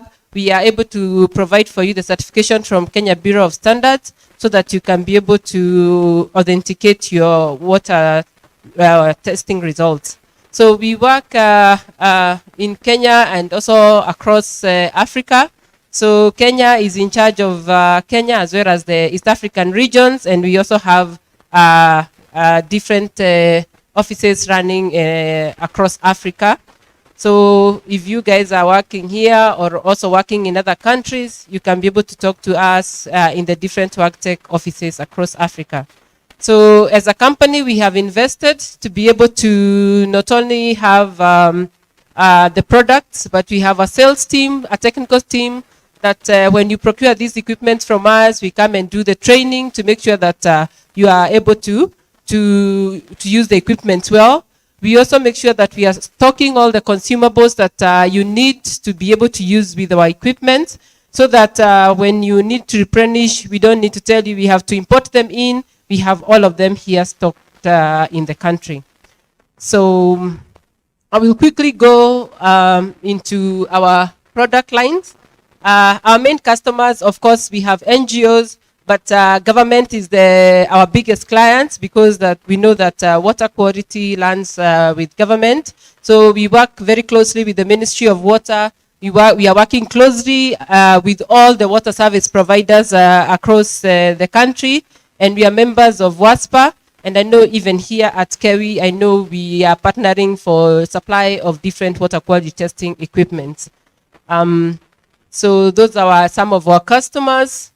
And of course, as you can see, government takes the biggest share of the customers that you're serving. So as a company, we have some success stories. Our products, our potable water testing kit, one of our biggest customers is UNICEF. And as you know, UNICEF being a global NGO, they do a lot of WASH programs. So they are testing your waters on site. So as a company, we are privileged to have what we call a long-term arrangement with UNICEF.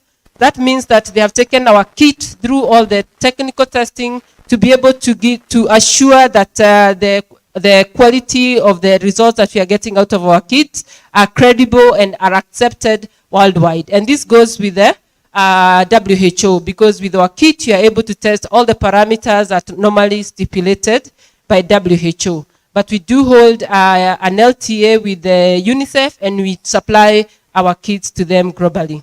Also, as a company, we've been able to get, this is a UK-based award, which we call a Queen's Award for Enterprise, because of working in Africa and also developing technologies that are enabling our users to be able to do water quality in the field. So this is one of our biggest achievements, and goes to ascertain that the technology that you're offering for water quality is high level and has been accepted in all the areas. So apart from water quality, we also get into wastewater testing.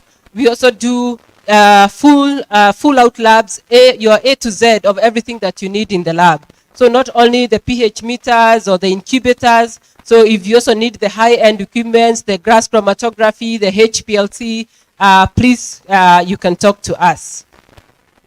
So those are our different catalogs. So we have a whole dedicated catalog for water quality, where you'll find our potable water testing kits and all other equipment that you need for water quality monitoring.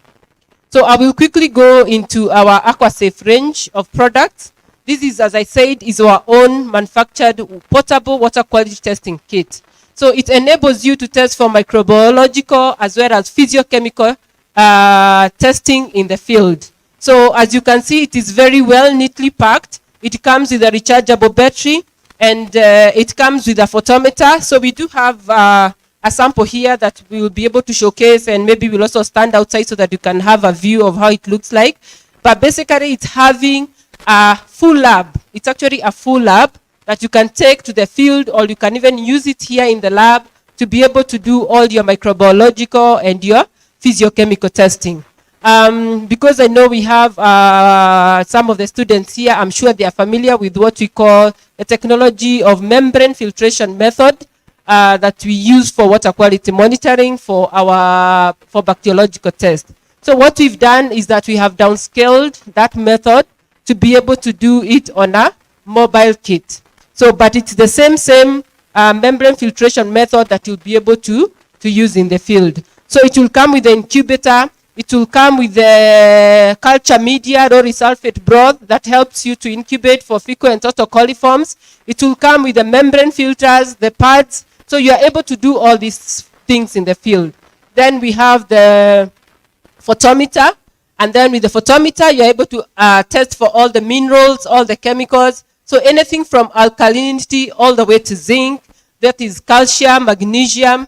I've had Dr. Damaris talk about things like nitrates. So with the photometer that is inside the kit, you are able to analyze for all these parameters in the field.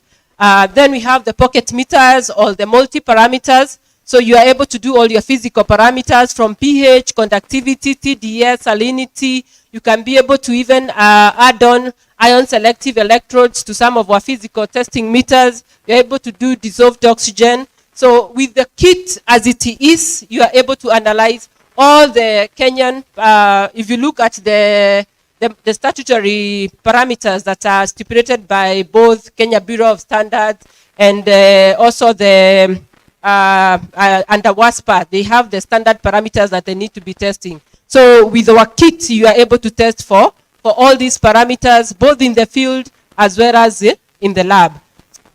Different types of kits. As you can see, we have quite a range, and this is more of giving you the flexibility in terms of pricing.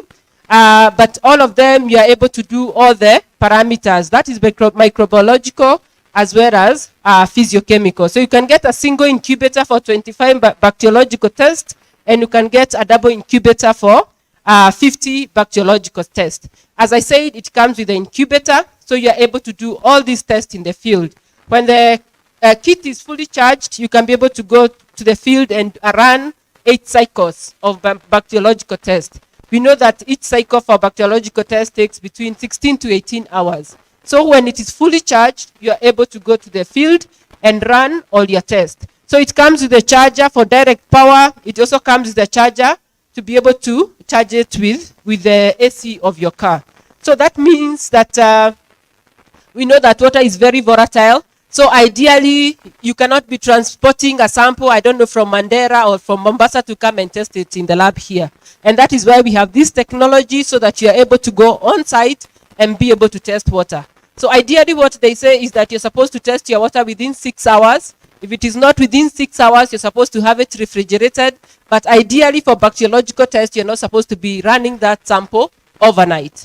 So if you do not have any, your lab is not near, then you definitely need to have our portable kit that enables you to test those samples on site. So we've made it quite user friendly. So when you're in the field, you are able, it is racked nicely. So you are able to see where everything is in terms of setting the incubator. Then it is very, very easy for you to do all those setups so that you can run your test. And of course, as I said, we give also a variety so that it can fit in within your different budgets, because we know that you also have to budget. So that is what we call our AquaSafe range. And our final product under AquaSafe range is called an AquaFlex. We know that technology is changing. Things to do with bacteriological tests, we now have what we call prepared media.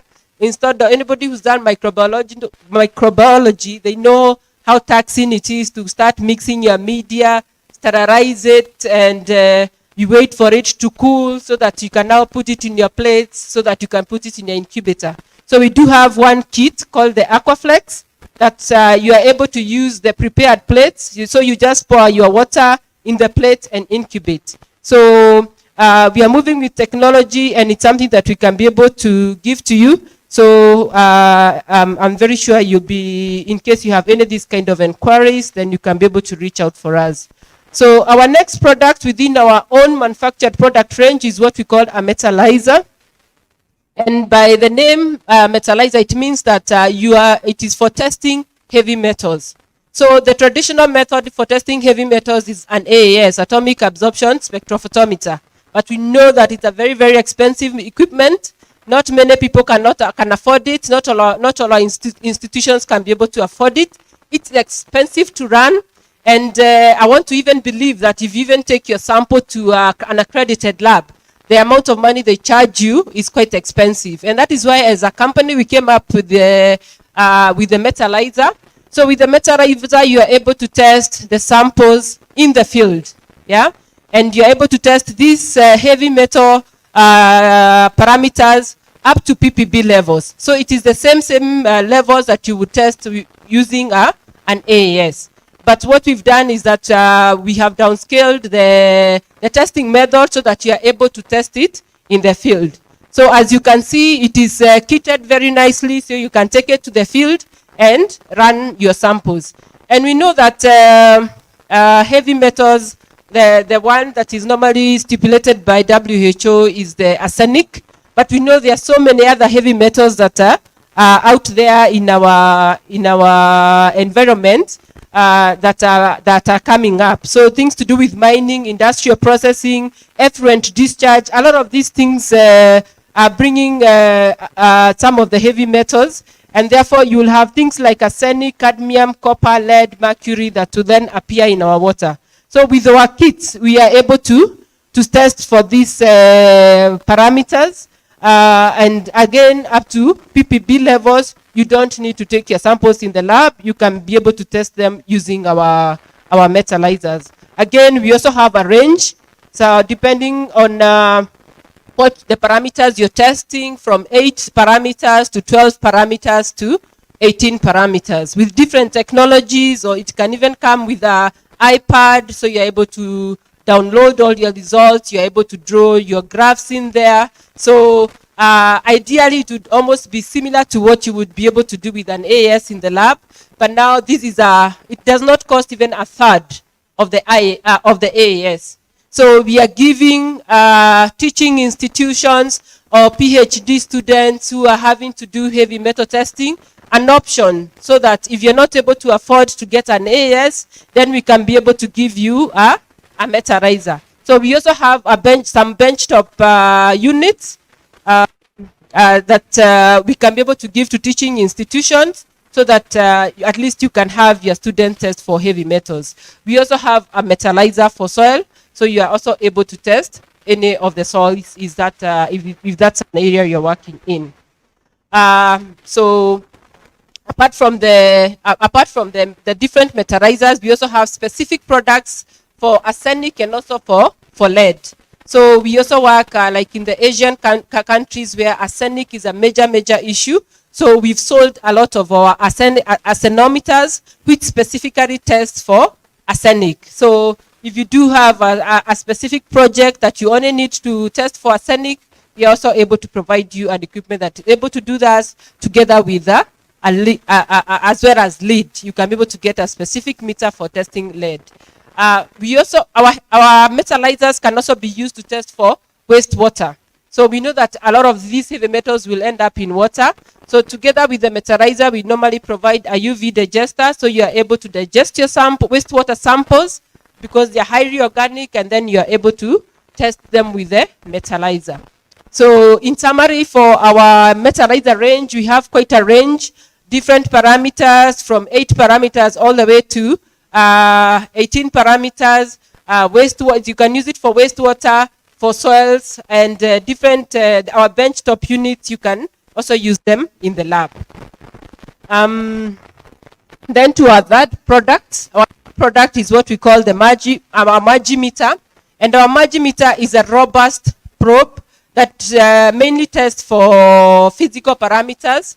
So we are talking about pH, conductivity, TDS, salinity. So, but as you can see, I don't know that he has displayed the picture. It's a very robust probe. Instead of having the pocket meters that you have to draw the water, put it in a beaker. So with this meter, you can put it directly into your water body and just get all your parameters. And Dr. Damaris talked about climate change. And this is something that, of course, all of us are aware that it is happening. And we know that it goes a long way, like she has highlighted, in affecting our water quality. So with our Magimeter, you are able to install the meter to be able to monitor the water quality in situ. So you can leave it in the river, so it monitors for all these water quality parameters. It also measures from turbidity, water level, all the physical parameters, pH, conductivity, dissolved oxygen. You can add the minerals like nitrates, the fluorides, electrode, ion selective electrodes. You can also be able to add optical probes like for algae, hydrocarbons, if you're working in areas where there are issues with the oils. So with our product, you are able to either go directly to the field, correct all these data, or you can be able to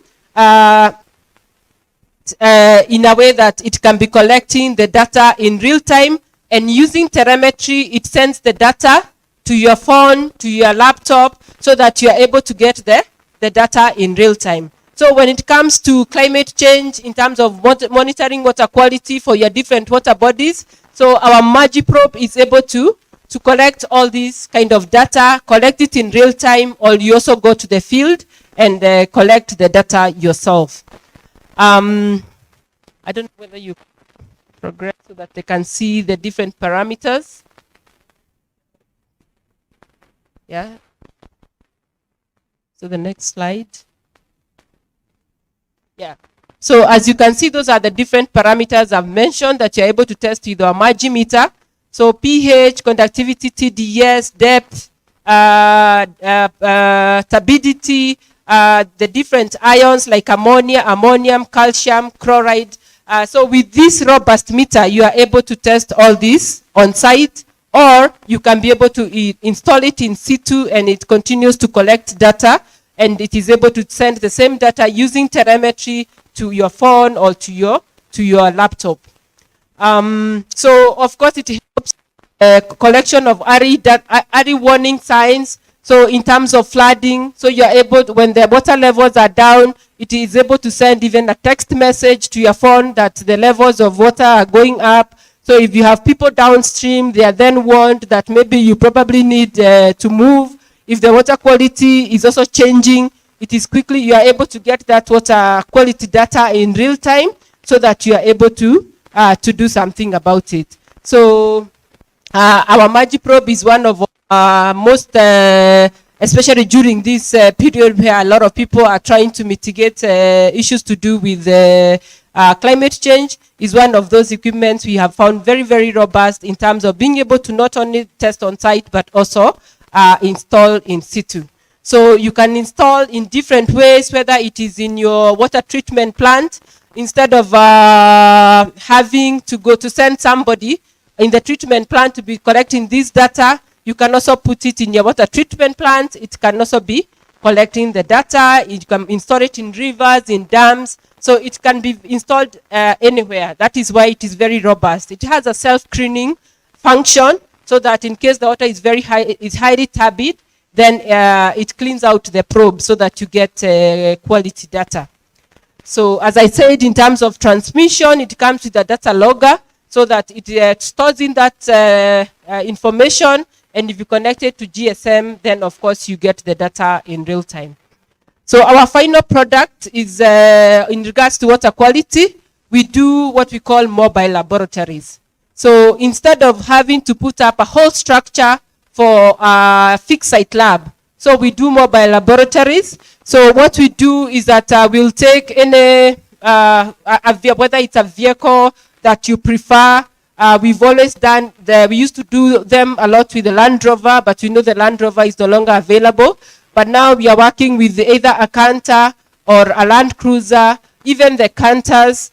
We've supplied one of them at the NEMA. If you go to NEMA, you'll find a whole 20-foot container that we've supplied there for a mobile lab.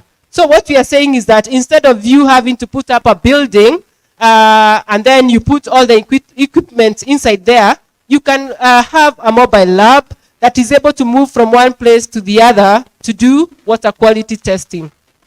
So that it not only serves the people there, you are able to move around. So it is customizable. So you are able to discuss together which vehicle do you want, which equipment or which parameters do you want, so that we can put for you all the equipments that you want to test, which parameters you want to test, then we put the relevant equipment. So it will come with a generator to provide power. You are also able to connect it directly to power. So if you are testing water outside here, it will come with a cable. You can also connect it directly to power.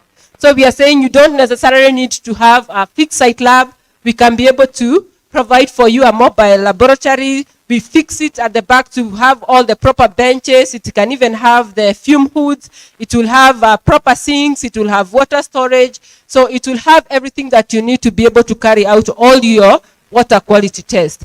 So please talk to us in case you might find it as a product of interest instead of putting up fixed site labs. Other products when it comes to water quality is what we call our AquaSafe management system. So what we've realized that for the many people we have sold our potable water quality testing, if you go and ask them, where is your water quality data? A lot of them are going to draw for you some files or some Excel sheets saved up in their computers. And we realize a lot of people do not have a way of storage, of collecting water quality data. If today you came up to Kerry and asked you, in terms of water quality, if you are monitoring any water points, where is your water quality data? I'm sure maybe it's stored up in a computer or, I don't know, in some file somewhere. So that is why we came up with what we call AquaSafe management system. So this is a software that you install on your phone it is actually available in the App Store, Android phone. So you download it to your phone, and when you're collecting water quality data, you use your phone to collect all your water quality data. So it also comes with GPS coordinates. So if you're doing this in the field, you are also able to use it to map out your water points. So you are able to collect all your, so once you do the microbiological test, you put all your data in the phone, the chemical test, the physical test, you put all of the data on the phone. And then once you're done with all your testing, you upload all this data to a dashboard.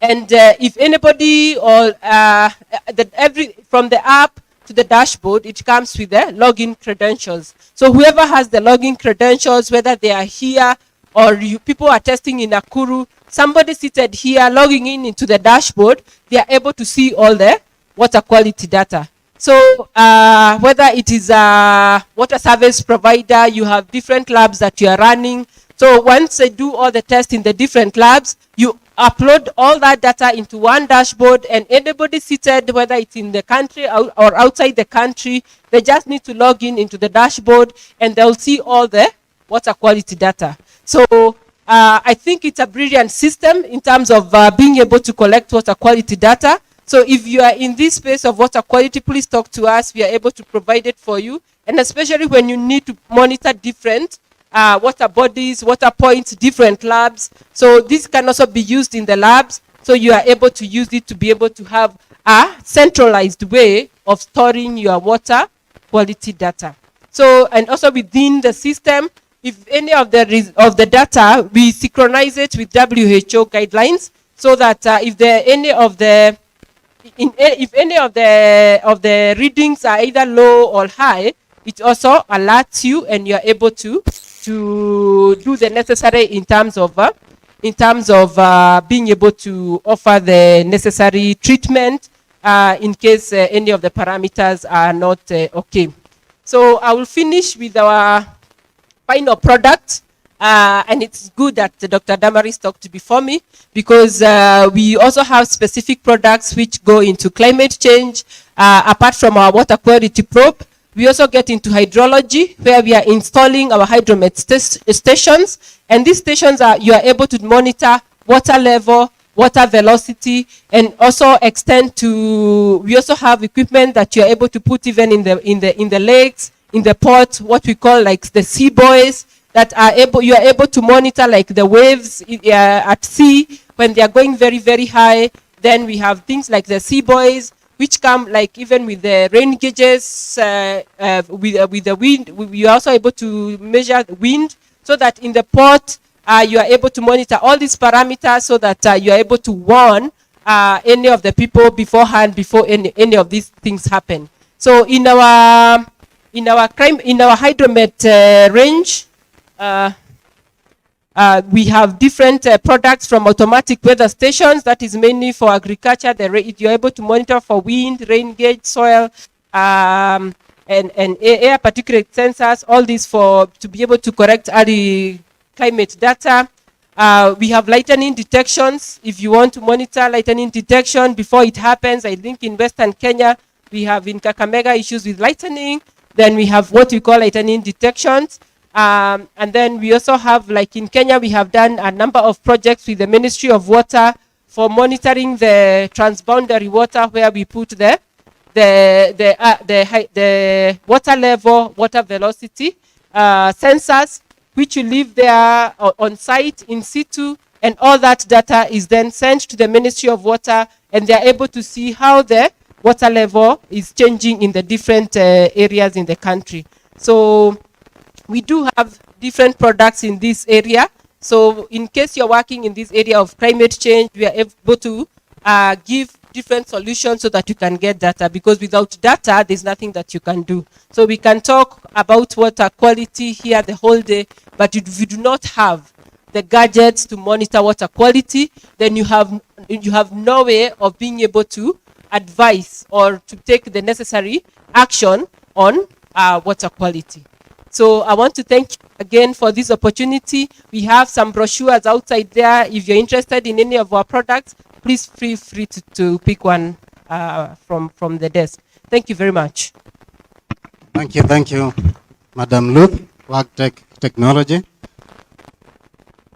At least you have given us a solution. One of our speaker in the morning, I think was Accerating director, said that most of our organizations are having spectrophotometer dusting within their premises, within their laboratories, because they are not able to be able to use them. But with your metallized, I think now we can be able to go the way forward. So be assured, Kewi and the people allowed here will be up to your heels. They will be following you so that they can be able to articulate or be able to use some of your equipment. Thank you so much. With this time, I would like to give the mic to Deputy Director to take over. Yeah. Yep. Thank you, Principal. Distinguished guests. Our guest of honor has come to close. But before then, since we are very tired, we just want one small entertainment. Kayamba. Tuimbie kidogo. Tuchangamke. Kama wako mbali sana. Kama wako mbali tunaweza funga with your permission, sir. So I know after this meeting, we will develop a white paper. And therefore, we need to go through the resolutions that we captured. And we have categorized them under water service provision, regulation, counts,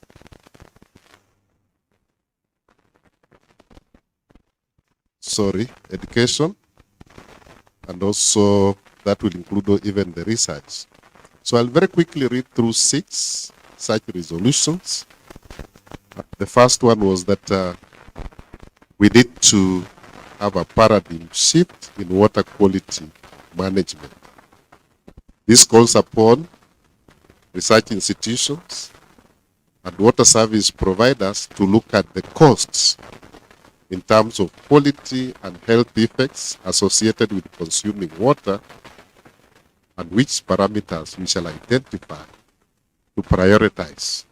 We saw today that there are some basic ones which can be handled at a lower cost, and still we have some expensive ones which can have a bigger impact on health.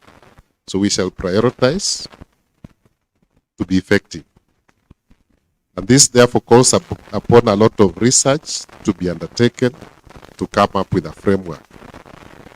The other one that we were told is that the reuse, that we should now focus on improving quality of reused water for different types of use, especially agricultural, landscaping, industrial.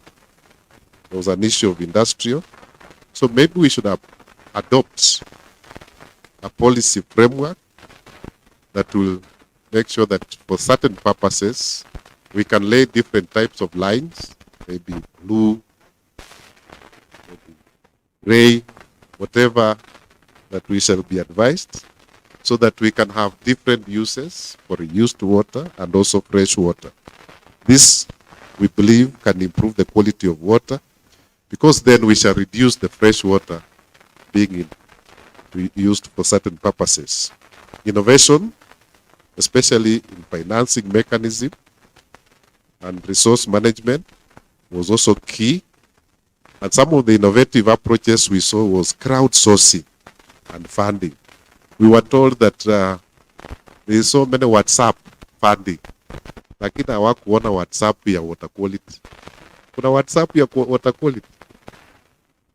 Hamuna WhatsApp? So we are expecting from here, we shall see a lot of WhatsApp groups that will be funding water quality. So that's a very important area. And this especially we saw it can be helpful at community level. And also we saw there should be greater involvement with county governments, especially to mobilize these resources. Ladies and gentlemen, if you talk about malaria, if you talk about HIV/AIDS, the funding that can come up is enormous. Talk about water quality and sanitation, maybe not as much. So we want to see a similar approach that funding towards quality improvement will be enhanced. Another issue that came up was that now we should approach WASH trainings, especially starting from the bottom of the pyramid under the better approach. So we should see greater involvement in the coming years where younger learners are induced into water preservation and also improving the efficiency, storage and all those things. And that we saw yesterday, that they knew something. When they were singing, the songs they sang, they spoke stories, the stories resonated with water quality. In fact, there was that young girl from Waraka, whom I thought was a professor. She spoke so eloquently. And I was amazed. So those young learners, we shall involve them more in the coming years. We also believe under these resolutions that capacity building, especially improvement in technologies, will be key to resolving water quality issues. And therefore there will be more introduction to mapping, water efficiency technologies, and this will be at these levels of institutions like tertiary and even at lower level. This will enhance also the competence-based approach to training. So as an institute, we shall approach it from the competence-based and involve technology in enhancing water quality management. The public should be then mystified about reuse of water. I think someone told us that in Israel, you can use water 7 times. You drink it, you discharge it, you bring it back, you drink again, so many times. And I think our chair told us that when he went to Israel, our governing council member yesterday told us that when he went to Israel, they told him that you have brought us water, and he wondered how. Then he told us that when you go to, you will bring us more water. So it was very interesting. With those many resolutions, I wish now to call upon the CEO of ASPA to give his remarks. Tumpatie makofi.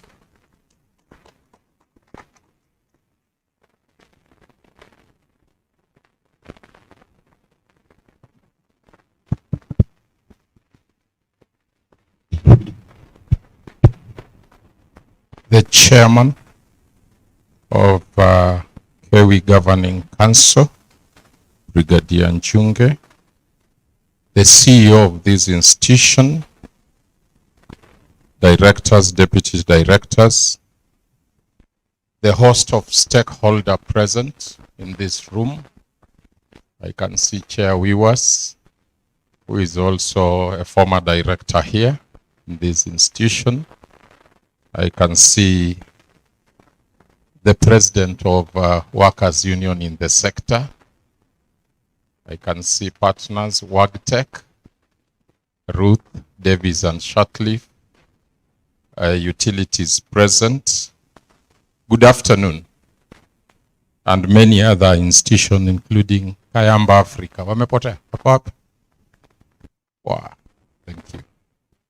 Now it gives me great pleasure to join this symposium this afternoon, which has taken place for the last 2 days, where we were co-creating solutions in terms of accelerating the solutions in terms of innovations and technology, with the wider outreach in terms of looking at water quality, which has been unbundled here.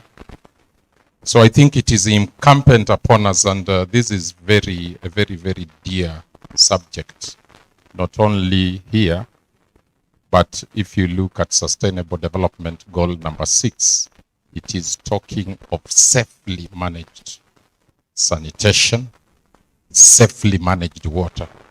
So all those parameters are looking consciously the issue of water quality management.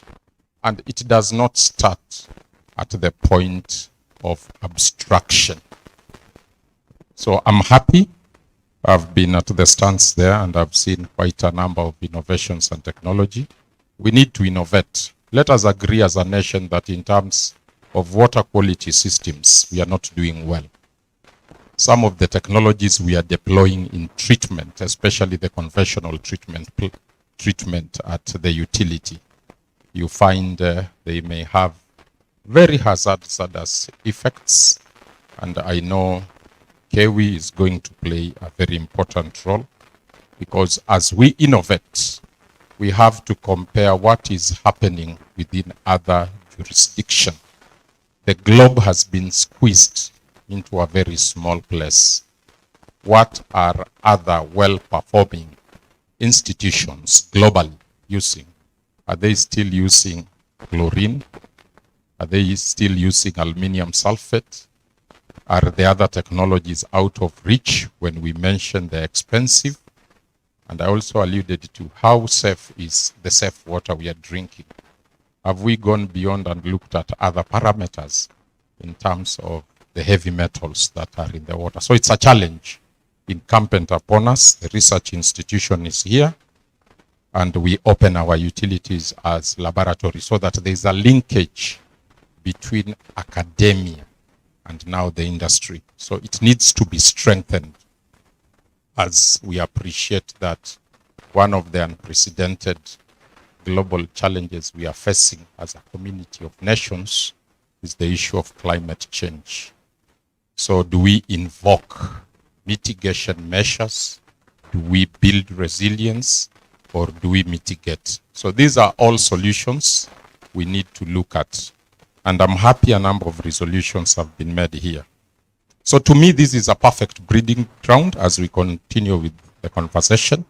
Also take this opportunity on behalf of the organizers of the Kenya Water and Sanitation International Conference and Exhibition 2023, which is scheduled to take place on 19 to 23rd June next month in Mombasa, to welcome you, because it will provide a platform. We're also looking at innovations and technologies that will be able to accelerate the access to safely managed water and sanitation, now that we are behind schedule and we only have 7 years.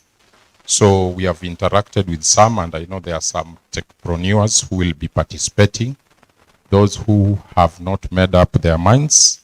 And Chairman, I think it is important to mention that we have been fascinated this afternoon by an innovation which touches on the food, energy, water nexus. Young people trying to inject efficiency in terms of using a technology that limits the amount of water that is watered on plants. So to another extent, they are in the food security, efficiencies in water, addressing climate change, because COP27 admits that the crisis of climate change is a crisis of water. We fix the crisis of water, we fix the crisis significantly of climate change. And we have already said that KEWI is participating strongly in the conference, and we have Beatrice. There is the innovation component. She's the one chairing the committee. We have a website where you can apply.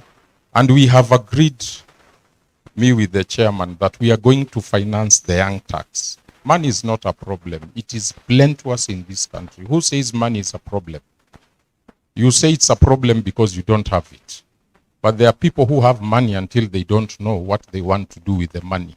They put it in bags. Si ni kweli? Wameficha. But if we have very good ideas, the money will follow the ideas. To me, the shortest I've been here in life is that when you have good ideas, then you create an opportunity for resources and people will see it. So we have been funded. We have financiers who are ready to support the innovation. And Beatrice, they are coming to you. Let them create their idea and bring it. If they don't have finances, we will airlift them to Mombasa. Our financiers are ready to support that. Mbona mpigi makofi? So to me, it is also the issue of water quality. Because what we are drinking and we are saying is safe may not be safe.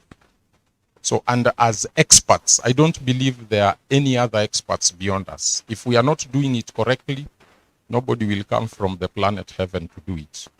God has given us water, it is raw. I was arguing with a practitioner. God gives us water, but we make it potable. God cannot come here and make the water potable. It is incumbent upon us. God gives you a tree and you produce a chair from it. That's the principle. God cannot give you a chair. So there are things that God gives, but there are things as humanity we have to contribute significantly. Thank you very much, and I want to take it back to the MC. Makofi kwa CEO.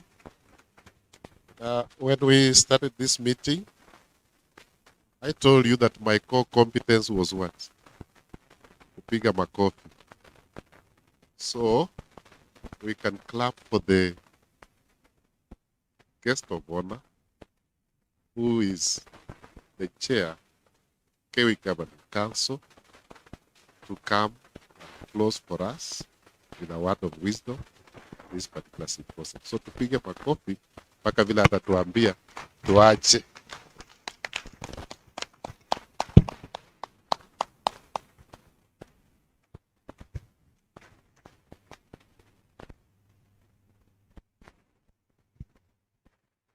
CEO WASPA,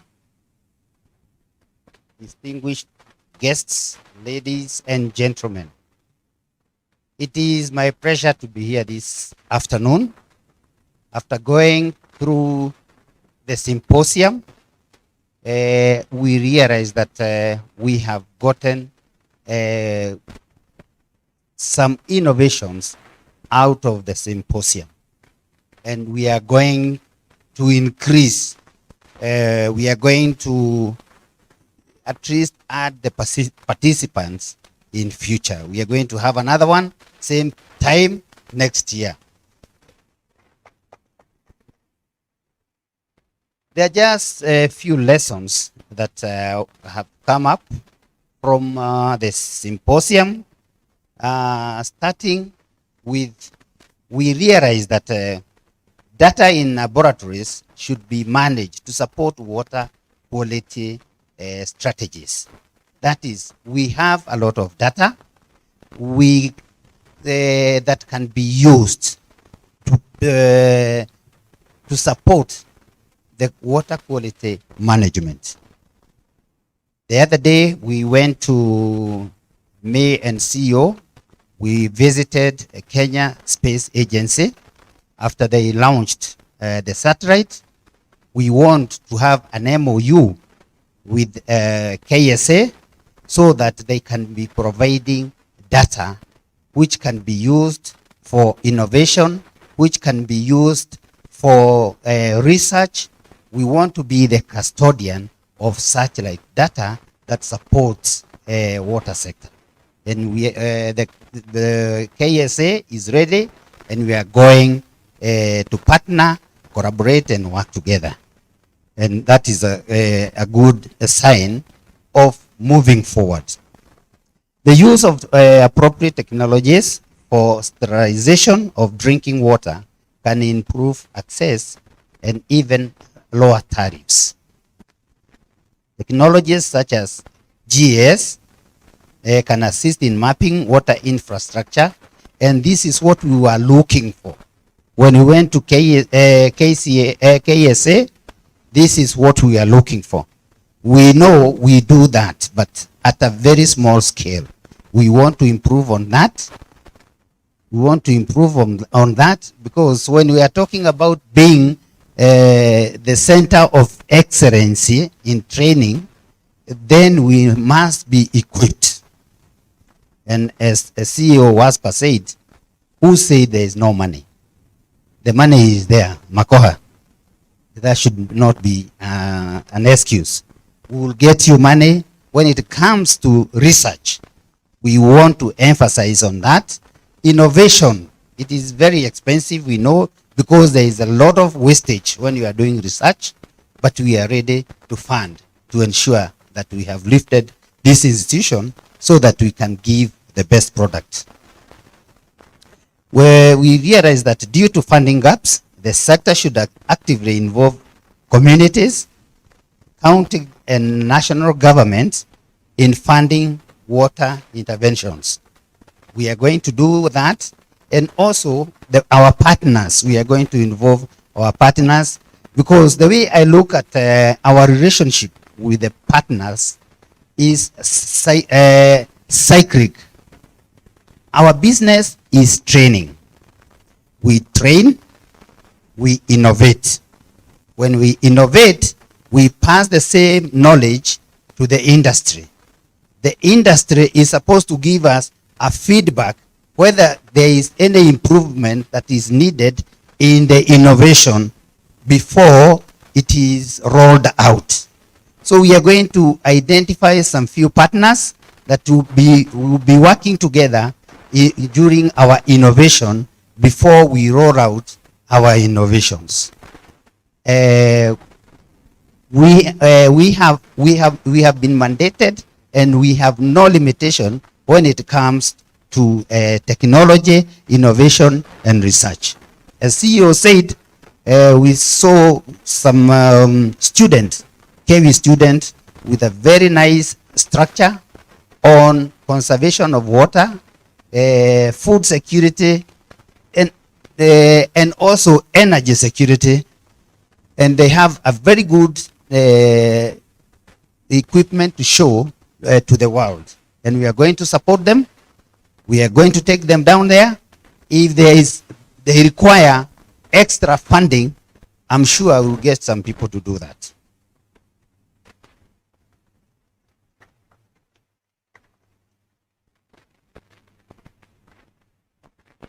Ladies and gentlemen, I wish to thank all the participating institutions and our partners in this great water quality symposium. This is the Symposium 2023, and I'm inviting, at this juncture, I'm inviting for another symposium of the same time next year, 2024.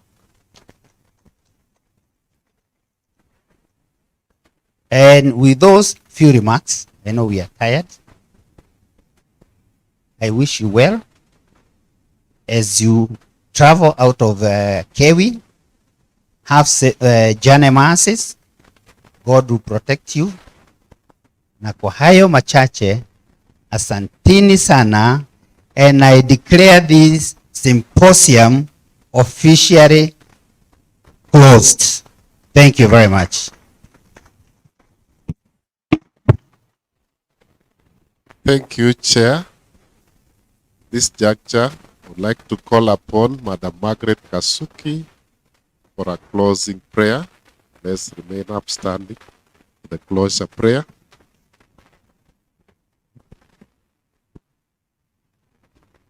Okay, thank you. Let us pray. Our dear Heavenly Father, we come before you this evening, praying that, Lord, you find it in your heart to forgive us our sins, where we've gone wrong. The 2 days that we've been here, we pray for your forgiveness. Any mistake we've made, also find it in your heart to forgive us. Again, we glorify and worship your name. When we were starting this workshop, we prayed that you will help us to achieve our objectives. And that, Lord, you have done. So we glorify and worship your name. We also thank you for the safety that you've granted unto each and every one of us from different places, different organizations. We've seen the end of this symposium, and we glorify and worship your name.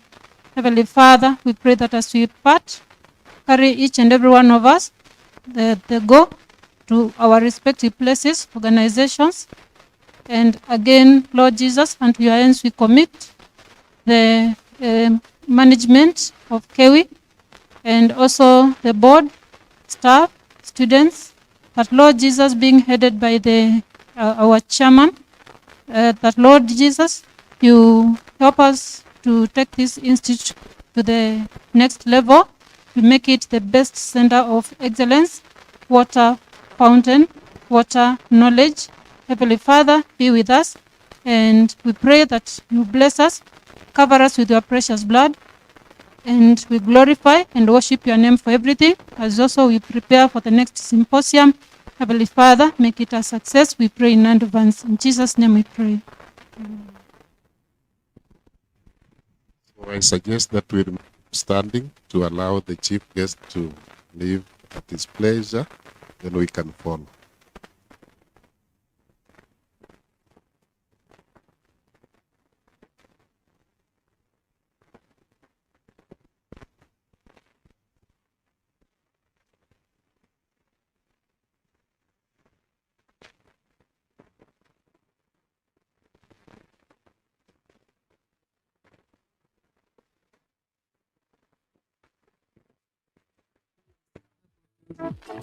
Nimeongeza na kutoa, nikazidisha na kugawanya.